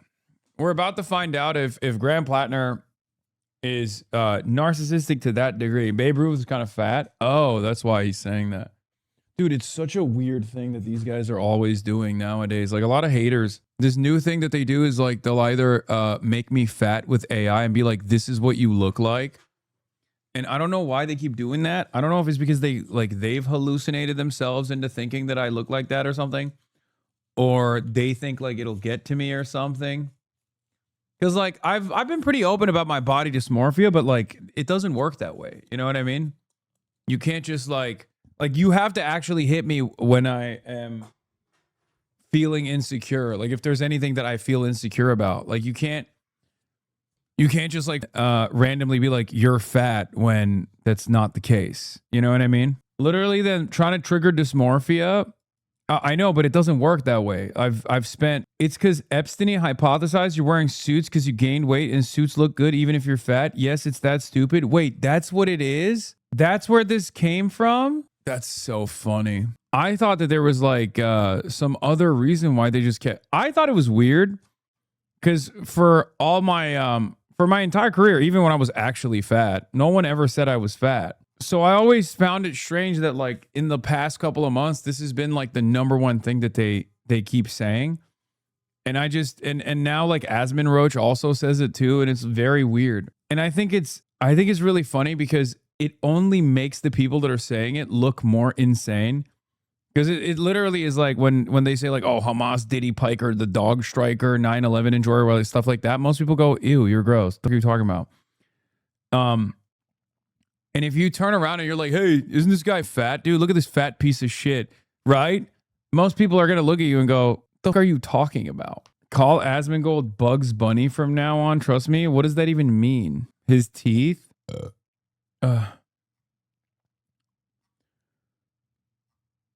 What's wrong with his teeth? What is this? The recombobulation area. David Crowley will endorse Lieutenant Governor Sarah Rodriguez in the race for Wisconsin governor after dropping out. Yeah, I mean, we know this. Yeah, they're trying to actively and aggressively push for, they're trying to make Sarah Rodriguez happen. They're trying to make Sarah Rodriguez happen because they're worried about Francesca Hong. You got a Haley Stevens, those burps, big dog? No. Toby Durden has a new grandchild. Oh, hell yeah, Turby. Turby Durden, we're pleased to welcome the beautiful and perfect Lila Elizabeth to the world. Blessed beyond measure. Dude, I saw a comment somewhere that said Hasan actually has endorsed Toby Durden more than he has Graham Platner, and it's kind of true. But you could basically say that about most politicians versus Toby Durden. This is his grandchild, Chudbert. Stop. Grandpa Turby. Blessed beyond measure to be grandparents for the 3rd time. There is no greater joy in life than the birth of Jenny and DJ. Wait, Donald John Trump? Does Toby know who you are? No, but his campaign manager does, and he hates me. His campaign manager has like tweeted at me over and over again saying, if Turby becomes governor, he's going to ban your entry into the state. Donald John Bam Margera is the child's full name. Governor. Turby Derby, governor of South Dakota. Kaya, what are you doing? Huh? What are you doing? You learned. Kaya is a little bit like Turby Derby, honestly. She's like the Turby Derby of dogs. At least she's not like the Dusty Johnson of dogs, though. Because that would... Free travel between... I like that you took the threats that he made seriously. Free travel between states is enshrined in the Constitution, is it not? Yeah, I don't think they care. Jasmine Crockett is back. For me, I am going to be working everywhere. The best thing that I can do for James Tallarico isn't me standing on a stage with him. It is the fact that I endorsed 5 candidates in the runoff who all happen to be black men in the state of Texas, and every single one of them won, and they're going on to November, meaning that they will pull out more black people to vote. People keep trying to say, well, Jasmine has to go and hold his hand. No, I don't. And don't worry about my math and how it works in my mind. Because the reality is that if you can give people more than one thing to vote for, then you have a better chance of getting them out to the polls. And honestly, some people just not going to be sold on certain people that are running in the state of Texas. So the best thing that I can do is take down ballot candidates who no one's ever heard of and do my best to uplift them and Wait, why not both? increase the voter participation in a way that we did in Texas. You see, a lot of haters got a lot of things to say about me and my race and how I ran it, but the reality is that there was a lot of racist, not a lot, it was racist. It was a racist race. It is what it is, right? But we live in America, as y'all are celebrating 250, okay? We know what this country is. An endorsement only takes like 2 minutes. This is bullshit. Yeah, no, I know. She just doesn't. She's a sore loser. I'm sorry. Why are Democrats pretending like Summer Lee isn't ghetto and their DEI meltdown is somehow a win? She absolutely is ghetto and anti-American, and worst of all, she defends Islamic and supports Hassan Piker's calls for violence. Yeah, Laura Loomer. Q. Wait, is she saying that Tallarico is racist? She's saying that it was racism that won Tallarico the primaries or something. I don't know. This was so awesome. God. You disavow your friend Hassan Piker for inciting riots outside Delaney Hall last weekend? Oh, well, actually, I think that Delaney Hall is a disgrace. Will you disavow your friend Laura Loomer, who calls black women ghetto black bitches? Oh, she doesn't mean that. She doesn't mean that. She doesn't mean that. What is this? Have you seen this yard? God, country, Trump, Durden. Oh, God, that's so awesome. That's so awesome. God, country, Trump, Durden. South Dakota. Governor of South Dakota is AI. I don't care, brother. I don't care if it's AI. I know it's real. I know it's real. You know who calls that AI? NBC News. Haley Stevens' campaign is seeking to paint Abdul El-Sayed as a sexist podcast, bro. Oh my Lord. That is going to be the literal worst. They're calling this the worst campaign in history. Okay, 1, negative campaigning doesn't draw turnout. Okay, it's literally the pigeon doing stand-up comedy meme. Bernie bros are sexist. Bernie bros are misogynistic. Bernie bros are misogynistic, and they're like, boo, get new material. And the pigeon is like sifting through, or the crow. Sorry, I always say pigeon. The crow is sifting through the cards, and it's just the same. Bernie bros are misogynistic. For me, please. I want to fucking quote retweet this with that. I'm sure that meme already exists, right? By the way, I mean, what can you say about the instincts of this campaign?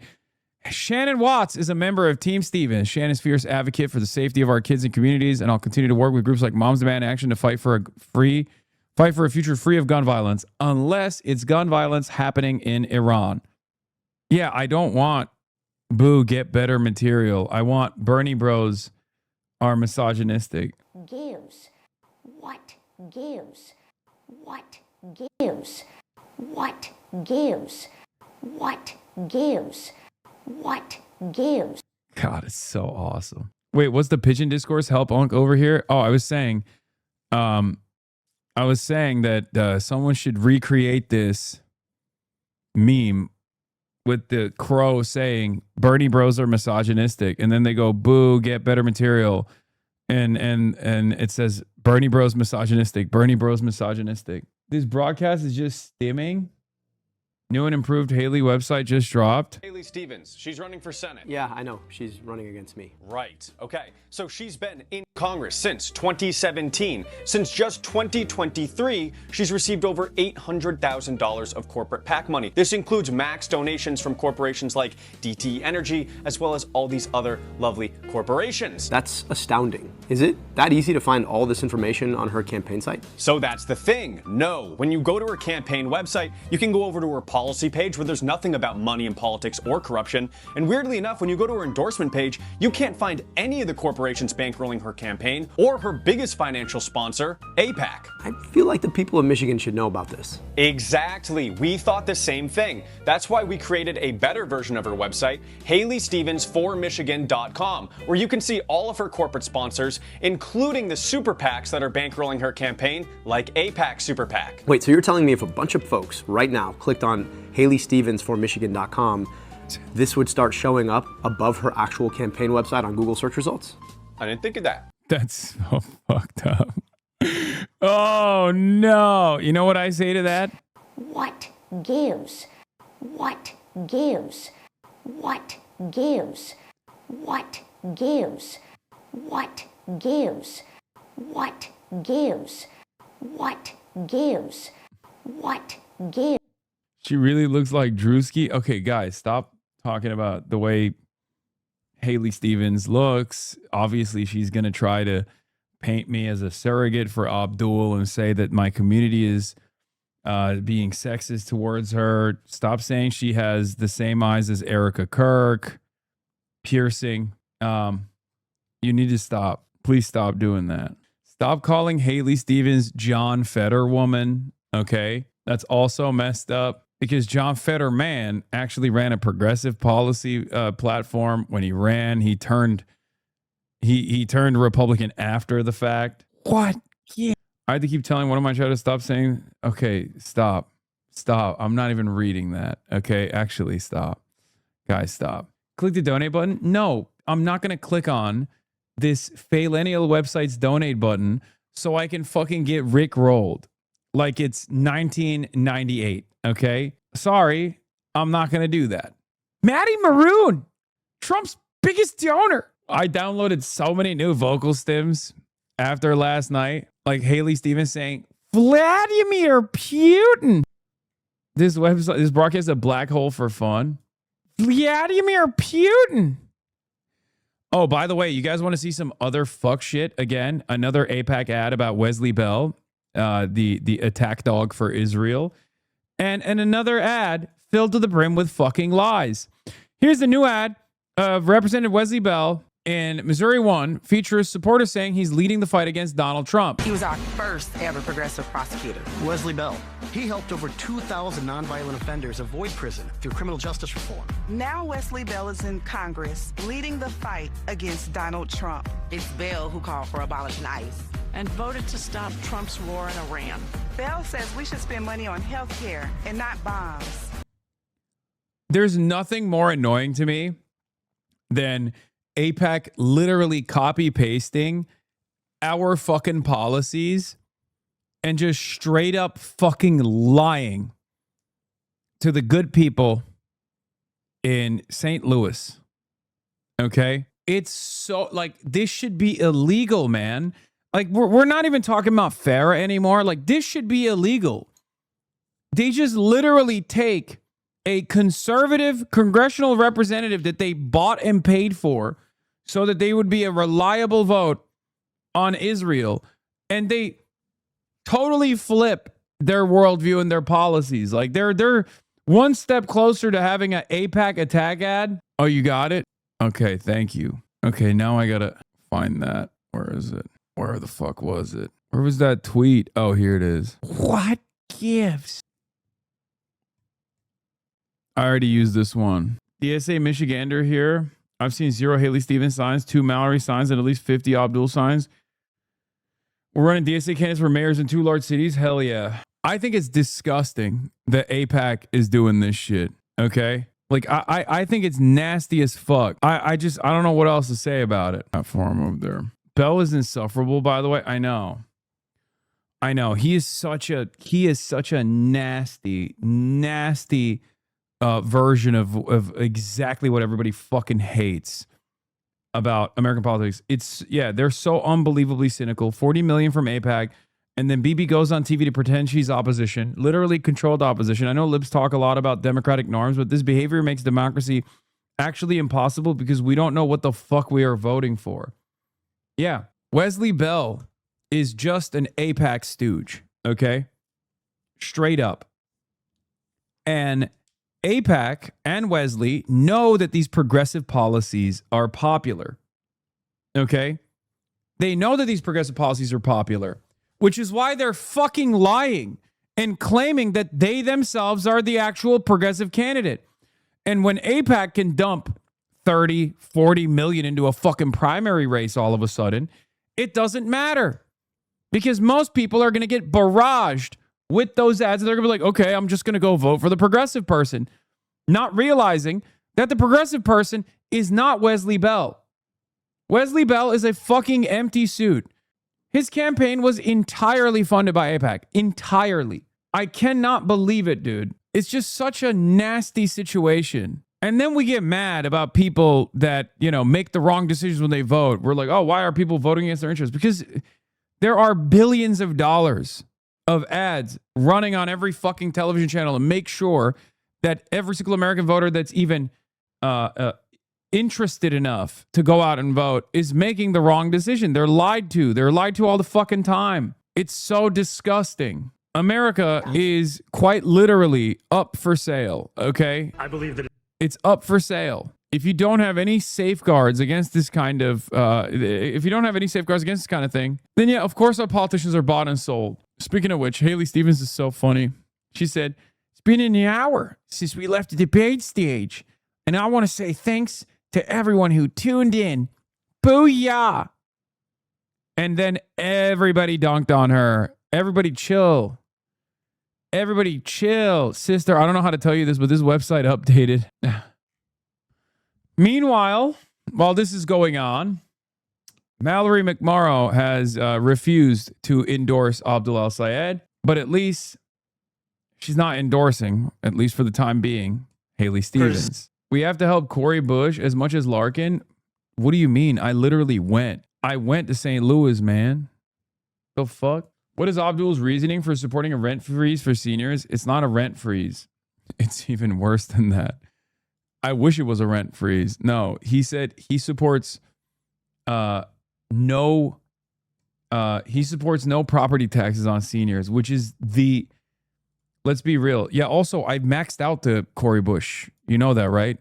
Yeah, Abdul is trying to gain the seniors with some sloppyism. Now that, I mean, I called it out when he first said it on the debate stage. I said it yesterday. Oh, sorry. He said freeze property taxes, not no property taxes. I apologize. In any case, when he said that, what did I say? When he came out with that policy, which, by the way, as someone who's running for Senate, he doesn't have that kind of control. What do you mean? Can you imagine? Can you imagine doing like a federal mandate on a property tax evaluation freeze? That would be insane. Anyway, yeah, on Michigan, which is not going to happen. But that is pure sloppyism. That was definitely the most sloppyest take that I've ever heard from the man. And guess what? That's fine. Okay? I don't have an issue with it. You want to know why? You want to know what? You want to know why? Because I want him to win. Sagar likes it. For Abdul al-Sayed's website, if a senior sells their property to an under 65 person, they will immediately be hit with a property tax reassessment to current market value. This is sick. The assessment freeze does not transfer on sale or death. When the home changes hands, it reassesses at market value. This preserves local tax base integrity over time while ensuring the relief serves its intended purpose, allowing seniors to remain in their homes on fixed incomes. Oh, he's saying, oh, he hates it. This is sick. I thought he was saying, this is sick. I'll be honest, Sagar supporting anything makes me want to oppose it on principle. Don't bring him up. Okay, I actually hope he's performing Takia here. Sagar loves tax laws. Where's your weed interview with him coming out? I haven't talked to Sagar in a long time. Did you see this ad? How hard am I gonna crack down on China? Well, here's a clue. Marsha Blackburn worked with President Trump to take on communism. What the fuck? Dude, we are such a stupid fucking country, dude. China. As governor, Marsha will fight to protect Tennessee land from Chinese front companies, close loopholes, and hunt down every communist who tries to defy us. It does. Marsha Blackburn will hunt down every communist. Oh, I'm sorry. This is so stupid. I mean, it's Tennessee, but like also, this is so stupid. We are too stupid of a country to have nukes. We got to take the nukes away, man. It doesn't take a fortune cookie to figure it out. Here in Tennessee, we're going to stop communist China and protect Tennessee land. Yeah, Xi Jinping, I heard, was cowering. When this ad came out, Xi Jinping has been awfully quiet since this ad came out from Marsha Blackburn. Do they even have fortune cookies in China? I don't remember. I don't think that's I think that's an American invention, right? Taiwan been really happy since this came out. Yeah. President Xi Data Center.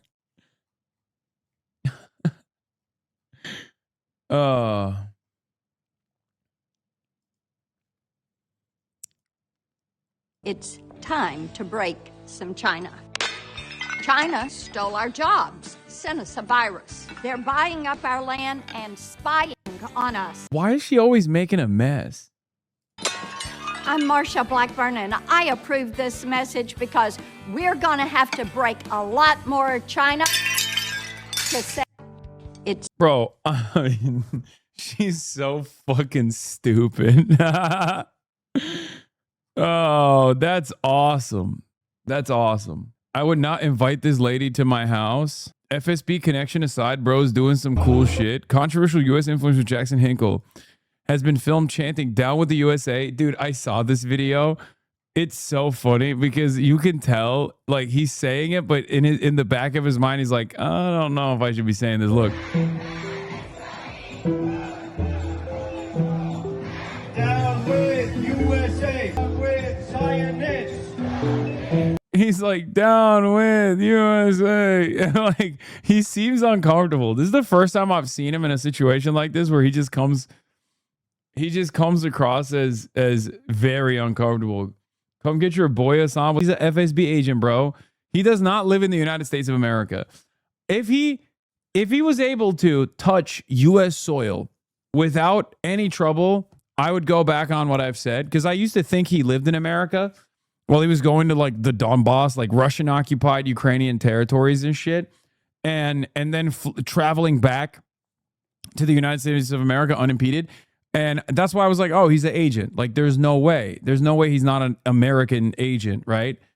But I'm pretty sure he's not actually allowed to go back to the United States of America. And I do think he's actually not an American CIA asset, but instead an FSB asset. You really got duped by this guy? Wait, duped by this guy? What? No.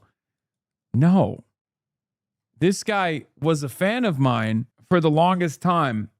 And he became the number one op. Bro, if you went to Tehran, they drop a nuke on it. That's how I know he's got the handler. We're at the funeral of Sayyid Ali Khamenei on bike. And there are millions of people here. It's an incredible show of force. There are young people. There are old people. People who can barely walk. People on wheelchairs. Men and women. It's an incredible show of love for the Supreme Leader. 4th of July in Tehran, Iran. It is the duty of every American patriot to pay their respects and honor the life of Sayyid Ali Khamenei. Like, I would love to go to Iran. Make no mistake. I think it'd be awesome. That'd be sick. But if you're going to do like Down with America, you should say Marg bar America. I don't know why he pussied out and he was like, Down with America. You should just say Marg bar America, Marg bar Israel. He was like, down with America, down with the Zionists. Like, you know, it was just weak shit. It was weak. It was weak. Yeah, you should have said Margarita Bar, brother. I wanted to come to Iran for a long time. What is this? How much did what club? What was the question? Oh, man, I missed it. Hey, just curious. Club pay you to start wearing a suit and running cover for a war criminal and a rapist. Fight Club? Like the movie? Do you mean Fight Agency? Is that what you mean? My employers. My man said Fight Club. Oh, I love that meta. I love the idea, the meme that I'm working with fucking Fight Agency. Yeah, we don't talk about Fight Club, man. That's the first rule. I thought you knew. Yeah, Taylor Durden. Yeah, first rule of Fight Agency, do not talk about Fight Agency. Have you ever met Morris Katz? No, I've never met him. Is what I would say, obviously. He's my handler. Yeah, I met him when he was 10, when I first started doing political commentary. He was 10 years old. Zoran and I, separately in different parts of the world, or not even different parts of the world, but like different parts of the country. I had started doing political commentary. Zoran had just graduated from college. He had just started his chapter in Maine, ironically enough, at the SJP, his SJP chapter. And we met the 10-year-old Morris Katz, who's like, I have a contract for you. And I was like, what's that? And he was like, shh, first rule of Fight Club. First rule of Fight Agency. SJP, Students for Justice for Palestine. Why did you start wearing suits to make people so schizophrenic? Dude, I think we got to be real here. Like, everything I do, these guys find a way to be schizo about. At some point, you got to realize, like, shit, it's not my fucking fault, you know? What am I supposed to do? Yeah, I wear suits, man. The fuck? People who think you're a diehard Platner supporter are one step away from calling people glowies unironically. Yeah. I got bad news. Haley found a poster. No, I saw that already. It was one poll. First poll since May showing Stevens with a lead from the website of this poster. Tavern combines human expertise with rapid response AI to capture the true pulse of the electorate. It's a C-graded poster. Why do you get into the mud with idiot commentators? What is this? It's too late. I already used it. I already blasted it. See? Wow, very brave tweet after supporting a known rapist for months. Will you be throwing your weight behind a pedo next? I want to see what this account is normally posting. Let's take a look. This guy would kill someone for being Jewish if he could get away with it. Just look at him. He's pure evil. Didn't you hear? He claimed there was no genocide against the Uyghurs. They are simply having their children taken away them, war crime, and forcibly re-educated to eradicate the last traces of their culture. Kind of feels like this guy is very one speed. My red line is anti-liberal, anti-Western values, anti-freedom, dog-abusing pedophiles. Next. TMZ, you pathetic scumbags. Monday, he's talking about the crowd general's opening. So this is another liberal. What? Just like how you misuse your right to own a dog, right? Must be shocking to you. Are these Swifties? Is this a Swiftie? Wait, why are Swifties taking the American government's position on this, on the Cuba stuff? What the fuck? This is the same man who went to La Havana paid for by the you-know-what party, stayed at a 5-star hotel while the entire island of Cuba has zero electricity. Glad he's being investigated. At FBI, this man is personally threatened to do a mass shooting at Jewish places of worship and continues to advocate for his audience to do so. Yeah, I just don't know why my fucking haters are not normal. You know what I mean? I don't know why my haters are never like, yeah, I have disagreements with this guy, and I think he's overall not a very good force in American politics. It's always like, I need the federal government to assassinate this man right now. Chowder earlier was doing this meme, but with Fight Agency. Yeah, graduate students, UAW. I love this meme.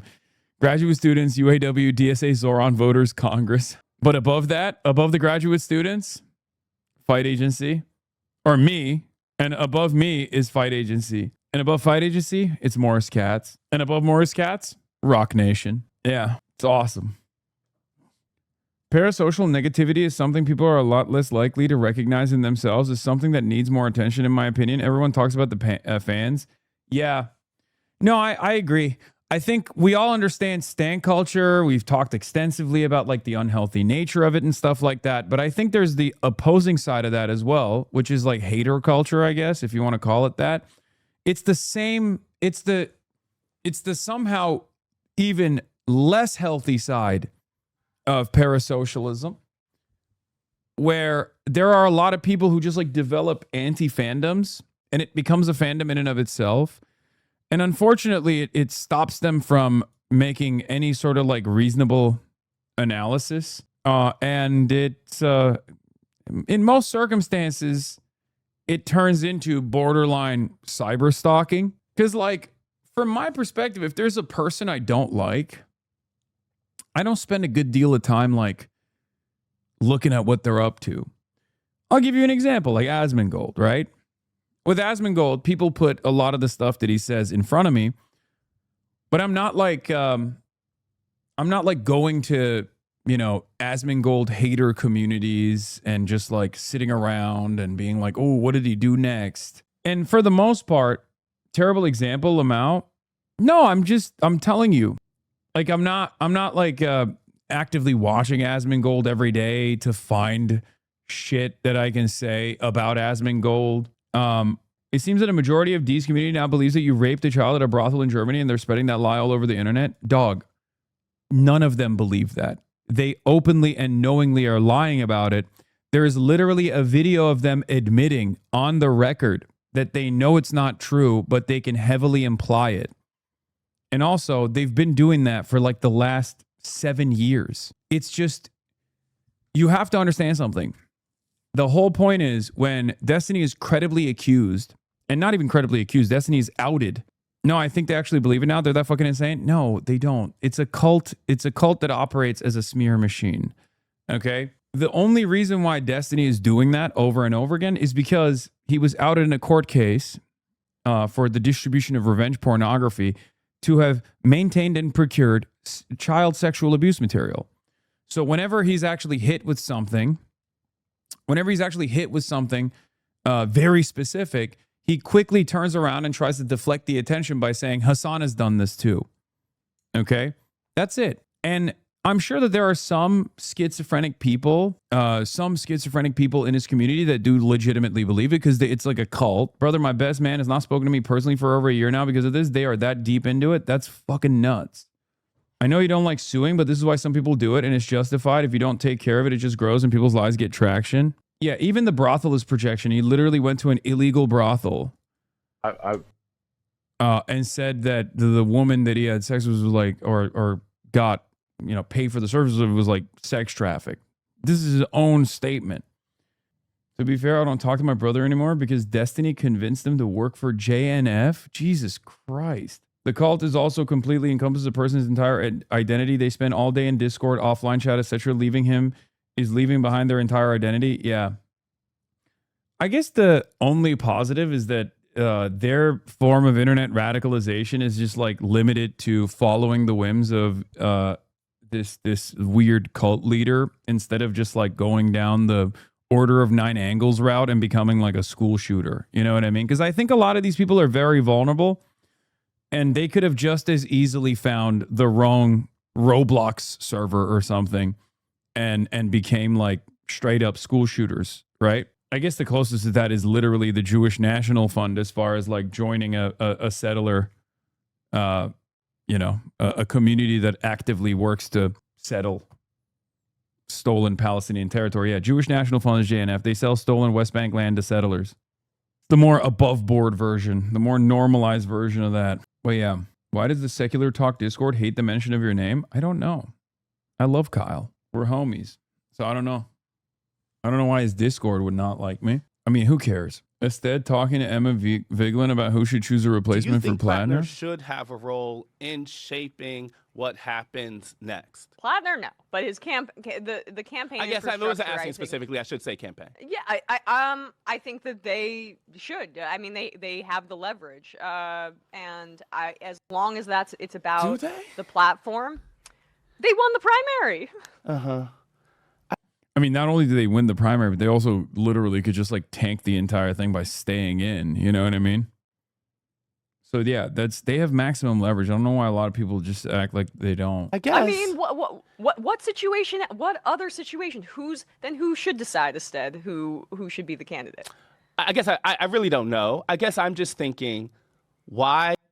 You should admit Platner's failure is proof socialists would look for a candidate as long as they're socialists. Wait, what? Platner's not a socialist. The Democratic Socialists of Maine actually endorsed the candidate for governor. His name is Troy Jackson. They didn't even endorse Graham Platner. Like, regardless of bad things.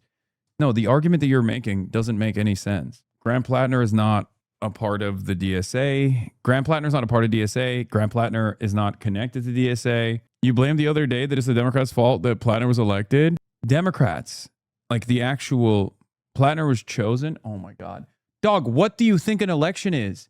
What do you think an election is? What do you think an election is? Are you fucking stupid? Do you just hate the concept of democracy?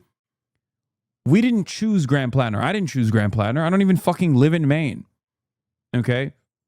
Voters voted for Graham Platner. White voters in Maine over the age of like 40, 50, sometimes 60 years old voted for Graham Platner.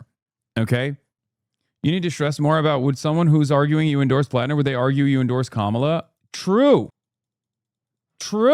Yeah, but you supported him. Did you not? Don't ban me if this is wrong. I seriously don't know. I simply stated that Graham Platner was better. Graham Platner was better than Susan Collins and Janet Mills. Okay? And his policy platform was far better.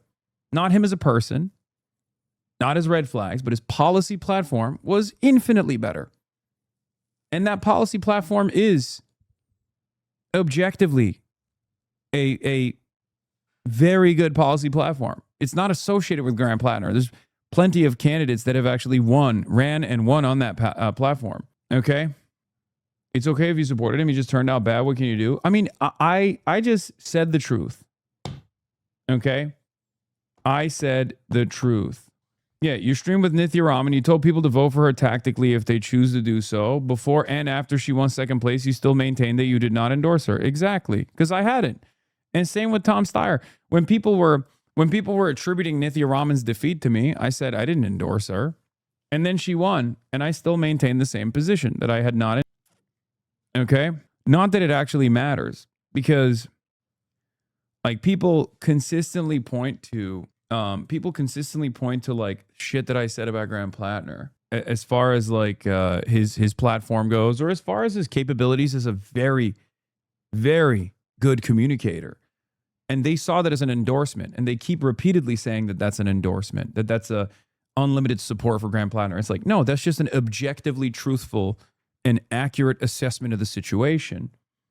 I was talking to my chat. The problem that we have right now is that left, until the DSA progressive candidates popped up because they went viral, we lacked an organization to vet and develop candidates. Making videos that go viral online is not a base for selecting candidates. Leadership is more than just having good speeches or policies. He's very clearly showing what we need is to expand the DSA and be able to compete everywhere. We should have been able to run Senate races. Yeah, people also misunderstand what campaigning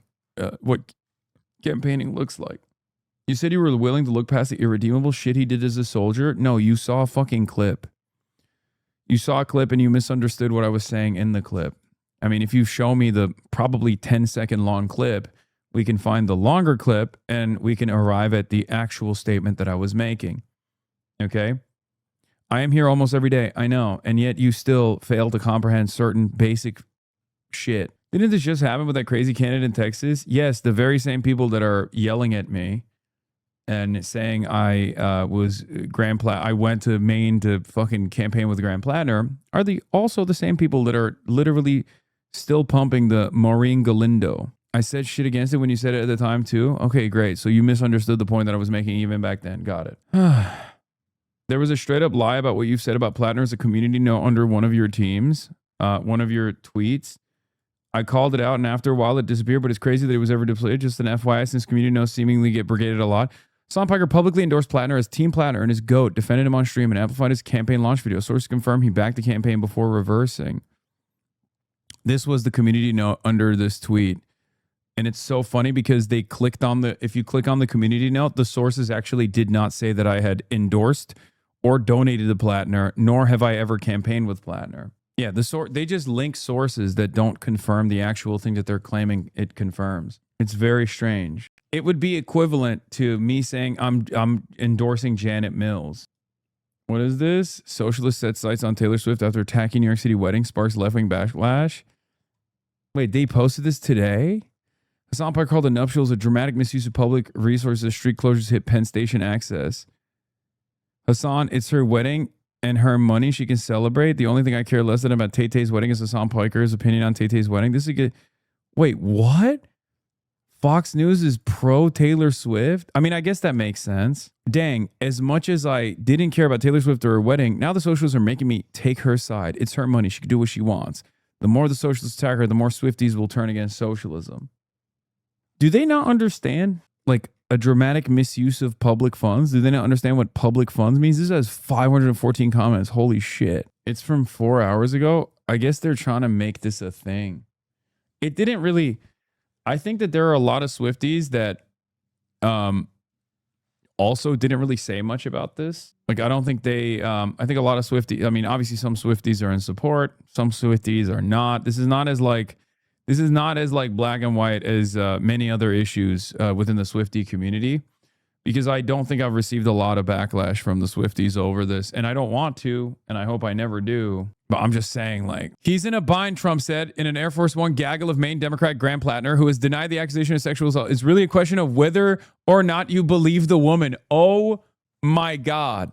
Oh my God. Donald Trump is throwing his weight behind Graham Platner. Now that Graham Platner has been credibly accused of rape, Donald Trump literally is like, I don't know. Maybe this is a good guy. Incredible. Okay, it turns out they are consistent. I'll say it. It turns out Donald Trump heard about this and went, you're hired. Would you like to be the next Secretary of War? It seems you already got the Nazi tattoo. And you got the rape charge. And you love to drink alcohol. Baby, you're good in my book. This whole time we misunderstood. Chat. This whole time we misunderstood what Donald Trump was actually about. He's just pro-rape. Trump is a single issue voter. That's crazy. Replace Pete Hegseth with Platner now that he's got a credible rape allegation. Trump hit the roach line whenever someone brings up rape tone. Doesn't seem like it's a single issue. Seems like it's consistent. That's what it is.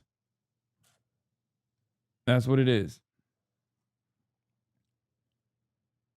Rahm Emanuel on the unexpected fuck Israel train. It's not unexpected. He has been doing this nonstop. And also, this is like J Street approved. It's just shocking that it's coming from Rahm Emanuel. But, I mean, considering that Ari is basically the king of the woke support for Israel, it makes total sense, honestly. He wants to be president for some reason. I don't know why, but he's just like got it in his mind that he wants to be president. Yeah. You know better than I do. It's telling that in Levy's interview with Rahm Emanuel, her assumption that the U.S. opinion on Israel is too far gone, that even if Netanyahu leaves, it will stay the same, that Israel's too far gone, or if this drastically changes U.S. public opinion, could also barely registers. Yeah. But you know better than I do that there's a different conversation within the Democratic Party about whether Israel should be allowed to buy weapons, even defensive weapons. What do you make of that? I want this to get across. Israel does not have a problem in the Democratic Party. Israel has a problem in America. And very specifically, a generational problem under 30. I don't know if you saw this, but there's a poll out today. Mandani. This is why Rahm wants to come on the stream, by the way. It was so awesome that they asked like all the people, they asked all the like potential presidential hopefuls on whether or not they would come on my stream. And Rahm was like, of course. Of course I would. Yeah. I'll never forget it. Is more popular with American Jews than your prime minister. I want that to sink in and understand and get your head around where this is. You know, I want to ask about Netanyahu, a man that you've had, let's say, a complicated relationship with over the years. That would be one adjective. Lots of ups and downs without the ups part. I mean, you put a lot of the blame on him, U.S.-Israel policy, perhaps the rise in anti-Semitism as well, the war with Iran. I mean, I wonder whether, have you considered that if he leaves office, once he leaves office, a lot of this would not really change. When you have the mayor of New York, talking the way he does about Israel's, he doesn't think Israel has a right to exist as a Jewish state. It's still too dark. We've tried to light up the. This is what we're gonna have to work with, and also get closer to the mic. Elijah Manley's here, ladies and gentlemen. Very exciting stuff. I guess that looks a little bit better, but no, it's still too dark. Bro, this setup is dog shit compared to your old one. Shut the f up, chatter. Shut the f up. Okay. All right. Welcome to the broadcast. I got a lot. I'm very excited to have you here. Very excited to see you here. It's great to be watching in person rather than watching from my own bedroom. Yeah. Oh, okay. All right. Well, great. You got the suit on and everything.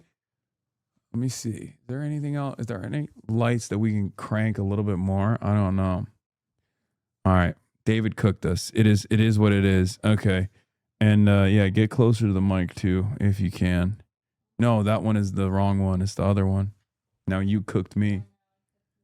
Okay, we're working on it. You got to make sure to blast that one more. No, it just made it colder.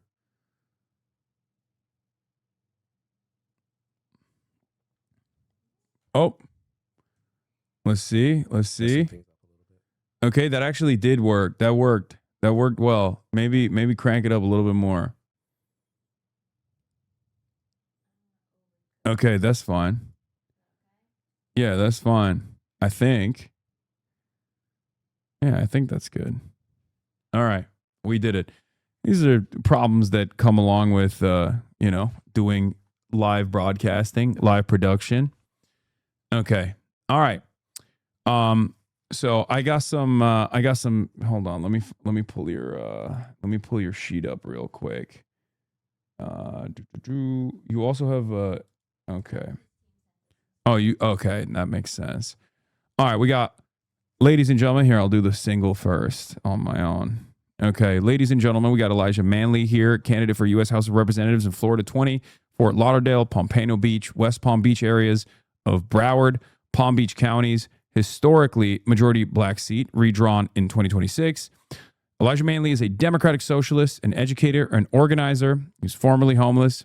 He's a gay, black, Jewish candidate. Is that true?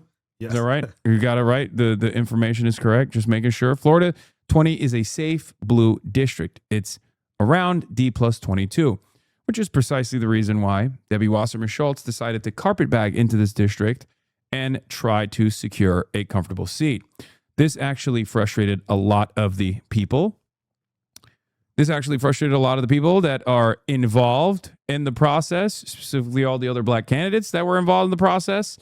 And it even caused someone who is otherwise a fairly reliable ally to establishment Democrats, Hakeem Jeffries, to not really officially endorse her at all, but also not like he didn't condemn her, I would say, but he also, at least when he first found out about it, he wasn't. It was interesting. I was shocked by it. Yeah, he usually stands by like every Democrat, and so for him to not endorse Debbie, I mean, the writing's on the wall for her. I mean, she's in danger. Yeah. We got your launch vid here. Don't flip it yet, Hannah. Okay. Okay, you can flip it now. Sums up the spirit of a people. Yes, we can. I was only 9 years old when I heard those words. They stirred something deep inside me. A belief that change was not only possible, but inevitable.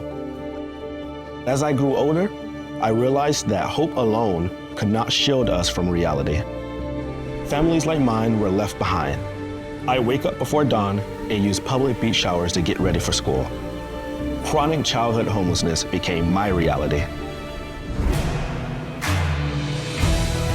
I am Elijah Manley, and I'm running for Congress because I am sick and tired of career politicians who make empty promises and fail to deliver for the people who need them most. I face homelessness, hunger, and the daily struggles to make ends meet as a substitute teacher. We cannot fight the corrupt billionaires and the corrupt Republican Party politicians like Donald Trump, Elon Musk, J.D. Vance with corruption in the Democratic Party. We have to root it out in our party first.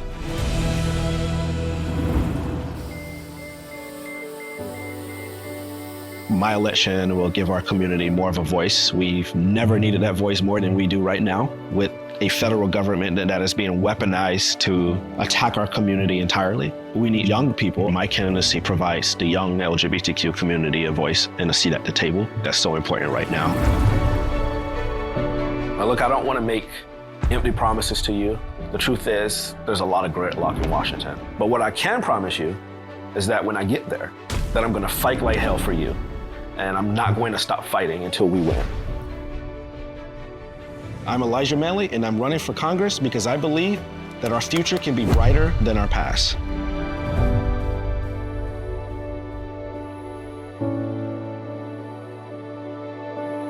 I know that kid. You don't like it? I know that kid. Oh, you say you know that kid. I was like, let's say that's a great ad. God damn. Okay. All right. Well, Elijah, thank you for coming on. Very excited to have you here. And we got a lot of questions. So I'm going to get right into it. You were born and raised in the heart of Fort Lauderdale's historic Sistrunk community, growing up in deep poverty with a single mother. You experienced chronic homelessness, food insecurity, and you went to school hungry. To help pay your bills and buy school supplies, you started a landscaping business at the age of 12. How did navigating these material struggles shape your political worldview?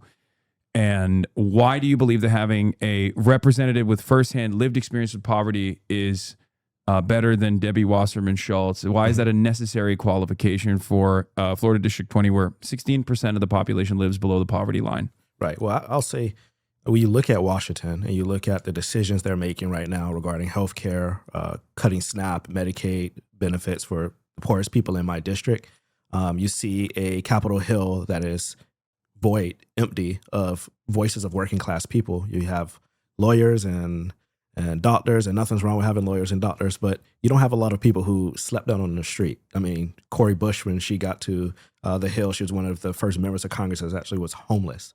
That's so important. And for me, like the 2008 financial crisis, that's how we lost everything. And as a kid, at that time, I didn't fully understand it. I just knew we were losing everything. We were sleeping in my mom's car, couch surfing at the time. But as I grew older, I started to ask myself the question, why at school are some of the students in my class, things are great. They live on the other side of the tracks and things are pretty good for them. Their financial situation for their family is better. But for my family, no matter how hard my mom works 3 jobs at the time, that still wasn't enough to keep the roof over our head. So as I started asking myself those questions, I started to realize, oh, this is a political system. And so at a young age, I kind of got awakened. I mean, Bernie Sanders was a big awakening for a lot of people, I think. And for me, that was the first time I felt a politician really actually like talk to my struggle in a way that really meant something other than platitudes or words. And so I got involved in organizing at a very early age, Black Lives Matter Alliance of Broward County, one of the first after Trayvon Martin passed away, or got actually. I lost a family member to violence, a police officer, my aunt Linda Sue Davis. And so all of those traumatic things happening to you at a young age, you start to, think about it and think about how can I make the world a better place for people who grew up the same way my family did. And that's why I got in politics. And what we're seeing in Washington right now, we're seeing billionaires, really, they just buy up all the elections. They let people who do their bidding. And those people go in there and they make sure that they get tax breaks, that they cut the social programs that families like mine rely on, and communities in District 20. And we're some of the poorest people in the state of Florida. And all of that fascism and authoritarianism that we're seeing in Washington, a lot of it is starting out in the state of Florida and being perfected before they take it national. You also ran for president yeah. at the age of 16 yeah. to make a point yeah. about the age restrictions, which is, I guess, the opposite of what other Florida politicians oftentimes do as far as violating age restrictions. Matt Gaetz, what was your intention for running for president at the age of 16? What was the goal behind the protest campaign? Actually, so it was one of my history class projects, and everyone had to pick something, and I said I was going to run for president. Everybody said, you can't do that. And I said, I know I can't, but I will. I'll do it anyways. I have a point to make. I have a voice that I want to make. I want to get that voice out there and talk about my community, where I come from, what I've been through, and I don't feel like waiting to do it. I look back at that, and I'm glad I did something like that, because it really helped me find my voice a lot quicker. A lot of times when you're a young candidate, it takes some time to find your voice, figure out who you are, how to really speak about what you really feel. But that encounter, it was a really national encounter. It got a lot of headlines. But I'm glad I was able to do it, and almost won one of the primaries in a Green Party at that time. That's awesome. Your opponent, Sheila Cherfilius McCormick, was indicted on charges of stealing $5 million in disaster relief funds. You've confronted her in person about her charges, to which she replied with "your mama." Her income jumped from $86,000 to $6.4 million, and prosecutors say she laundered it into the campaign she won by 5 votes.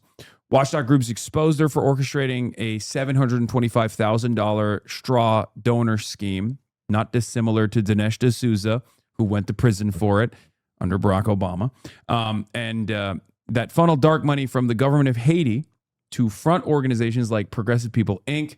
After the indictment on April 21st, 2026, she resigned from Congress just minutes before a hearing on whether or not she should be expelled.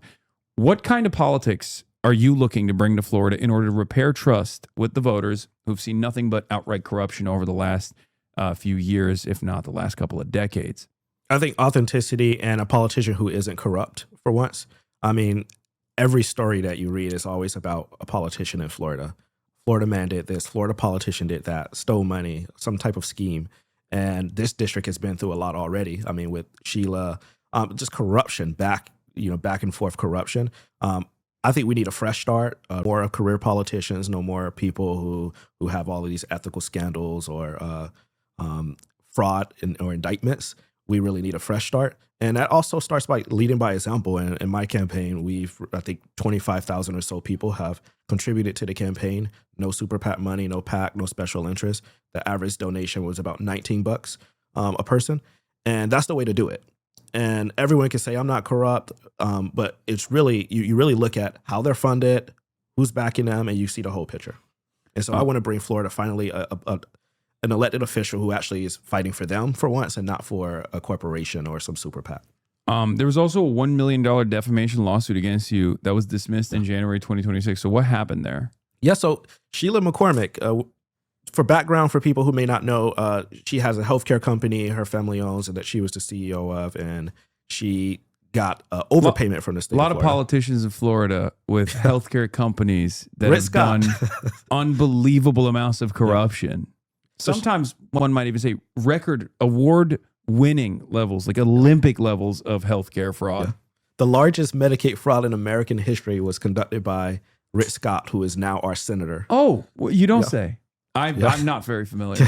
I'm not very familiar with that man. We got to confront him in Washington, myself and Oliver Larkin, I think a week and a half or 2 weeks ago. Oh, no. On the Hill, and he just kind of blew past us. He gets scared easy. He's very scary. Yeah, he's scary, but he also gets scared easy. All right, so your opponent took over $340,000 from pro-Israel PACs. Yep. After her November 19th indictment, she reported only 4 contributions to her campaign, 2 of which came from AIPAC. She's also taken AIPAC-sponsored trips to Israel with wanted war criminal Benjamin Netanyahu in May 2025. And took a picture with him. Yeah.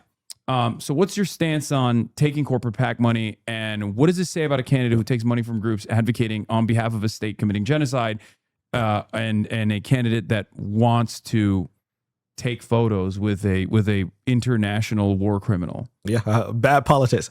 I say it shows that she doesn't give a damn about our community.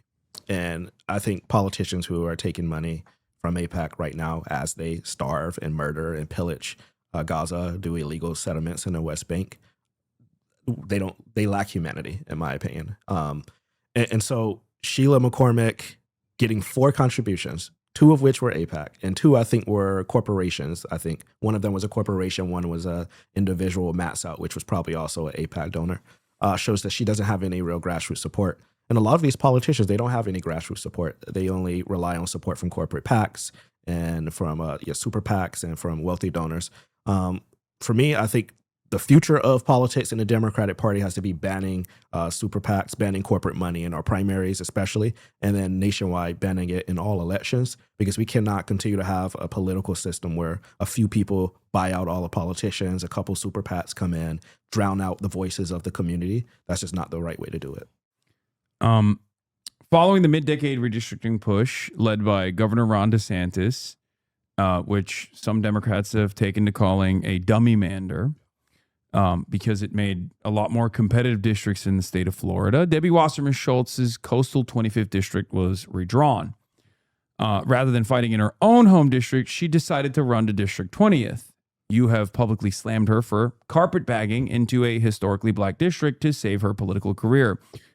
How do you respond to her claims that her 20 years in Washington seniority will deliver more federal resources to Broward County? It's baloney. She hasn't done it. She's been in Congress for 22 years, in office for 34 years. And what does she have to show for it?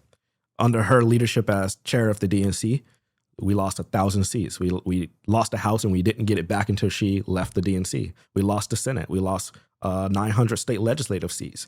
Everywhere Debbie Wasserman Schultz goes, a disaster follows. Her time in Congress has been really surrounded by helping corporations, helping the healthcare industry, not really doing anything for Broward. And this is a district that needs help. It's a majority black district that is always ignored, and it needs somebody that really cares about this district. We have over half of the people in our district are rent burdened. They spend over half of their income on rent. We have over 150,000 people that are on Medicaid in our district, 80,000 on SNAP. Debbie Wasserman Schultz never cared about this district before she decided to run. And now she somehow discovered these issues and care and says she's a progressive, can't believe it. Yeah. Well, this ties back to your political awakening with Bernie Sanders, but in July 2016, Debbie Wasserman Schultz was forced to resign as the chair of the DNC after WikiLeaks published thousands of leaked internal emails. And these emails exposed DNC staffers actively plotting to undermine the insurgent progressive presidential campaign of Bernie Sanders, including questioning his religious beliefs to hurt him with Southern voters. As a progressive candidate running against the very personification of the corporate party establishment, how does this history of backroom coordination influence your approach of organizing outside of, the traditional gate-kept party structures and fighting against entrenched power? Yeah, I think being independent of the party is the way to go, because you can't trust someone like Debbie Wasserman Schultz not to put her finger on the scale. And she has already started that. For the life of me, she should have been out of office after 2016. This is not someone who should have remained in Congress after literally giving us Donald Trump by rigging the 2016 primaries. And everyone agrees. So for me, I think having a more people-focused, people-first campaign is the way to go. We spend a lot of time at the doors talking to voters, not going through the party structure. Because one, the party structure is garbage in Florida, as you probably know already. Yeah. And two, you listen to the party, they'll tell you what to do, and they'll tell you to kind of just ignore your constituents, and that's not the right way to do it. So for me, operating outside of the Democratic Party structure, I am a Democratic candidate. But I like talking to the voters directly, because the voters want to hear what you want to do. They want to hear from you what your ideals are. They don't want to hear what the Democratic Party has to say.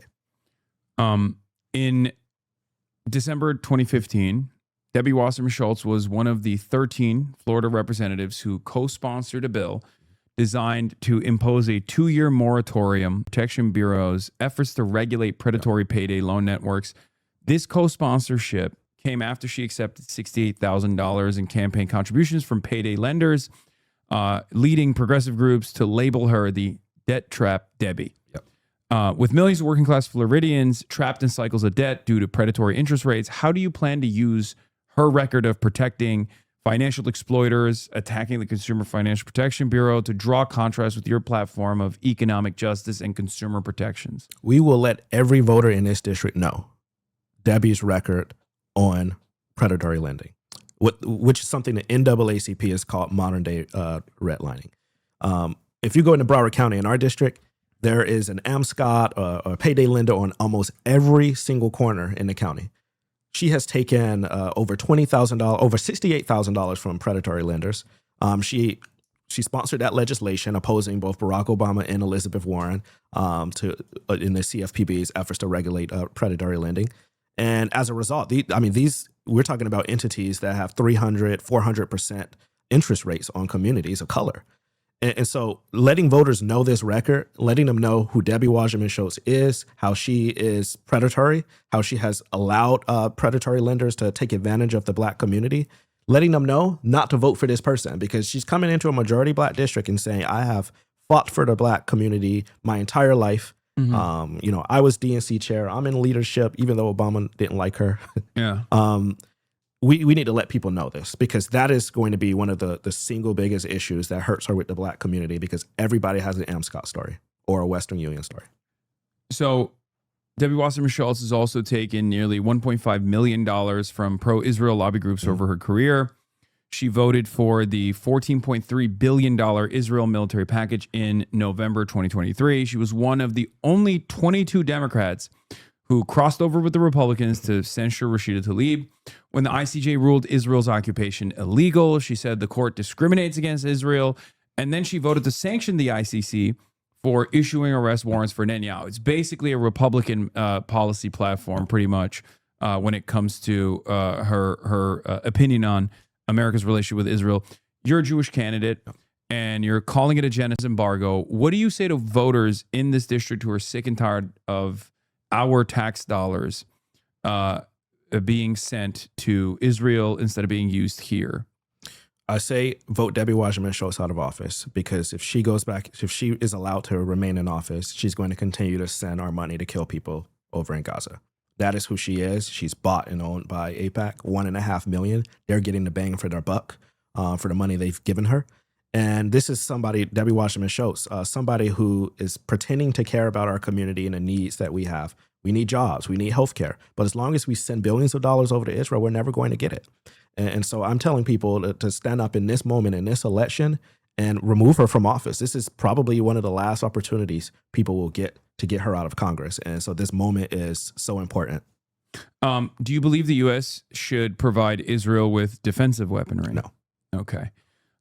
So going back, I think we should arms embargo all the way. Okay. And I would support block the bombs that Ilya Ramirez put in. So there's also I have a Debbie Wasserman Schultz endorsement list right here.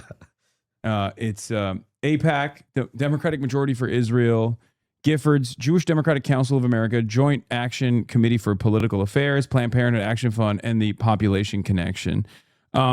So that's our endorsement list.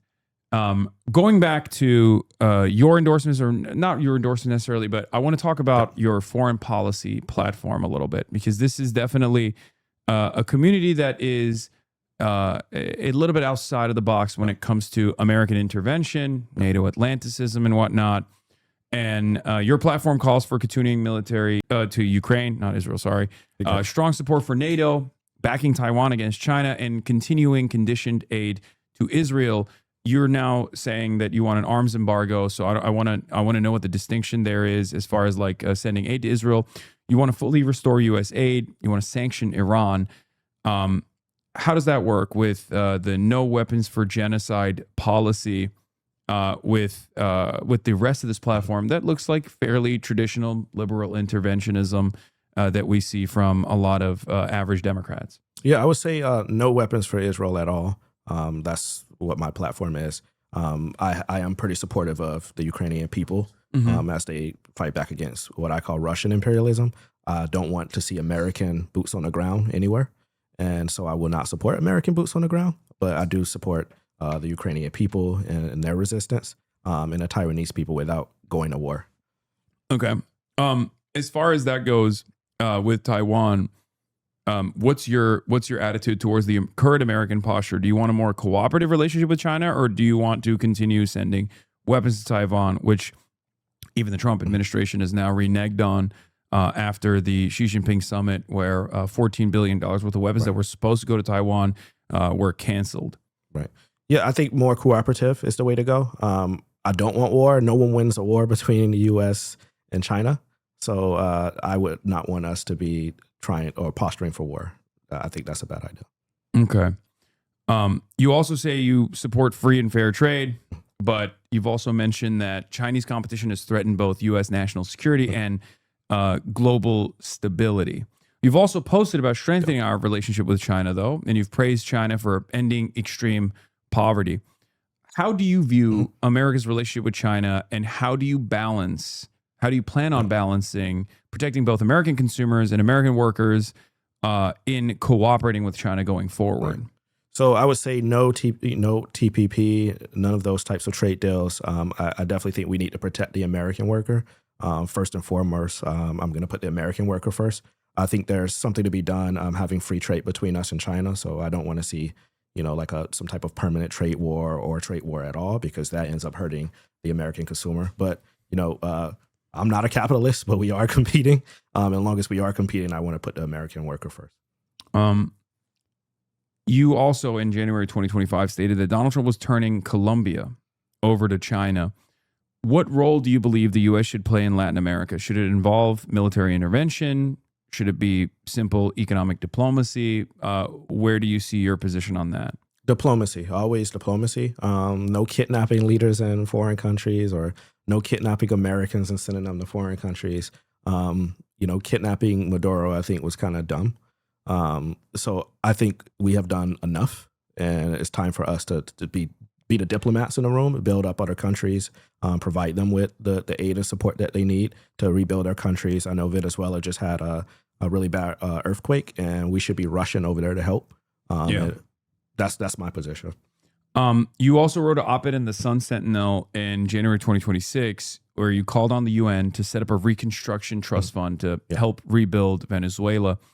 In your opinion, what role should the U.S. play in the future of Venezuela, And do you find Trump's actions in Venezuela justifiable to bomb the country, kidnap its president, hold him in solitary confinement without trial so far? No, he's doing the wrong thing by going to war and putting us in a very bad situation and making America look bad and like out of control on the world stage.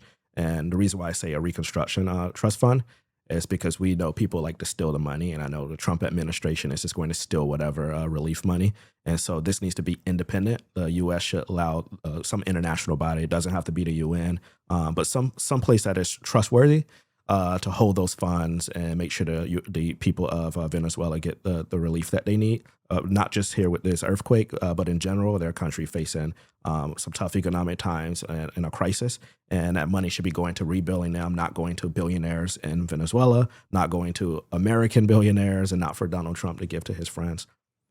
Because we're known to pillage and steal, and that's what I want to avoid. Yeah, and Donald Trump has been pretty open about doing that and saying that now he's doing it out in the open. He's not even hiding it anymore. Yeah.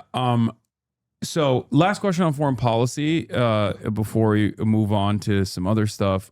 So how would you like to see the Ukraine war resolved? Because the NATO summit just took place today.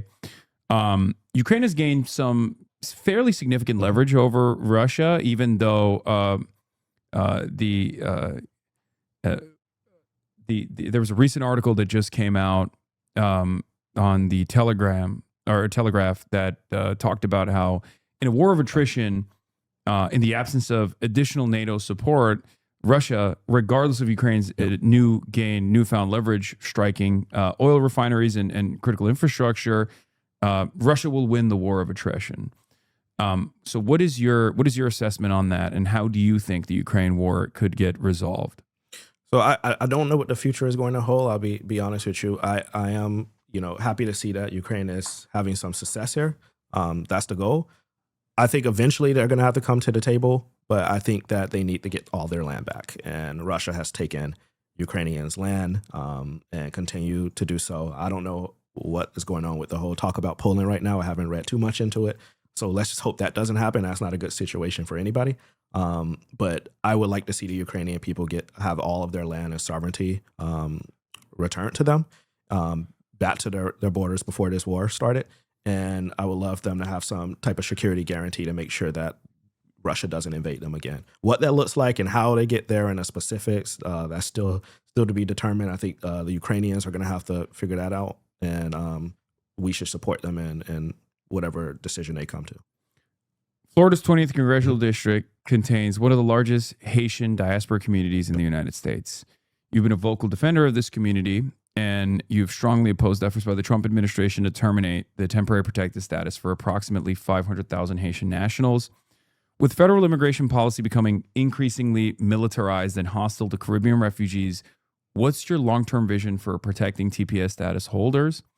And how will you work to reform our broken asylum system to ensure humane treatment for those fleeing political instability? Right. The first thing I'll say is I am extremely scared about what's about to happen in Broward County.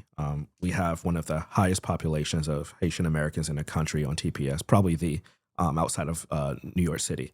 And they're about to be terrorized. With this recent Supreme Court decision, ICE is going to come in here and start kidnapping people off the streets, and nobody's safe.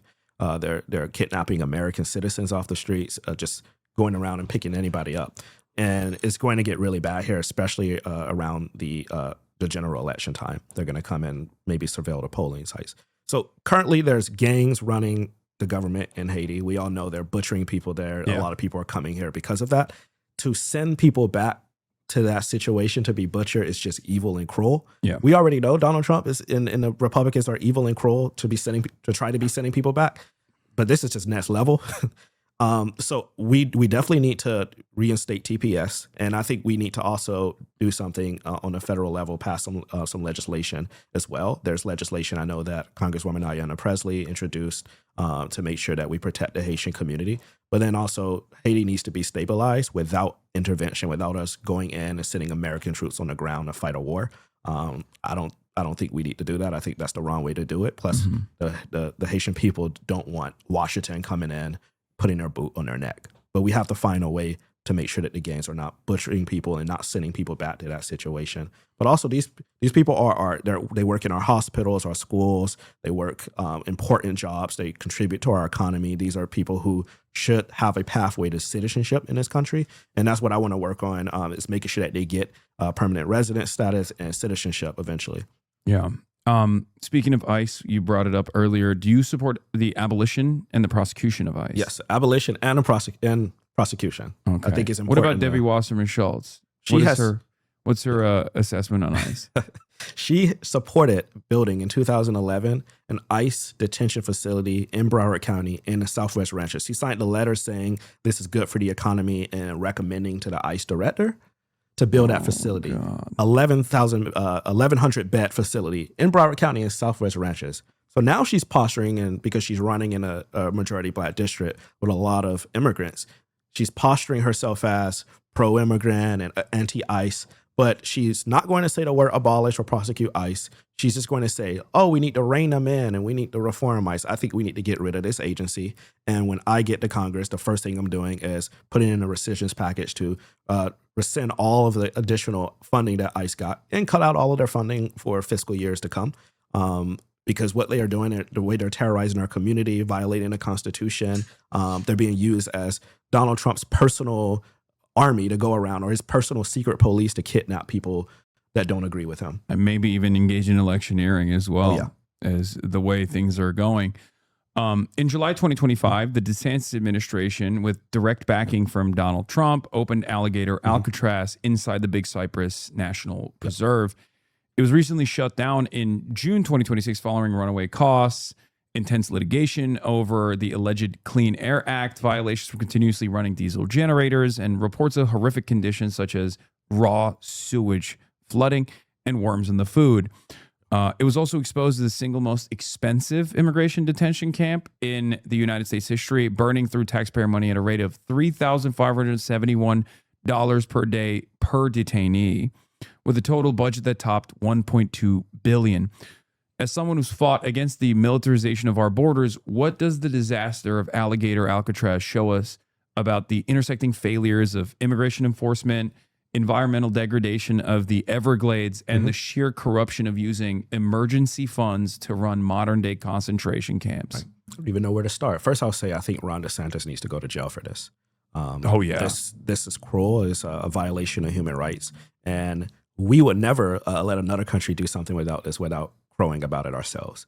And this concentration camp in Florida, in the Everglades, and the Everglades is a beautiful place. It was part of my district up until they redrew the maps in April. It's a massive environmentally protected a piece of land in our community. It helps the water flow south in the community in the state of Florida. A beautiful place. A lot of wildlife lives there, habitats, and building this monstrosity in the middle of the Everglades and allowing it to be used for such horrible purposes should be illegal. And it was really illegal. And Florida has never been reimbursed for it. And so he really just spent money that we didn't have to do this and didn't even get anything from the federal government for it. So I say it really shows that we have a broken immigration system, that we have ICE running around kidnapping people, sending them to these types of facilities. And there was a world without ICE before. I mean, before 2003, we didn't have ICE. Yeah. We didn't have a police type immigration or militarized immigration system. And we should return to that. Yeah. It's a paperwork violation at the end of the day. The way that we're treating these people for not having the proper paperwork that we refuse to give them is unbelievably cruel and unjust. You and Larkin confronted Rick Scott, as you said earlier. Over 70% of your district's residents being uninsured. 150,000 are on Medicaid. What's your vision to bring accessible, high-quality health care to Florida's 20th district? Medicare for all. We need to pass Medicare for all, and that is one of the main demands that I'll have for leadership before they get my vote when I'm elected to Congress. Is we need to have a vote on Medicare for all, and we need to push it because there is no reason in the world why in a country as rich as ours, with people struggling right now in an affordability crisis, for us not to have universal health care, to have a Medicare for all, a single-payer system. And so that's what I'm going to fight for, because I mean, one of the top issues I'm hearing from people when I'm knocking doors is, wow, my premium just skyrocketed. But even before the premiums, the ACA subsidies expired, people were still struggling to pay for their health care. they had these high deductibles and high co-payments. And we really need to give people some relief here. And so I also support canceling medical debt as well, removing it off credit reports, canceling the debt altogether, because if we were able to bail out Wall Street, and we always find a way to bail out the companies, we can bail out regular people. So cancel the medical debt, and we need to put some cost controls. Don't you feel like $1 billion would be better spent on a concentration camp aptly named Alligator Alcatraz, though, instead of, taking away people's medical debt? Only if we put Donald Trump and Ron DeSantis in it and don't let them leave ever. Then okay, fine. I like that. Sorry, go ahead. No, and then capping the cost of certain prescription drugs, like life-saving medicines, like blood thinners, diabetes medicine. I'm pre-diabetic, so I may need insulin soon. Those types of medicines should not have a cost on it, period, but they should have some type of control. And so allowing Medicare and Medicaid to negotiate, because they currently don't have that capacity right now, will be very important. But once we have a Medicare for all system, these drugs should be free for everybody. Or we should also allow importation of cheaper prescription drugs from other countries as well. I know that's something that, surprisingly enough, Ron DeSantis was pushing in Florida, and it didn't get support federally. Wonder why. But we should allow those drugs to come from Canada, from other countries across the world, import these cheaper drugs. Because at the end of the day, a lot of these drugs are no different than the name brands you can find in other countries. But the brand, the patent is what is allowing these companies to charge $50,000 for these drugs. And I think some of these executives in the pharma companies should be sent to jail and prosecuted for violating American law, because there are already a lot of books on or even books. Maybe, people who have been found in violation of doing Medicaid or Medicare fraud. Yes. Maybe they should be in jail and not congressional. In the U.S. Senate, not in Congress, and certainly not in the Senate. I don't know who I could be referring to anyone right now.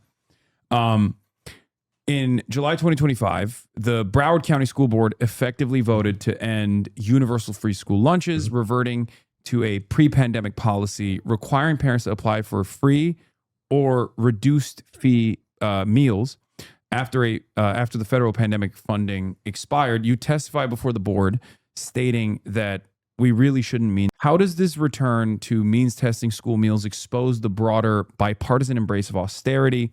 And how would you fight at the federal level to establish universal permanent free breakfast and lunch programs for all public school students? Right. First thing I'll say is we had that in Broward County because of me. In 2018, when I ran for school board, I was crowing about this all day, all long. And after I lost that race, I sat down with a couple of school board members and I said, hey, we have to make sure kids are able to eat. And so that was something I was able to accomplish, where any student in Broward County could go to school and both get breakfast and lunch, and then after school as well. Whether or not they were in an after school program, they can bring their family members and get food. That was a very good thing, very positive thing. And because of these policies from both the state and the federal government, and Donald Trump cutting the Department of Education budget, food and nutrition budget for families, they had to cut those programs. In my opinion, I don't think Broward County should have cut it. They should have found a way to continue paying for it. They found a way to make sure the superintendent gets paid well. They found a way to make sure all of the administrators and all their other programs and the school police got all of the money they needed. I think they should have cut some of those positions in a top-heavy school district and used that money to feed kids. Because in this country, I hate that we means test everything, and people say this about college, tuition-free public college as well. They say, well, I don't want to pay for college for, children of millionaires. And to me, I think, these things are human rights. And I mean, it should be human rights for everybody, regardless of your income and who you grew up with. They don't say that about roads. Well, I guess you're in Florida, so there's a lot of toll roads in your state. So a lot of toll roads. Yeah. Turnpike. They found a way now to take I-95 in Florida and turn some of the lanes into, for-profit toll roads. Insane. Florida is a anarcho-capitalist nightmare. I lived there. The first place I lived in the United States of America was Coral Gables when I went to the University of Miami. And Florida is a little bit of a nightmare in many respects. You survived Coral Gables? I did. I did survive it. It's a tough place. Barely. All right, so I got another tough one for you. You oppose the central bank digital currency on privacy grounds. Yeah. Yet you back the Genius Act, which was signed into law by Trump in 2025 of July 2025, to establish a framework for stable crypto stablecoins. Your campaign also accepts crypto donations. How do you reckon with these two stances, which might appear to delegate state control of the digital dollar to private companies that issue stable coins? Yeah, well, I think we need regulation, and we need some type of framework right away to regulate crypto so that Donald Trump doesn't get to enrich himself off of crypto like he's doing with, I don't know what it's called now, Trump coin. And that's why I support these pieces of legislation like the Clarity Act, because we can't wait until we get a Democratic president in office or till we take back Congress. We need to pass this now so there could be some like baseline regulation on the crypto industry. But on the central bank digital currency, I'm a big civil libertarian, and I just don't trust the big banks, and I don't really trust the government. And I know a lot of immigrants in our community kind of send money back to their families using crypto. And so, I want to make sure they have the privacy. That's your most Florida quality. So, like, you're not even agnostic, but like your supportive feelings towards cryptocurrency. Yeah, that's the most. I would say that's the most Florida thing about your campaign. And I like hot weather. I'm not a fan of the cold. So yeah, well, me too. In coastal Fort Lauderdale, homeowners are paying around $8,300 a year for property insurance, nearly 4 times the national average, while DeSantis hands the industry tort reform and calls single-digit rate cuts a victory. How do you run on affordability in a state where simply existing is this expensive? What can Congress actually do about the insurance crisis? Yeah, well, there's a ballot measure on the ballot in Florida right now to abolish property taxes, so to speak, and that will actually make the situation much worse. But we also need regulation on the insurance companies. We need to also do some reform of National Flood Insurance Program. There's a lot of things that we could do specifically on insurance. We need more options than Citizens, which is the insurance in Florida. So we need better options for people, and the government can create some. I know in Florida, the government doesn't want to create anything government ran, but I do think the government can create an insurance program for people, for homeowners, so that there's some competition, because these private companies are coming in and they're just, picking who they want to cover and walling off entire zip codes of people we're not going to cover. And they're all pulling out of Florida because, to face it, Florida is facing a crisis with climate change and sea level rise. And the insurance companies know that that's going to come home to roost soon. And, I lost my home in 2023 with the flood that came through Fort Lauderdale. And you probably saw some of the footage of it. I mean, cars floating and turned the whole city of Fort Lauderdale into a river. So we have to do something on insurance. But on affordability, when it comes to housing, we need to build more housing, meaning we need to remove some of the red tape on some of the bureaucracy to allow there to be more housing built in our community. We need more public housing as well. Since Reagan, we really haven't invested in public housing. And that's a problem and an issue to me. But also, one of the things that is central to my platform on housing is stopping people from being evicted. So ending no-cause evictions, but also the number one way to stop, or no-fault evictions, the number one way to stop people from losing their homes is by making sure they have legal representation. And there are so many people. I mean, I've been through an eviction process before. It's confusing, judicial process. You're not entitled to an attorney. And you have a right to an attorney under the law, under the Constitution of the United States and a Supreme Court ruling. That should extend to civil cases too. When you're going through that process, you have like 3 days before they throw all your shit on the side of the street. Yeah. And you don't know how to respond to that. Like I didn't know you had to email the judge directly, when you're going through a process. I thought, you submit it with the clerk of courts. I mean, that seems like little small things, but it's so big. I mean, when you lose your home, your health starts to deteriorate, everything else in your life starts to fall apart. And we can prevent this. Having rental assistance programs, having rent control, any no-fault evictions, but also making sure people have access to an attorney. All right.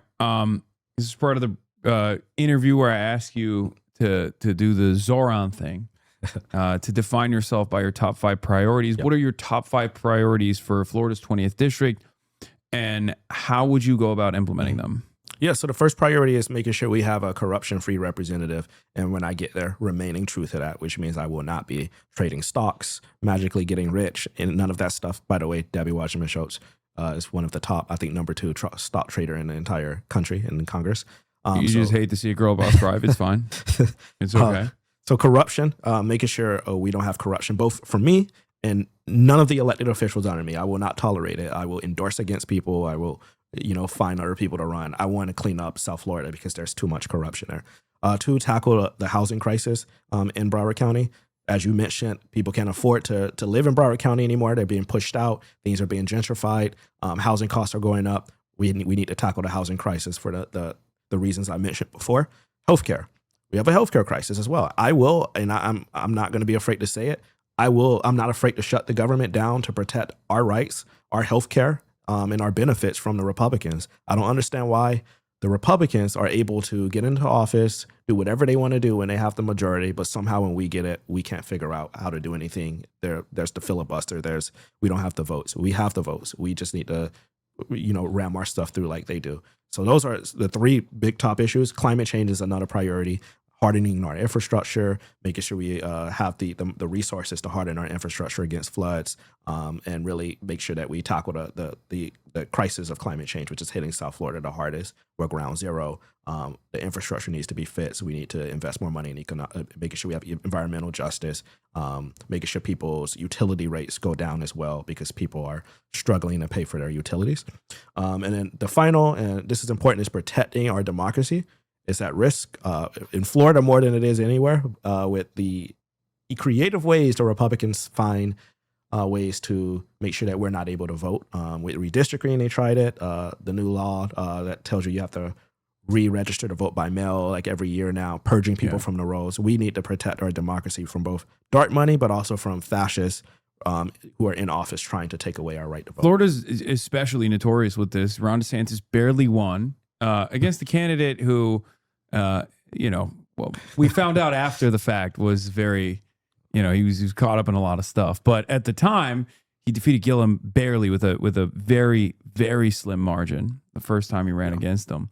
And then, lo and behold, one of the first things he did was basically reinstitute a poll tax for a lot of felons who won their right to vote by a much wider margin than Ron DeSantis' margin of victory through the democratic process.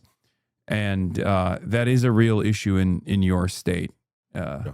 So what do you think about that? How do you feel about working on felons' rights to vote, like restoring felons' rights to vote in the state of Florida? Yeah. It's in our Constitution, and they don't want to follow the law, which when you get to a situation where the elected officials don't want to follow the law anymore, then we're in a really bad situation. So I think federally, we need to start preempting some of the state laws, tie up federal funding in instances where they are violating the law. Mm-hmm. But protecting our voting rights, we're going to continue to have amendments on the ballot in Florida to protect our right to vote. To expand our voting rights, we need election day to be a national holiday. That's something I want to work on. Same day voter registration in Florida. By the way, if you're not registered to vote by July 20th, you will not be allowed to vote in the primaries in August. That needs to change as well. But that is, I'm telling you, if you're in Florida, go get registered to vote now. Update it as soon as you can. Let's talk about Democratic Socialists of America. Yep. They've had a big year. You, from what I understand, used to be a part of the Broward chapter. Yep. And then the chapter got disbanded? Right? Yeah, it was like 2018, there was a DSA with like 5 people, including me. And then like it kind of fell apart. And randomly one day I was like, oh, there's a DSA, and it was a lot of people in there. So yeah. So you were OG in some respects. Are you currently a dues paying member of the Democratic I'm currently Socialist? not a dues paying member of DSA. Okay. But you are running as a Democratic Socialist. Have you been endorsed by the Democratic Socialists in Florida? Okay. Have you sought out their endorsement? Right now there's a conversation kind of going on where I'm talking with someone about rejoining DSA and seeking the endorsement of DSA. Okay. Because you've been running around with Oliver Larkin, who is not only endorsed but also nationally endorsed. One of the few congressional representatives running right now that's been nationally endorsed by DSA National. Okay, I wanted to hear that. You also ran as a Green Party presidential candidacy. So I didn't know if you were, I didn't know if that's where your allegiances lie. If you're a Green Party guy or not. I'm a Democrat. Yeah. All right. Now we're gonna do rapid fire. Rapid fall. Yes. Universal child care. Yes. Abolishing and prosecuting ICE. Yes.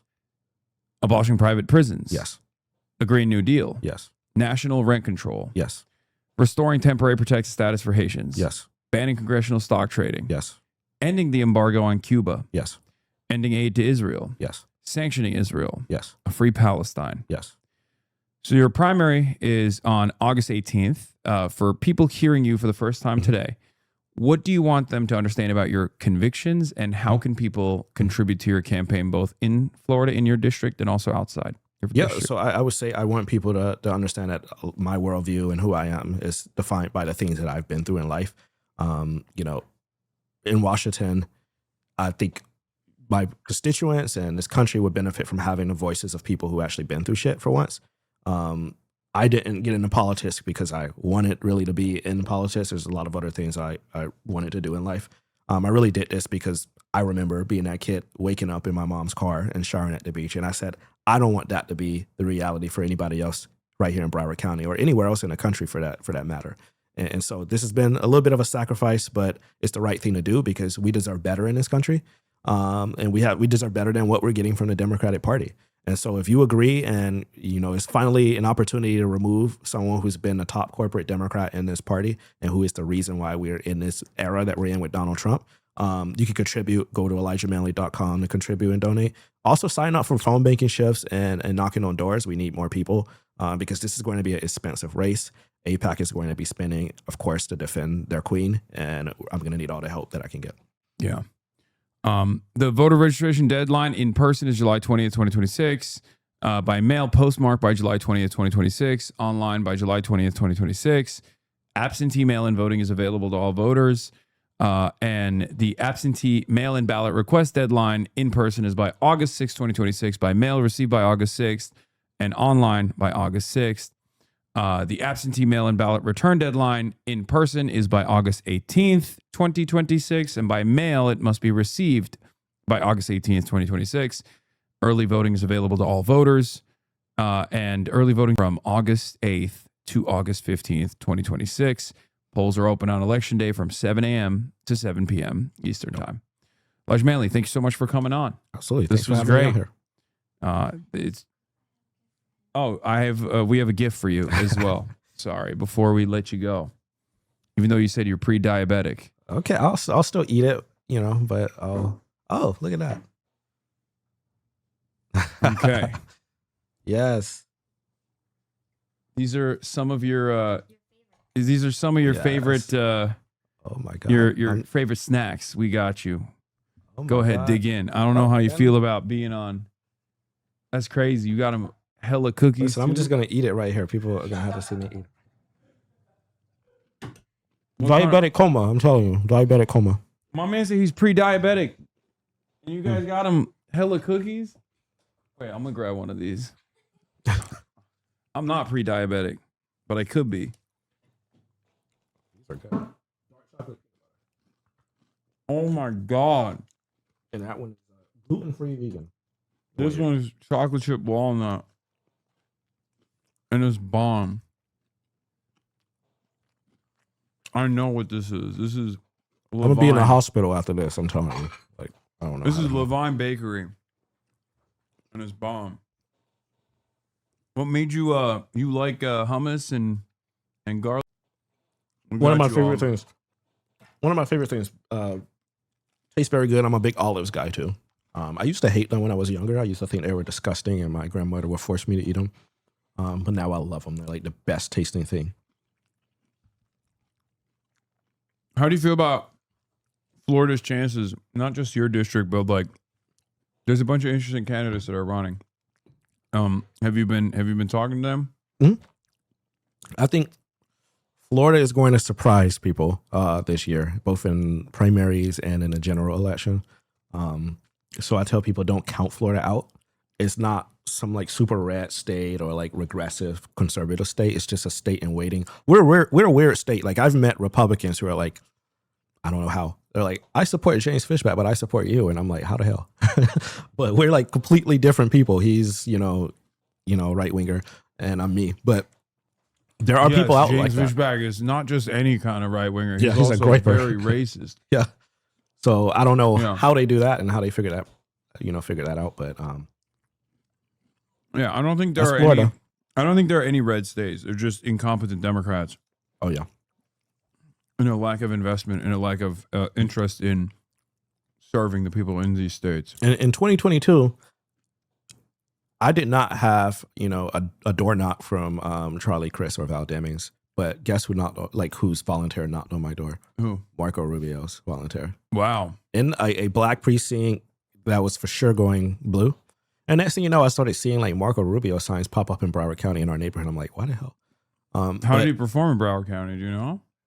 He lost Broward County, but it was a lot closer than it needed to be. I think for a county that blew, it should have been, more of a blowout.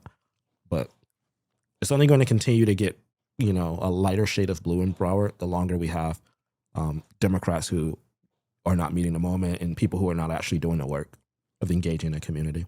Yeah. Do you know Your Rage Gaming? One more time. Have you ever heard of a man by the name of Your Rage Gaming? No. He's from Broward County. He's a streamer. Your Rage Gaming. Oh my God. Yeah. He's a constituent, probably. He is. Yeah. What's up, Your Rage Gaming? All right. This will get to him, I hope. Hopefully one day you'll be his representative. Me or he's gonna have Debbie watching my shows. Sorry. Yeah. Also known as just Rage. Rage. Wait, but that sounds more familiar. Rage. Rage, yeah. Oh, hello, Kyle. Dean So Cool. I thought Dean So Cool lives in Texas now. Let me show him Rage. Give me a Rage clip to show Elijah, chap. While he's eating.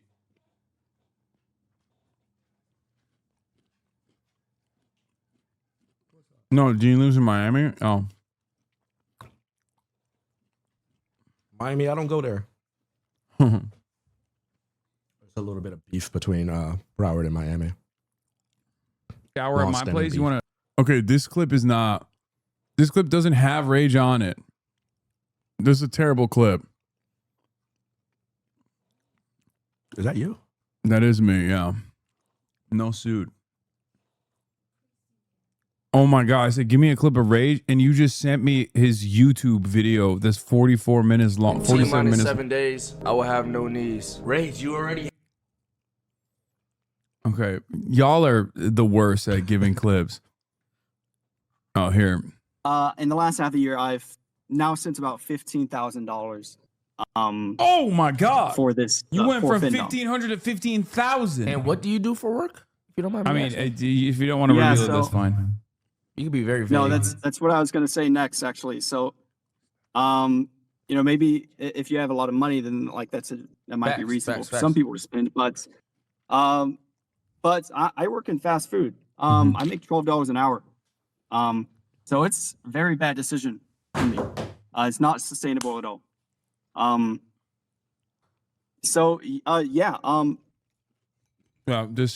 We were doing a advice segment called Chat Vice, and a 30-year-old fan admitted he spent over $15,000 in 6 months on OnlyFans, despite being a fast food worker. 15,000? Mm-hmm. Yeah, that's rough, bro. 15,000. What is this? This is my podcast co-host Austin show in Rage's neighborhood. I'm so broke. That look kind of familiar, that neighborhood, though. You hit one of these? My name is Oh, look at all that shit. Let's say one of these. Or hit one of these. Yeah. That's too much movement. Can you teach me a movement where you're moving your arms and legs in the same direction? Because I'm so uncoordinated. Once I move one, like easy shit. You know, give me some like the down, out of all the songs, you know what? Out of all the songs, you pick this one. Ready? That's Rage. That's a constituent of yours. Play this at Rage and you know Austin. who else? You know who else we have who's our constituent? Kodak Black, the rapper. Oh. He lives in Kaya City in Pompano. True. I run into Kodak all the time when I'm door knocking, when I'm just out and about. Like, are you serious? Yeah, he'll drive. He's really really visible in the community. Like one time, he scared the shit out of me. He drove by and he was just making noises and shit out the car, and I'm like, "Is that Kodak Black?" And it was. Wow. Yeah, that man is He's a legend. Yeah, he recently came out and had a very interesting take. Said him, Kendrick, and Kanye are they want to start a club called KKK. You know, because they're the true Israelites. That's what he said. Don't know how those two things are even related to one another, but you know, he's just living his own life. You know, KKK and Israelites. I don't know. I don't think that goes together. Yeah, but this was Rage. I took my gay homie to the hood. That was the video. We just saw a clip from that stream that they did together. Austin is the gay homie. The dude in the middle. Yeah, he's my podcast co-host. He's gay. I'm gay and Lebanese. That's what he sounds like. He also sometimes says stuff like this. I hate white people. I hate white people. Really messed up. He's a little bit racist to white people. Self-hating white? Yeah. Well, he's Lebanese. Okay. There's a bit Lebanese American population in Florida, by the way. You know, like half our politicians are actually Lebanese. I know. I have a secret Lebanese. It's not a secret Jewish conspiracy. It's a secret Lebanese conspiracy. Actually. Okay. Judge Jeanine Pirro. Did you know she's Lebanese? I did not. There you go. There are hella Lebanese people in key positions of power in this country, and nobody knows they're Lebanese. I need to check and see if I'm Lebanese. Clavicular, he's in Miami, I think. Yeah, Clavicular's in Miami. He can't stay out of trouble right now. Clavicular too. Yeah, not just check and see if I'm Lebanese. You know who else is Lebanese? Erica Kirk. Really? Yeah. Yeah. Are you all Lebanese, or is it like one Lebanese guy in a trench coat pretending to be everybody? I'm telling you, there are a lot of people. No, Erica Kirk is like half Lebanese and half Polish, I think. But yeah, he's there are a lot of people who are Lebanese that you would. There's a whole Wikipedia Lebanese American. Okay, let's look it up. Actually, now I'm gonna look it especially up. in freaking Florida, is everybody. Charlie Chris. He's in Broward. Did you just say Broward? Broward. I'm sorry for that. Broward. Oh my God. Oh yeah, BSO would get you. Someone said Drewski Lebanese. Okay, that's not true. Drewski can't. I'm gonna look it up.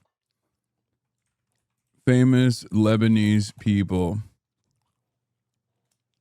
List. What the hell? List of Lebanese people.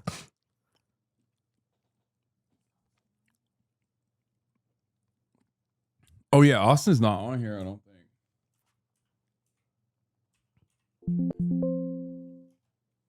Yeah, Austin's not on here. Why would he be? A lot of writers and a lot of poets, fashion designers, dancers. Let's go to politicians. Where are the politicians at? Mia Khalifa, but we know that already. Let's see. Why am I looking at this? I don't even know how I got here.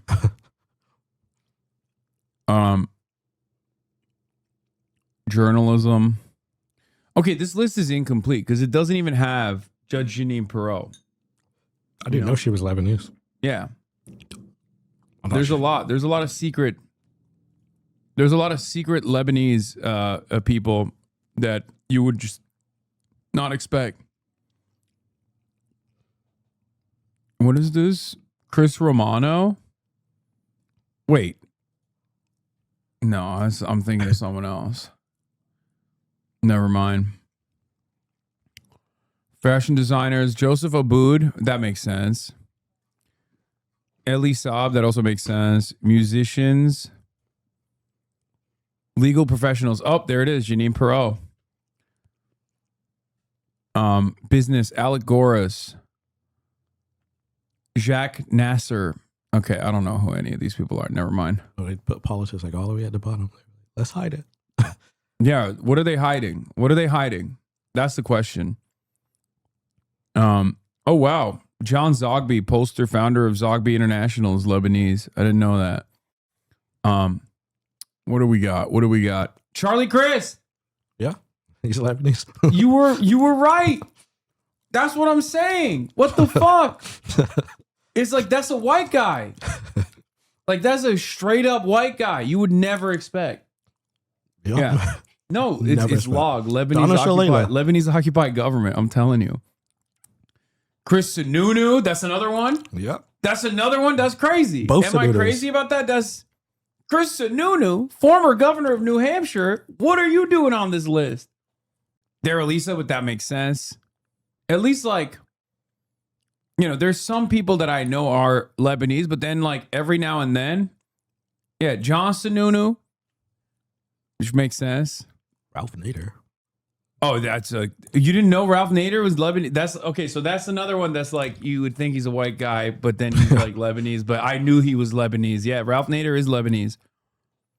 Yeah, it's crazy. There's probably like 500 more they didn't list.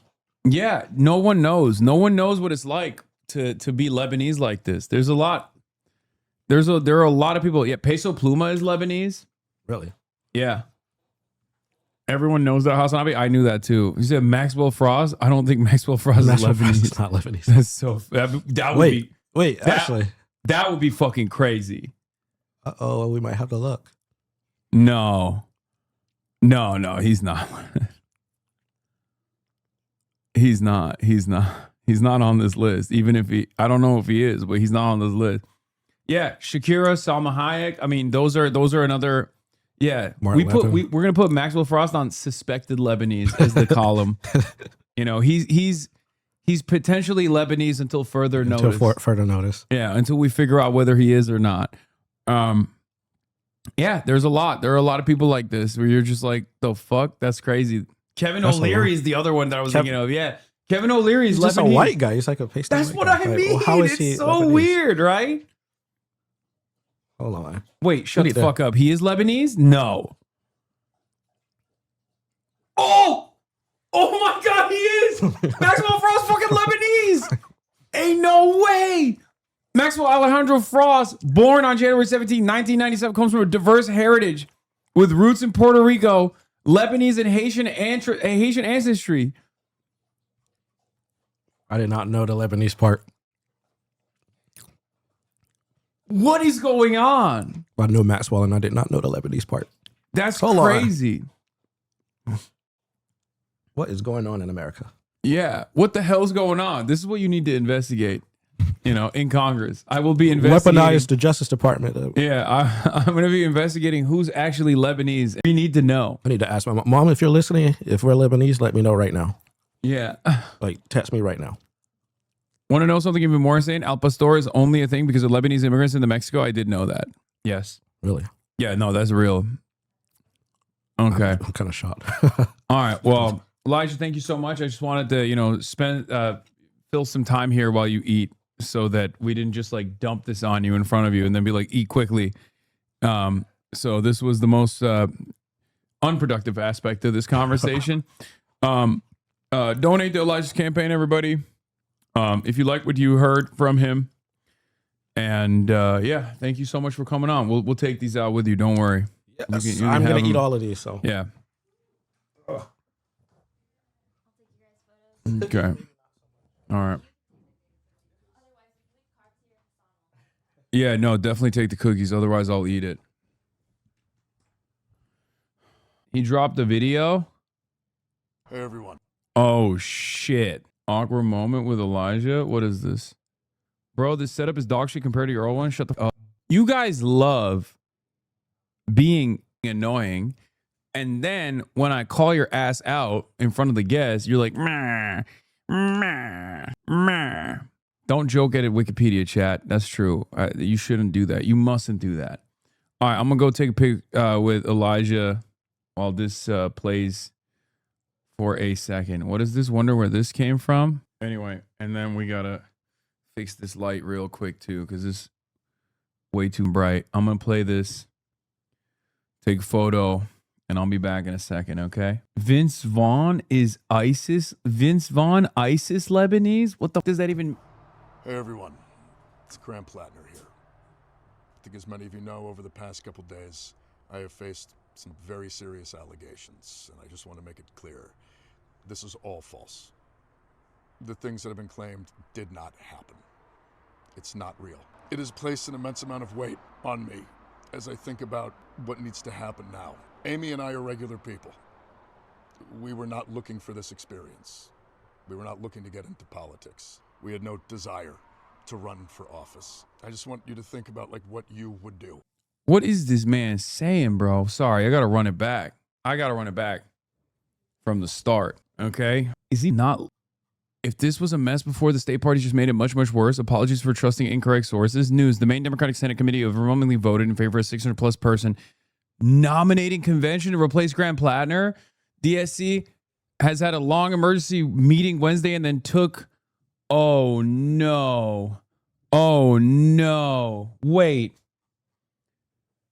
They are doing it. They're doing the damn thing. They're doing the... Oh, no. That's crazy. Oh, my God. It's Mamala time. Oh, my God. It's Mamala Harris. Talk about a party that never learns this goddamn lesson, bro. How incredible. Oh, my God. What's up? Do we just not want? Do we just not? What's going on? Do they just not want to win? What's happening? Hey, everyone. It's Graham Platner here. I think as many of you know, over the past couple days, I have faced some very serious allegations, and I just want to make it clear. This is all false. The things that have been claimed did not happen. It's not real. It has placed an immense amount of weight on me as I think about what needs to happen now. Amy and I are regular people. We were not looking for this experience. We were not looking to get into politics. We had no desire to run for office. I just want you to think about like what you would do as a regular person in a position where a much larger world, large forces were working against you personally to accuse you of the worst thing that a person could do, and it was not remotely true. I learned about this through press inquiries with no time to truly respond, no time for investigations before a corporate media system and the political establishment got to act as judge, jury, and executioner. Is he saying Republicans did this? No, he's saying, I think he's saying this is Israel. Like he's implying that it's Israel doing this. What the? Accusations are supposed to be the beginning of things, not the end. Oh my God, he's doing the, oh no. He's like innocent until proven guilty. That's crazy. He said, believe men. I think it's really important to understand why this is happening in the timeline, why this is happening right now. Much like October, when the first attack started, much like Lamau, believe man, Hasan. What the? I mean, I'm. And what do you? I'm joking. Like I'm making a joke about how silly this is. Like how silly this take is. This is actually nutty. This is actually a crazy situation. This is not what I think was going to happen. Holy. The news that was created the week before the primary. There is a reason that this is happening now. I only have until July 13th until I am officially the nominee. This was the last week to try to get me off of the ballot. And that's why this is occurring. It's not the false allegations, though, that have brought us to where we are. It's the fact that they are being used by the political establishment to put structural pressure on us. We live in a political system that is not built for normal people. It is a system that is built structurally to make sure that movements like ours cannot flourish, that if they begin to succeed, they can be crushed. What we have accomplished here, you made possible. The people of Maine, the volunteers, the voters, the grassroots donors. And I have all the faith in the world that we could win if we could continue to harness that. But the brutal political reality is that they are going to take everything away from us. Those in power who have the ability to do so are using these allegations as an excuse to take away all of the things that we need to run a campaign. We are... Yeah, I think he's saying the Democrats did this. Like the Democratic establishment did this. Like they pulled this last second, right before the date, you know, like leaning into a lot of the pre-existing conspiracies given the timing of it. But I don't know if he's like, I'm gonna be honest, I don't know if he's I don't know if he's denying it because he you know, he's also in legal trouble considering that, because here's the thing. Okay, here's the thing. Here's the situation. This accusation is a criminal accusation, and one that actually has plenty, if the political reporting is correct, there's no reason for me to believe it's not. There's already enough evidence to convict in court, right? And the victim has until like 2041, because it was 2021, so 20-year statute of limitations. So she has until 2041. Not really. What do you mean? I wouldn't say to convict yet, since not convict. Sorry, I should have said charge. It is hard to prosecute, but definitely enough to charge. Going to lose our ability to fundraise. We are going to lose our ability to access voter data.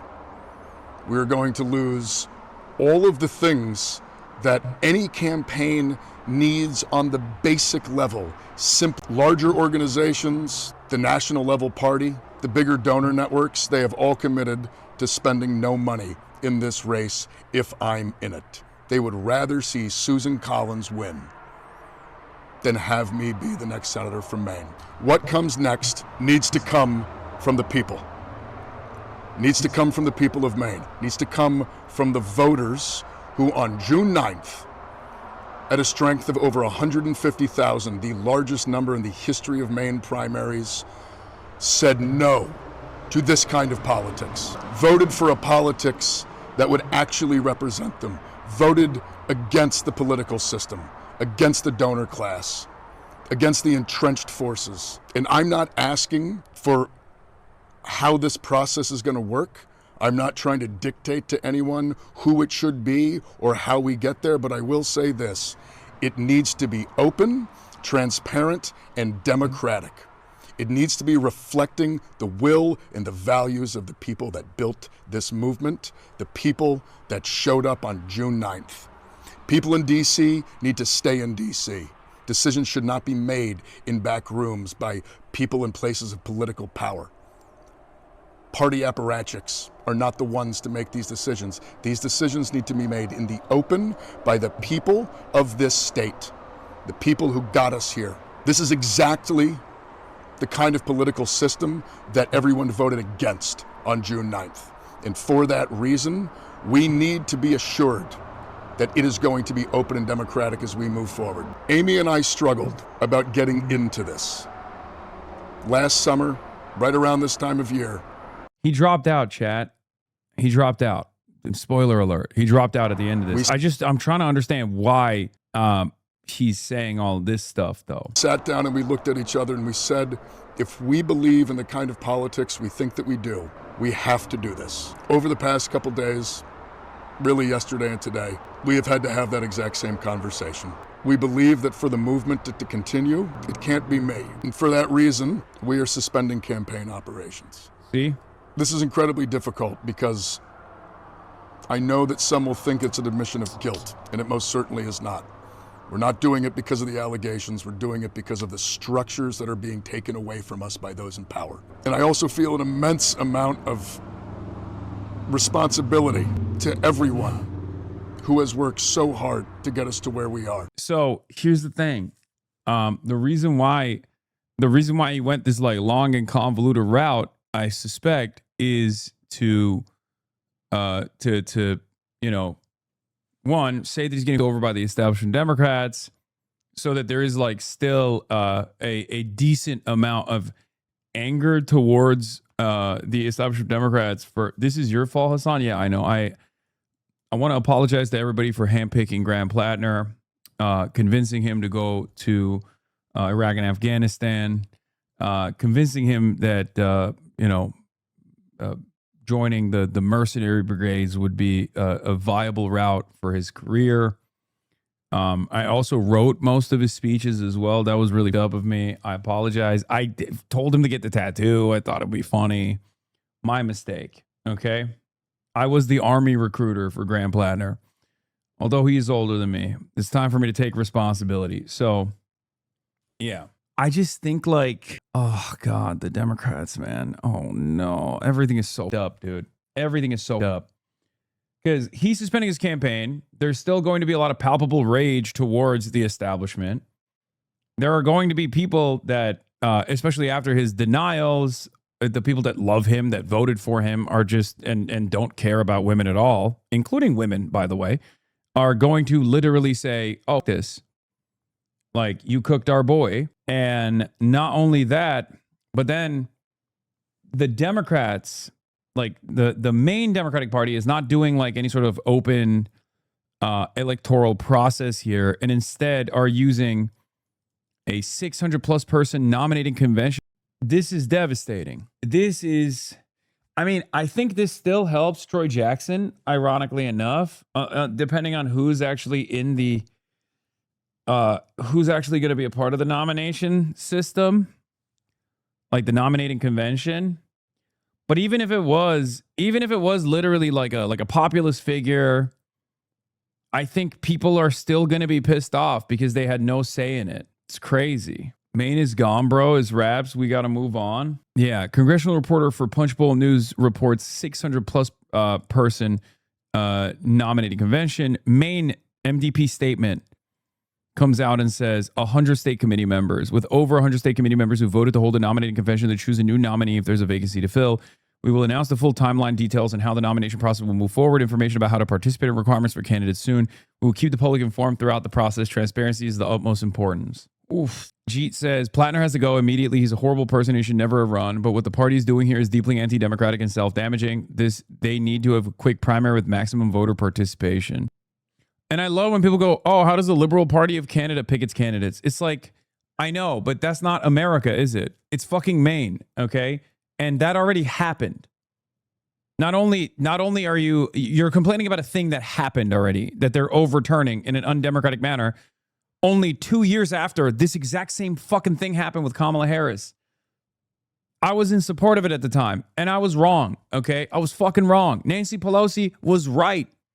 I was wrong. Do you understand? I said, right now, unless they just straight up pick a candidate and it's a continuation, and then that candidate can be a change candidate, right? Like, but it's like Kamala Harris is a perfect pick. Nancy Pelosi knew how weak Kamala Harris was, and she didn't want it. I, on the other hand, the true kingmaker, outside of the party, was in favor of Nancy Pelosi. I was fucking wrong. I admit that. We can't do that again, okay? Because it creates weak candidates, and on top of that, it creates tremendous enmity. Kamala, you mean? Wait, what did I say? What did I say? Oh, I said Nancy Pelosi. Yes, Nancy Pelosi was right. She wanted a primary. She wanted a fast primary. The establishment Democrats and myself went with Kamala Harris, okay? I thought that it would be fast and the speed in which the new candidate came in would show that the party was united. There isn't enough time to have another primary. Yes, there is. Every delegate seat in Maine convention would trace back to how actual primary voters cast their ballots on June 9th, Bangor Daily News says, meaning most delegates would probably vote for Troy Jackson. Maine Democrats poised to run a convention for Senate. The state party could have decided that any process that didn't allow voters to get a say would be fatally compromised. It did not.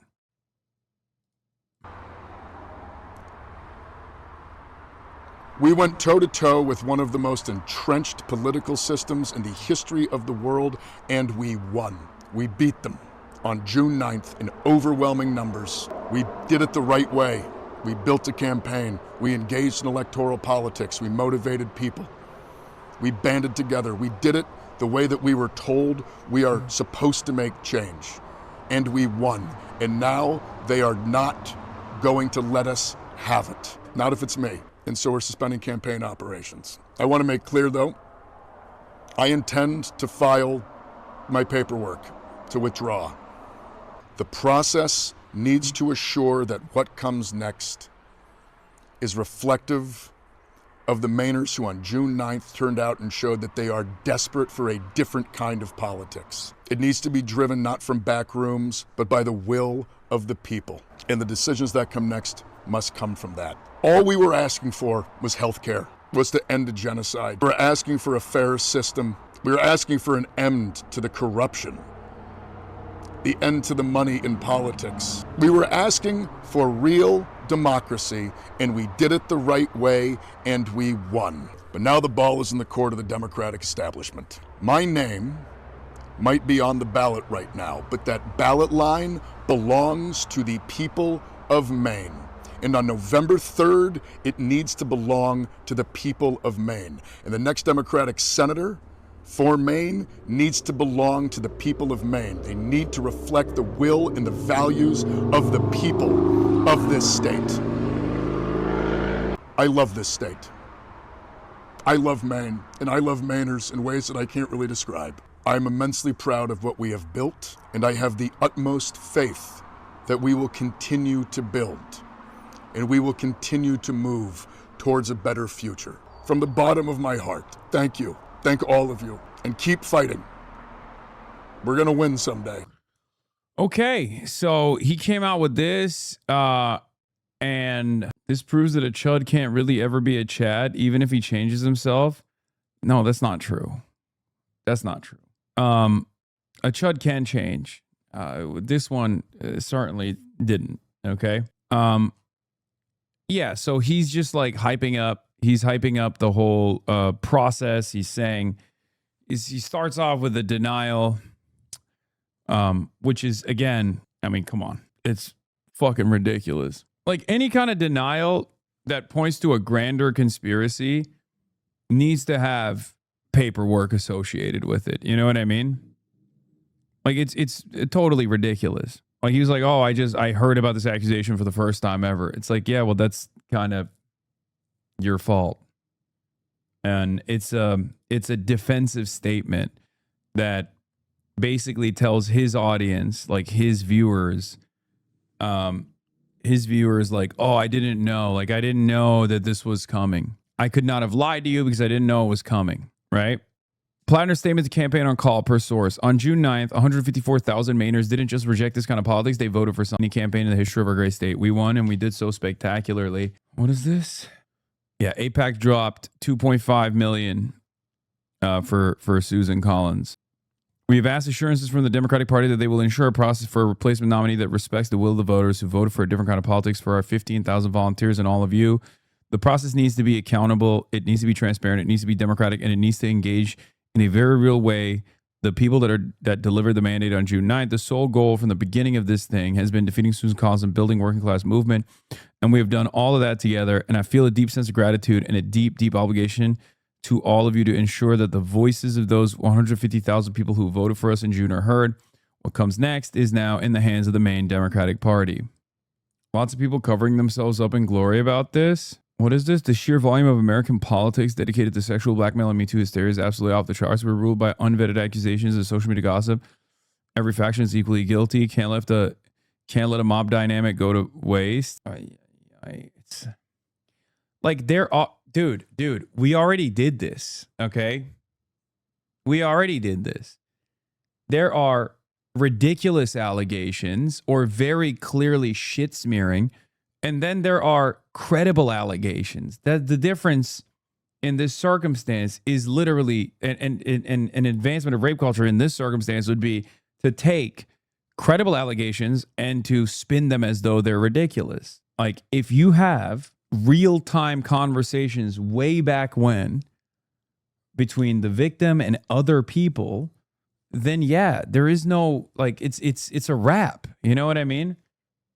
That's why I said this is like it would be difficult to convict a rape charge regardless, but like, as far as allegations hold weight, this one is fairly reliable and is enough to charge for sure. Like, there's enough evidence there to charge. What is this? Yeah, and Platner dropped out with a video poisoning the well for Dems, Western standoff, and they've both just shot each other. The Dem establishment just voted to let themselves choose the nominee if Platner drops out. Some think they're opposing a Platner preferred candidate when they're actually opposing a 156,000 voter preferred platform. You need that platform that won in a landslide to beat Collins. And then I think Platner's like dropout take is an atom bomb. He concocted the perfect statement that is designed to get a lot of his fucking fans, a lot of his voters to feel slighted, to feel frustrated. It was a face-saving operation for himself, narcissistic through and through, all the way to the bitter end. Okay? And the consequences of that are going to be unbelievable. Because if you had 156,000 people that voted for him, right? There is to get like at least 100,000 of those guys to vote for whoever in the general. Okay. Graham Platner's dropout statement ensured that it'll be at most like 50,000 of those 150,000 that will vote for whoever the DNC picks. That number drops to 0 if it's like Janet Mills. Doesn't it force the Democratic Party to choose someone with similar policies to Platner? I don't think that this actually applies pressure to the Democrats to do that. Because I think most of this, especially the straightforward denial from the start, you know, Niall Stanaj says, Graham Platner announced just moments ago he's ending Senate bids. Argued just hours before there's a huge distinction between Platner personally under grave suspicion and discredited. The ideas he ran on, popular, not at all discredited. I agree with this assessment. I have been saying this exact same thing. And yet, people see that as an endorsement of Graham Platner, the person, and not the platform for some weird reason. Some refuse to see the platform on purpose because they're in opposition to the platform. They don't give a fuck about Graham Platner, the person. They just despise left populism. Okay, there are a lot of opportunists. There are a lot of opportunists who are taking advantage of the situation to basically universalize like any kind of Bernie association as being the same guy as Graham Platner. Because they hate the Bernie-crats, they hate left populism, they hate the Democratic Socialists of America.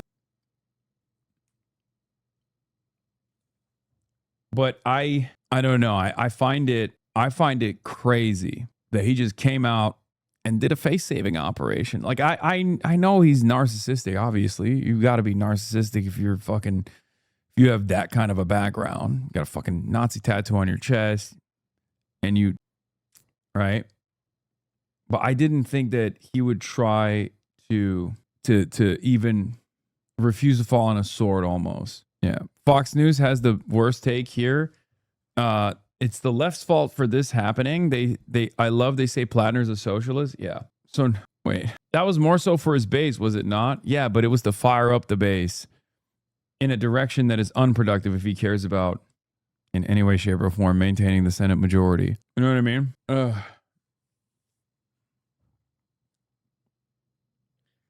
I already covered the Trump take on Platner. Yeah, this is... I covered it. I said Donald Trump's going to replace Pete Hegseth with Platner now that he's got a credible rape allegation.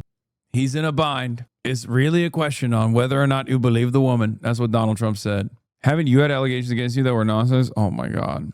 Dude, this isn't like another politician pointing the finger at Platner and just like defaming them. This is a victim. Genuinely though, your take makes no sense. Like, what's the guy going to say? Yeah, I raped that woman and now my support should support Troy Jackson. Actually present. That would have been the right. No, he should have said, I've let all of you down.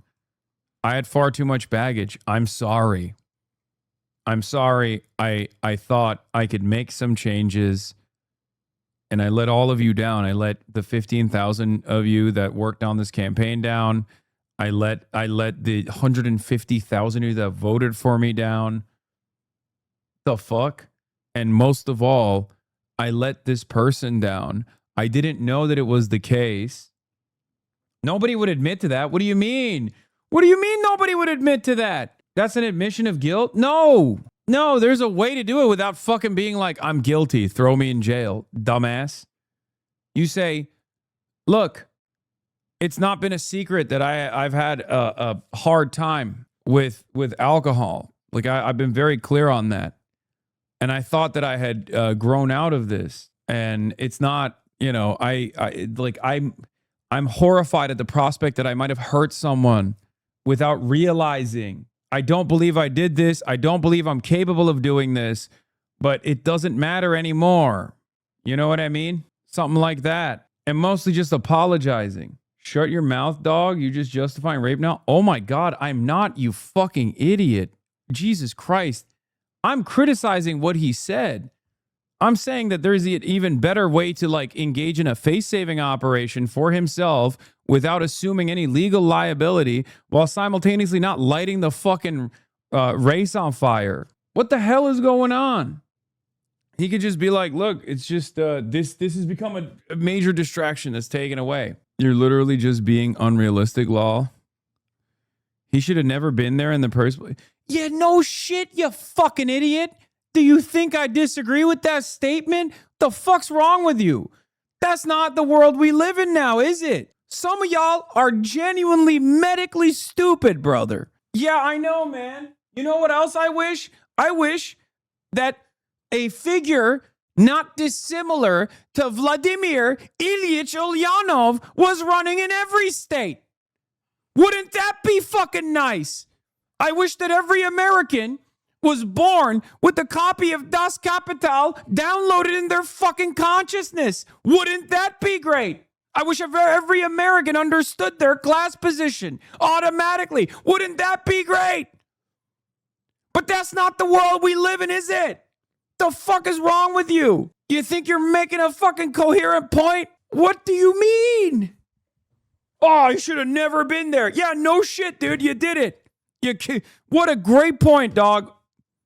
Congratulations. Case closed. Anyway. No matter what you say about this, 30% of people are only prepared to hear what they want. Sexual assault, sexual violence turn off the ability for many to bypass reason, empathy, and understanding. As a survivor advocate, I've learned to let those voices just rage at the walls and get on with the work. It's just wild because he mathematically delivered, in my opinion, one of the worst things he could have delivered as a concession, as a suspension speech. Because he's just going to galvanize the people that are in his base of support into thinking that he got fucked over, he got rat fucked, and then they're just never going to vote for anybody else. Okay? So if your goal is a better, charting a better future in any way, shape, or form, if you weren't going to go out like the narcissist that you are, you're supposed to fucking eat it.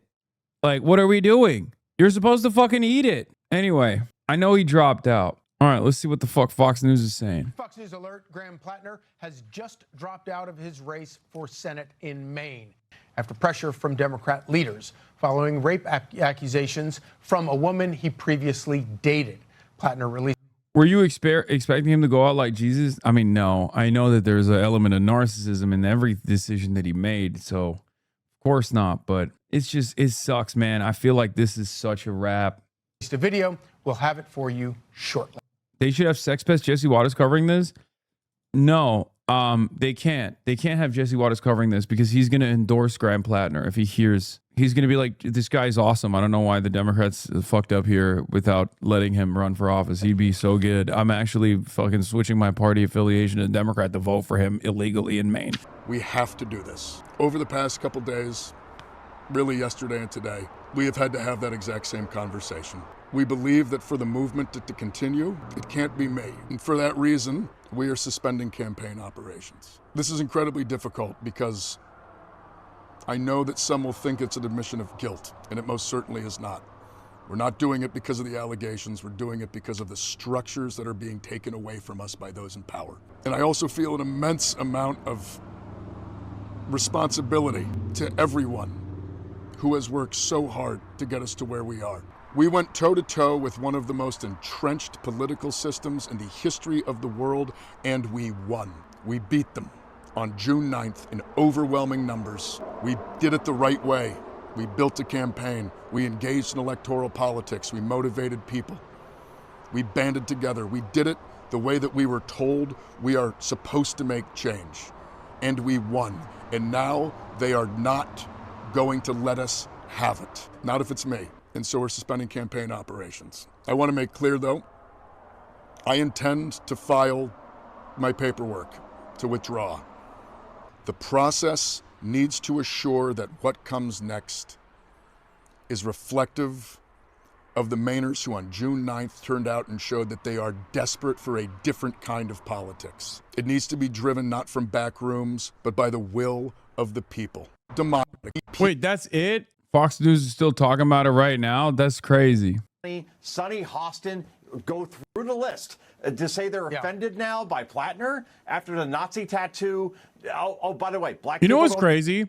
Fox News, Neera Tanden, and all the people that are like, bro, you love Graham Platner, but Wokley and Blue Sky, every single person is saying the same thing right now. Every single person. It's so crazy. And there's like maybe 10 people who have a valid reason for a critique. It's incredible. They still supported him. Democrats did. Just take all seats on this one. Democrats have lost whatever perception they had. They just in the have lower a round camera whatsoever, outside of his Charlie, house? and What they the know it. fuck? And consequences. It would have all been worth it if it meant that all those people would shut up, but they won't shut up. They'll just keep moralizing. You know, one of the things Graham Platner talked about when he wasn't getting choked up and crying on the side of the road there was he talked about the timeline and the significance of the timeline, and he noted that the deadline is next Monday for him to quit the race, to suspend the race. That is, he does have a point there, but there's also another timeline that he didn't talk about, and that is that when you look at the polling, I think the real reason the Democrat Party moved against him wasn't these new allegations. I think the new allegations came out because they looked at the polling and Bro's getting the HasanAbi treatment.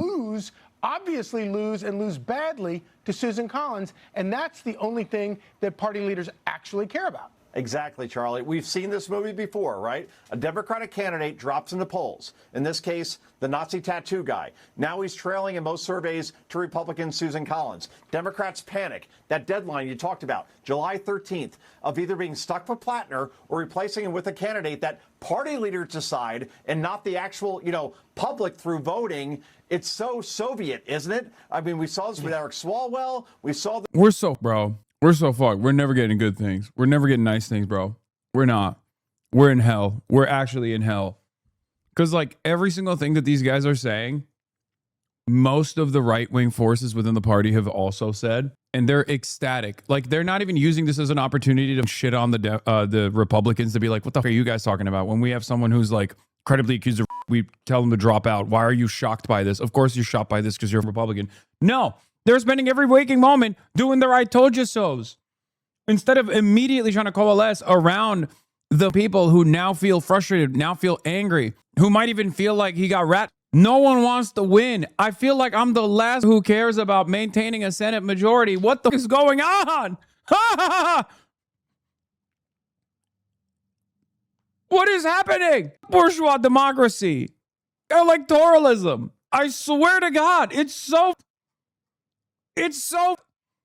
I dipped my little toes into it for half of a goddamn year during the midterms, and I cannot believe it. Democratic centralism is the only way to go forward.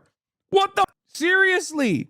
What is happening? Like, why is there no party discipline? The Democrats are literally more focused on getting a W on their left flank right now at this moment, instead of just getting their shit in order and literally being like, we have to captivate this populist energy. We have to make sure that like 154,000 voters voted for this guy, even in spite of the red flags. We have to do something about that. We have to take that energy and harness it and hopefully find an acceptable substitute so we can defeat Susan Collins In no time, they're like, nope, nobody cares. Nobody wants to win. His decision in a video posted to social media tonight that he is suspending his campaign. What is happening? Oyster farmer and Marine veteran whose populist platform packed town halls. This is 2 years. This is 2 years after the Kamala defeat. It's mind-boggling. 2 years. 2 years after the Kamala defeat. Is it really surprising? I mean, this degree of incompetence is actually straight up surprising. And before people clip my previous statements about, bourgeois democracy, whatever, I'm joking, okay? I'm obviously still trying to do my very best with the readily available options. But goddamn, is it exhausting. Holy shit. Maine. It belongs to the people of Maine to decide who gets a chance to go up against Susan Collins. It does not belong to Graham Platner solely. And yet he has made his decision to suspend his campaign despite the fact that in his video, which was fairly lengthy, I want to say it was more than 11 minutes long, he still feels very strongly that his is a platform that speaks to all Mainers, and he is defiant tonight and railing against the Democratic Party. I'll be honest, even in their worst moments, the Republicans are so much more united all the time. It's kind of crazy. And I guess that's why they win. Quit endorsing him, Hasan. It's over. Give it up. I'm endorsing him extra hard. It's kind of wild. Yeah, I'm the lone soldier. I'm the guy who endorses him after the fact. Me and Donald Trump, who, by the way, has numerous credible rape accusations.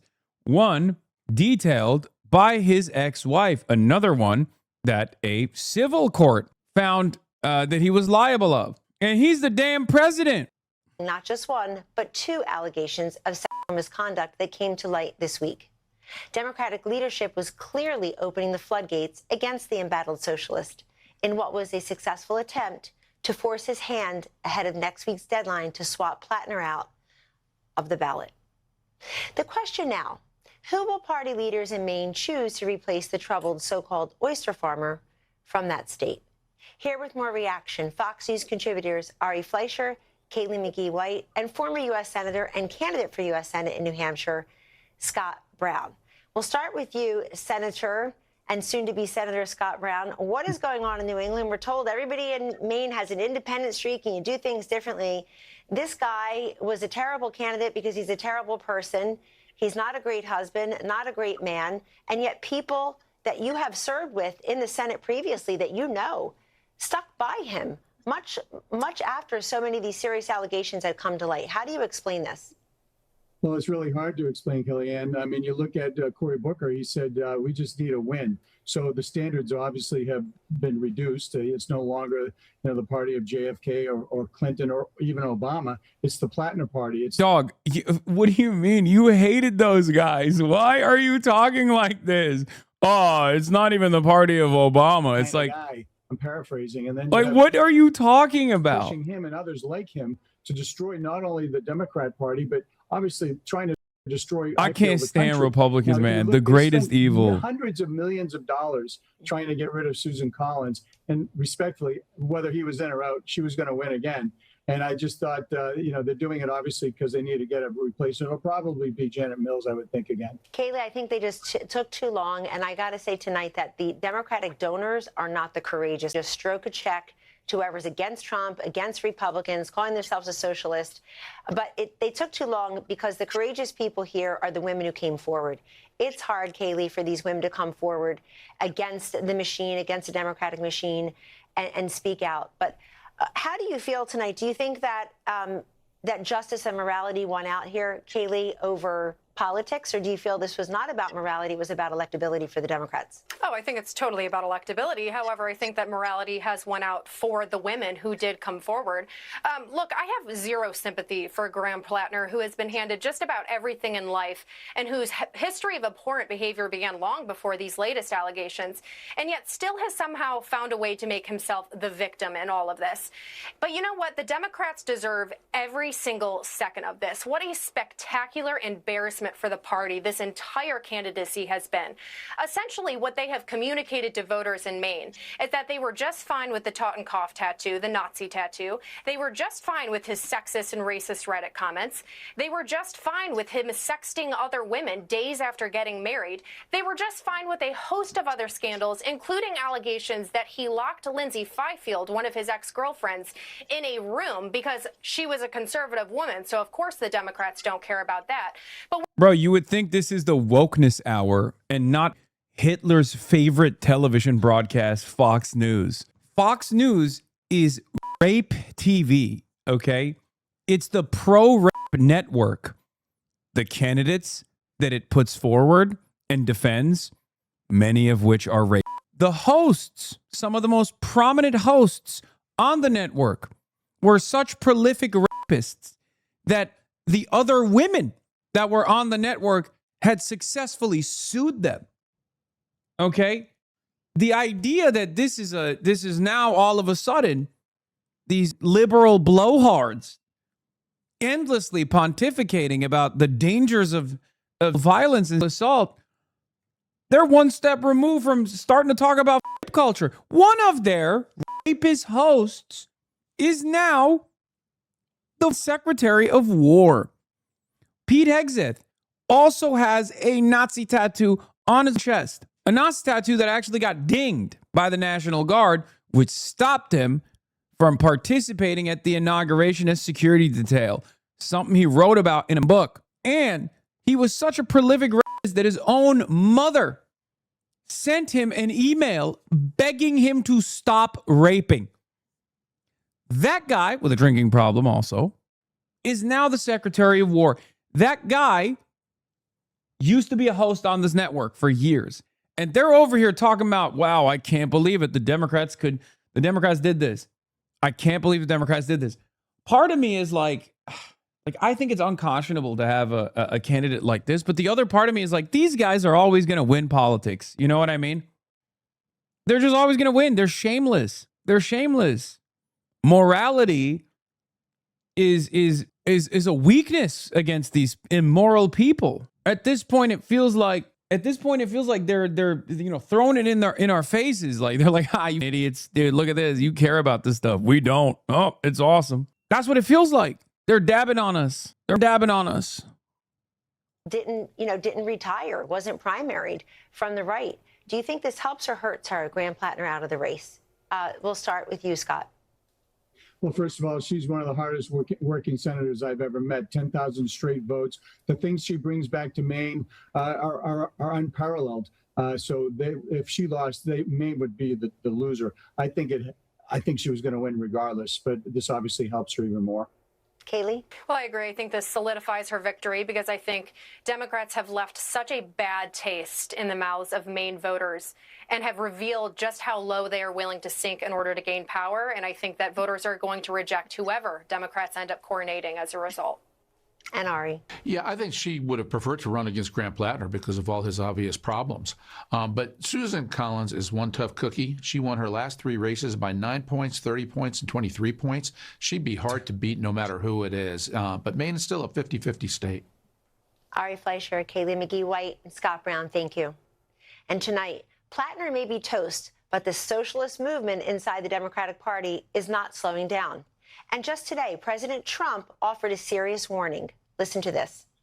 Communism's a disaster. It's been proven to be for thousands of years under different names, but same thing. One thing that happens when you go communist comes back, you die in squalor. You die a horrible death. You die in squalor, and it gets very evil and very nasty.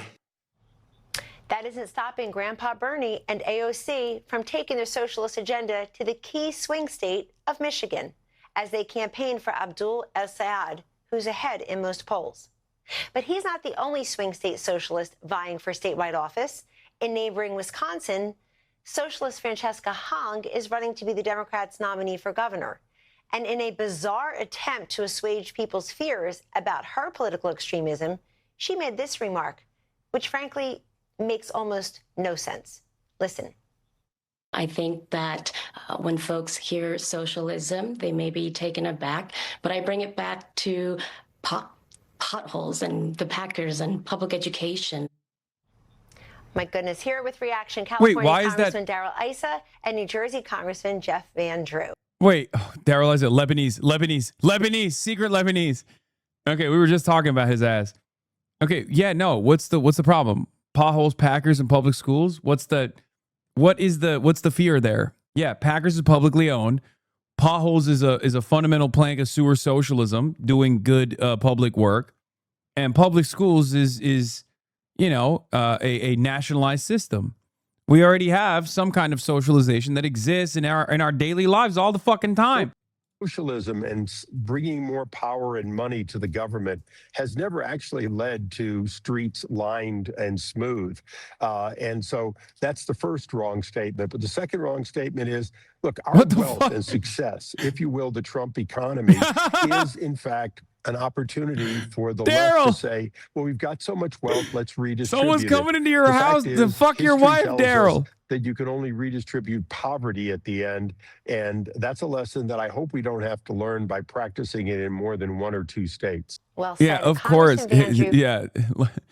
Let this guy tell you how socialism has never worked from his beachfront property. Jesus Christ. Moments from the first term is walking you over to the residence so you can tell President Trump you were going to switch from the Democrat to Republican Party.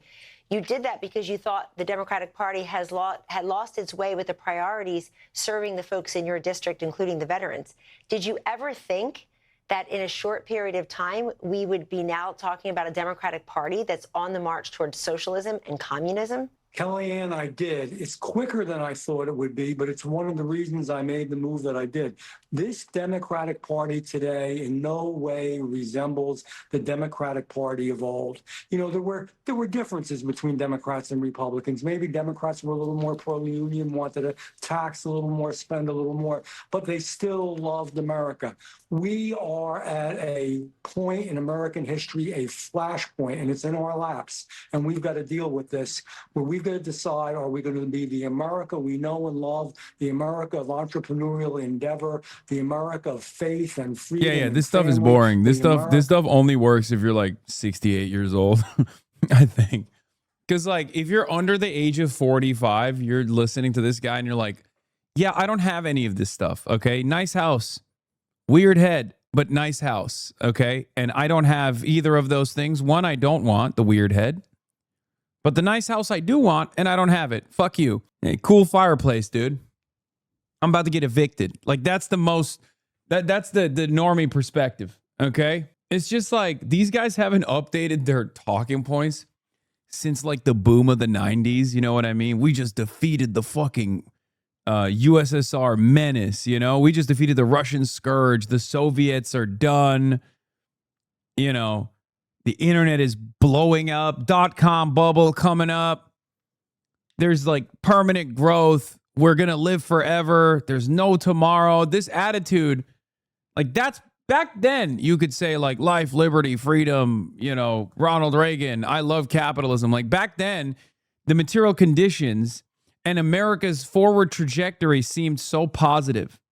Pre-NAFTA America, right? You can't make that argument in the post-NAFTA America in 2026.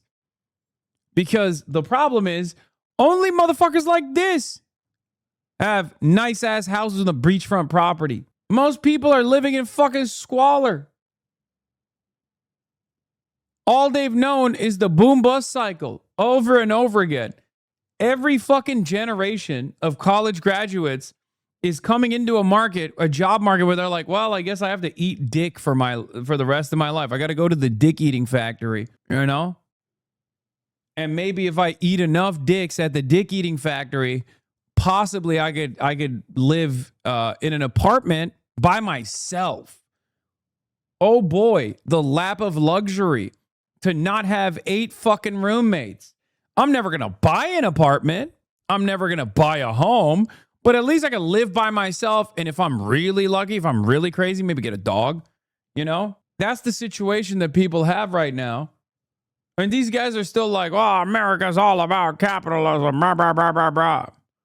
You're rich though? Yeah, I'm not talking about myself. Dog, I literally win the lottery every fucking day of the week, okay? every day of my life, I win the lottery. Do you think that's what it should take for you to have a fucking home? You stupid fuck. You stupid idiot. What a fucking brilliant point you made. That's my argument. My argument is it shouldn't take for someone to be unbelievably fortunate, okay? To not just win the lottery once, but to win the lottery pretty much every day of the fucking week. It's crazy. But of course, there are dumb fucking morons like you that go, "Puh, rich guy, says you." Yeah, I know, dude. I know. That's crazy. Okay, and what do you mean? Like, what kind of stupid fucking argument is this? I'm saying you deserve more, and you turn around and you go, "Puh, shut up, rich guy. Rather be an America-loving homeless guy than you, a capitalism-hating hypocrite." It's crazy. When I was broke and I said the same shit, people said I was a fucking jealous baby. Now that I'm financially well off and I say the same exact shit, they say, "Oh, you're a hypocrite." There are those amongst us who don't want people to get better things, to get nicer things. They don't want a better future. It's crazy. It don't make no damn sense. Stop asking for a better life for the working class. We don't deserve it. Okay, I'm done. Chatter could be in here sick, okay, about to die. And I'm sitting here being like, there's a cure out there. We can seize it. And the motherfucker would be like, excuse me, healthy guy. How about you shut your healthy ass up and let me fucking die? Thank you, man. You made a brilliant point. I mean, what do I say at that point? Sorry, don't want to hear from your healthy ass about no damn cure that I can have for my damn disease. What kind of point are you making? Yeah, shut up, Hellvoid. An ill person is speaking.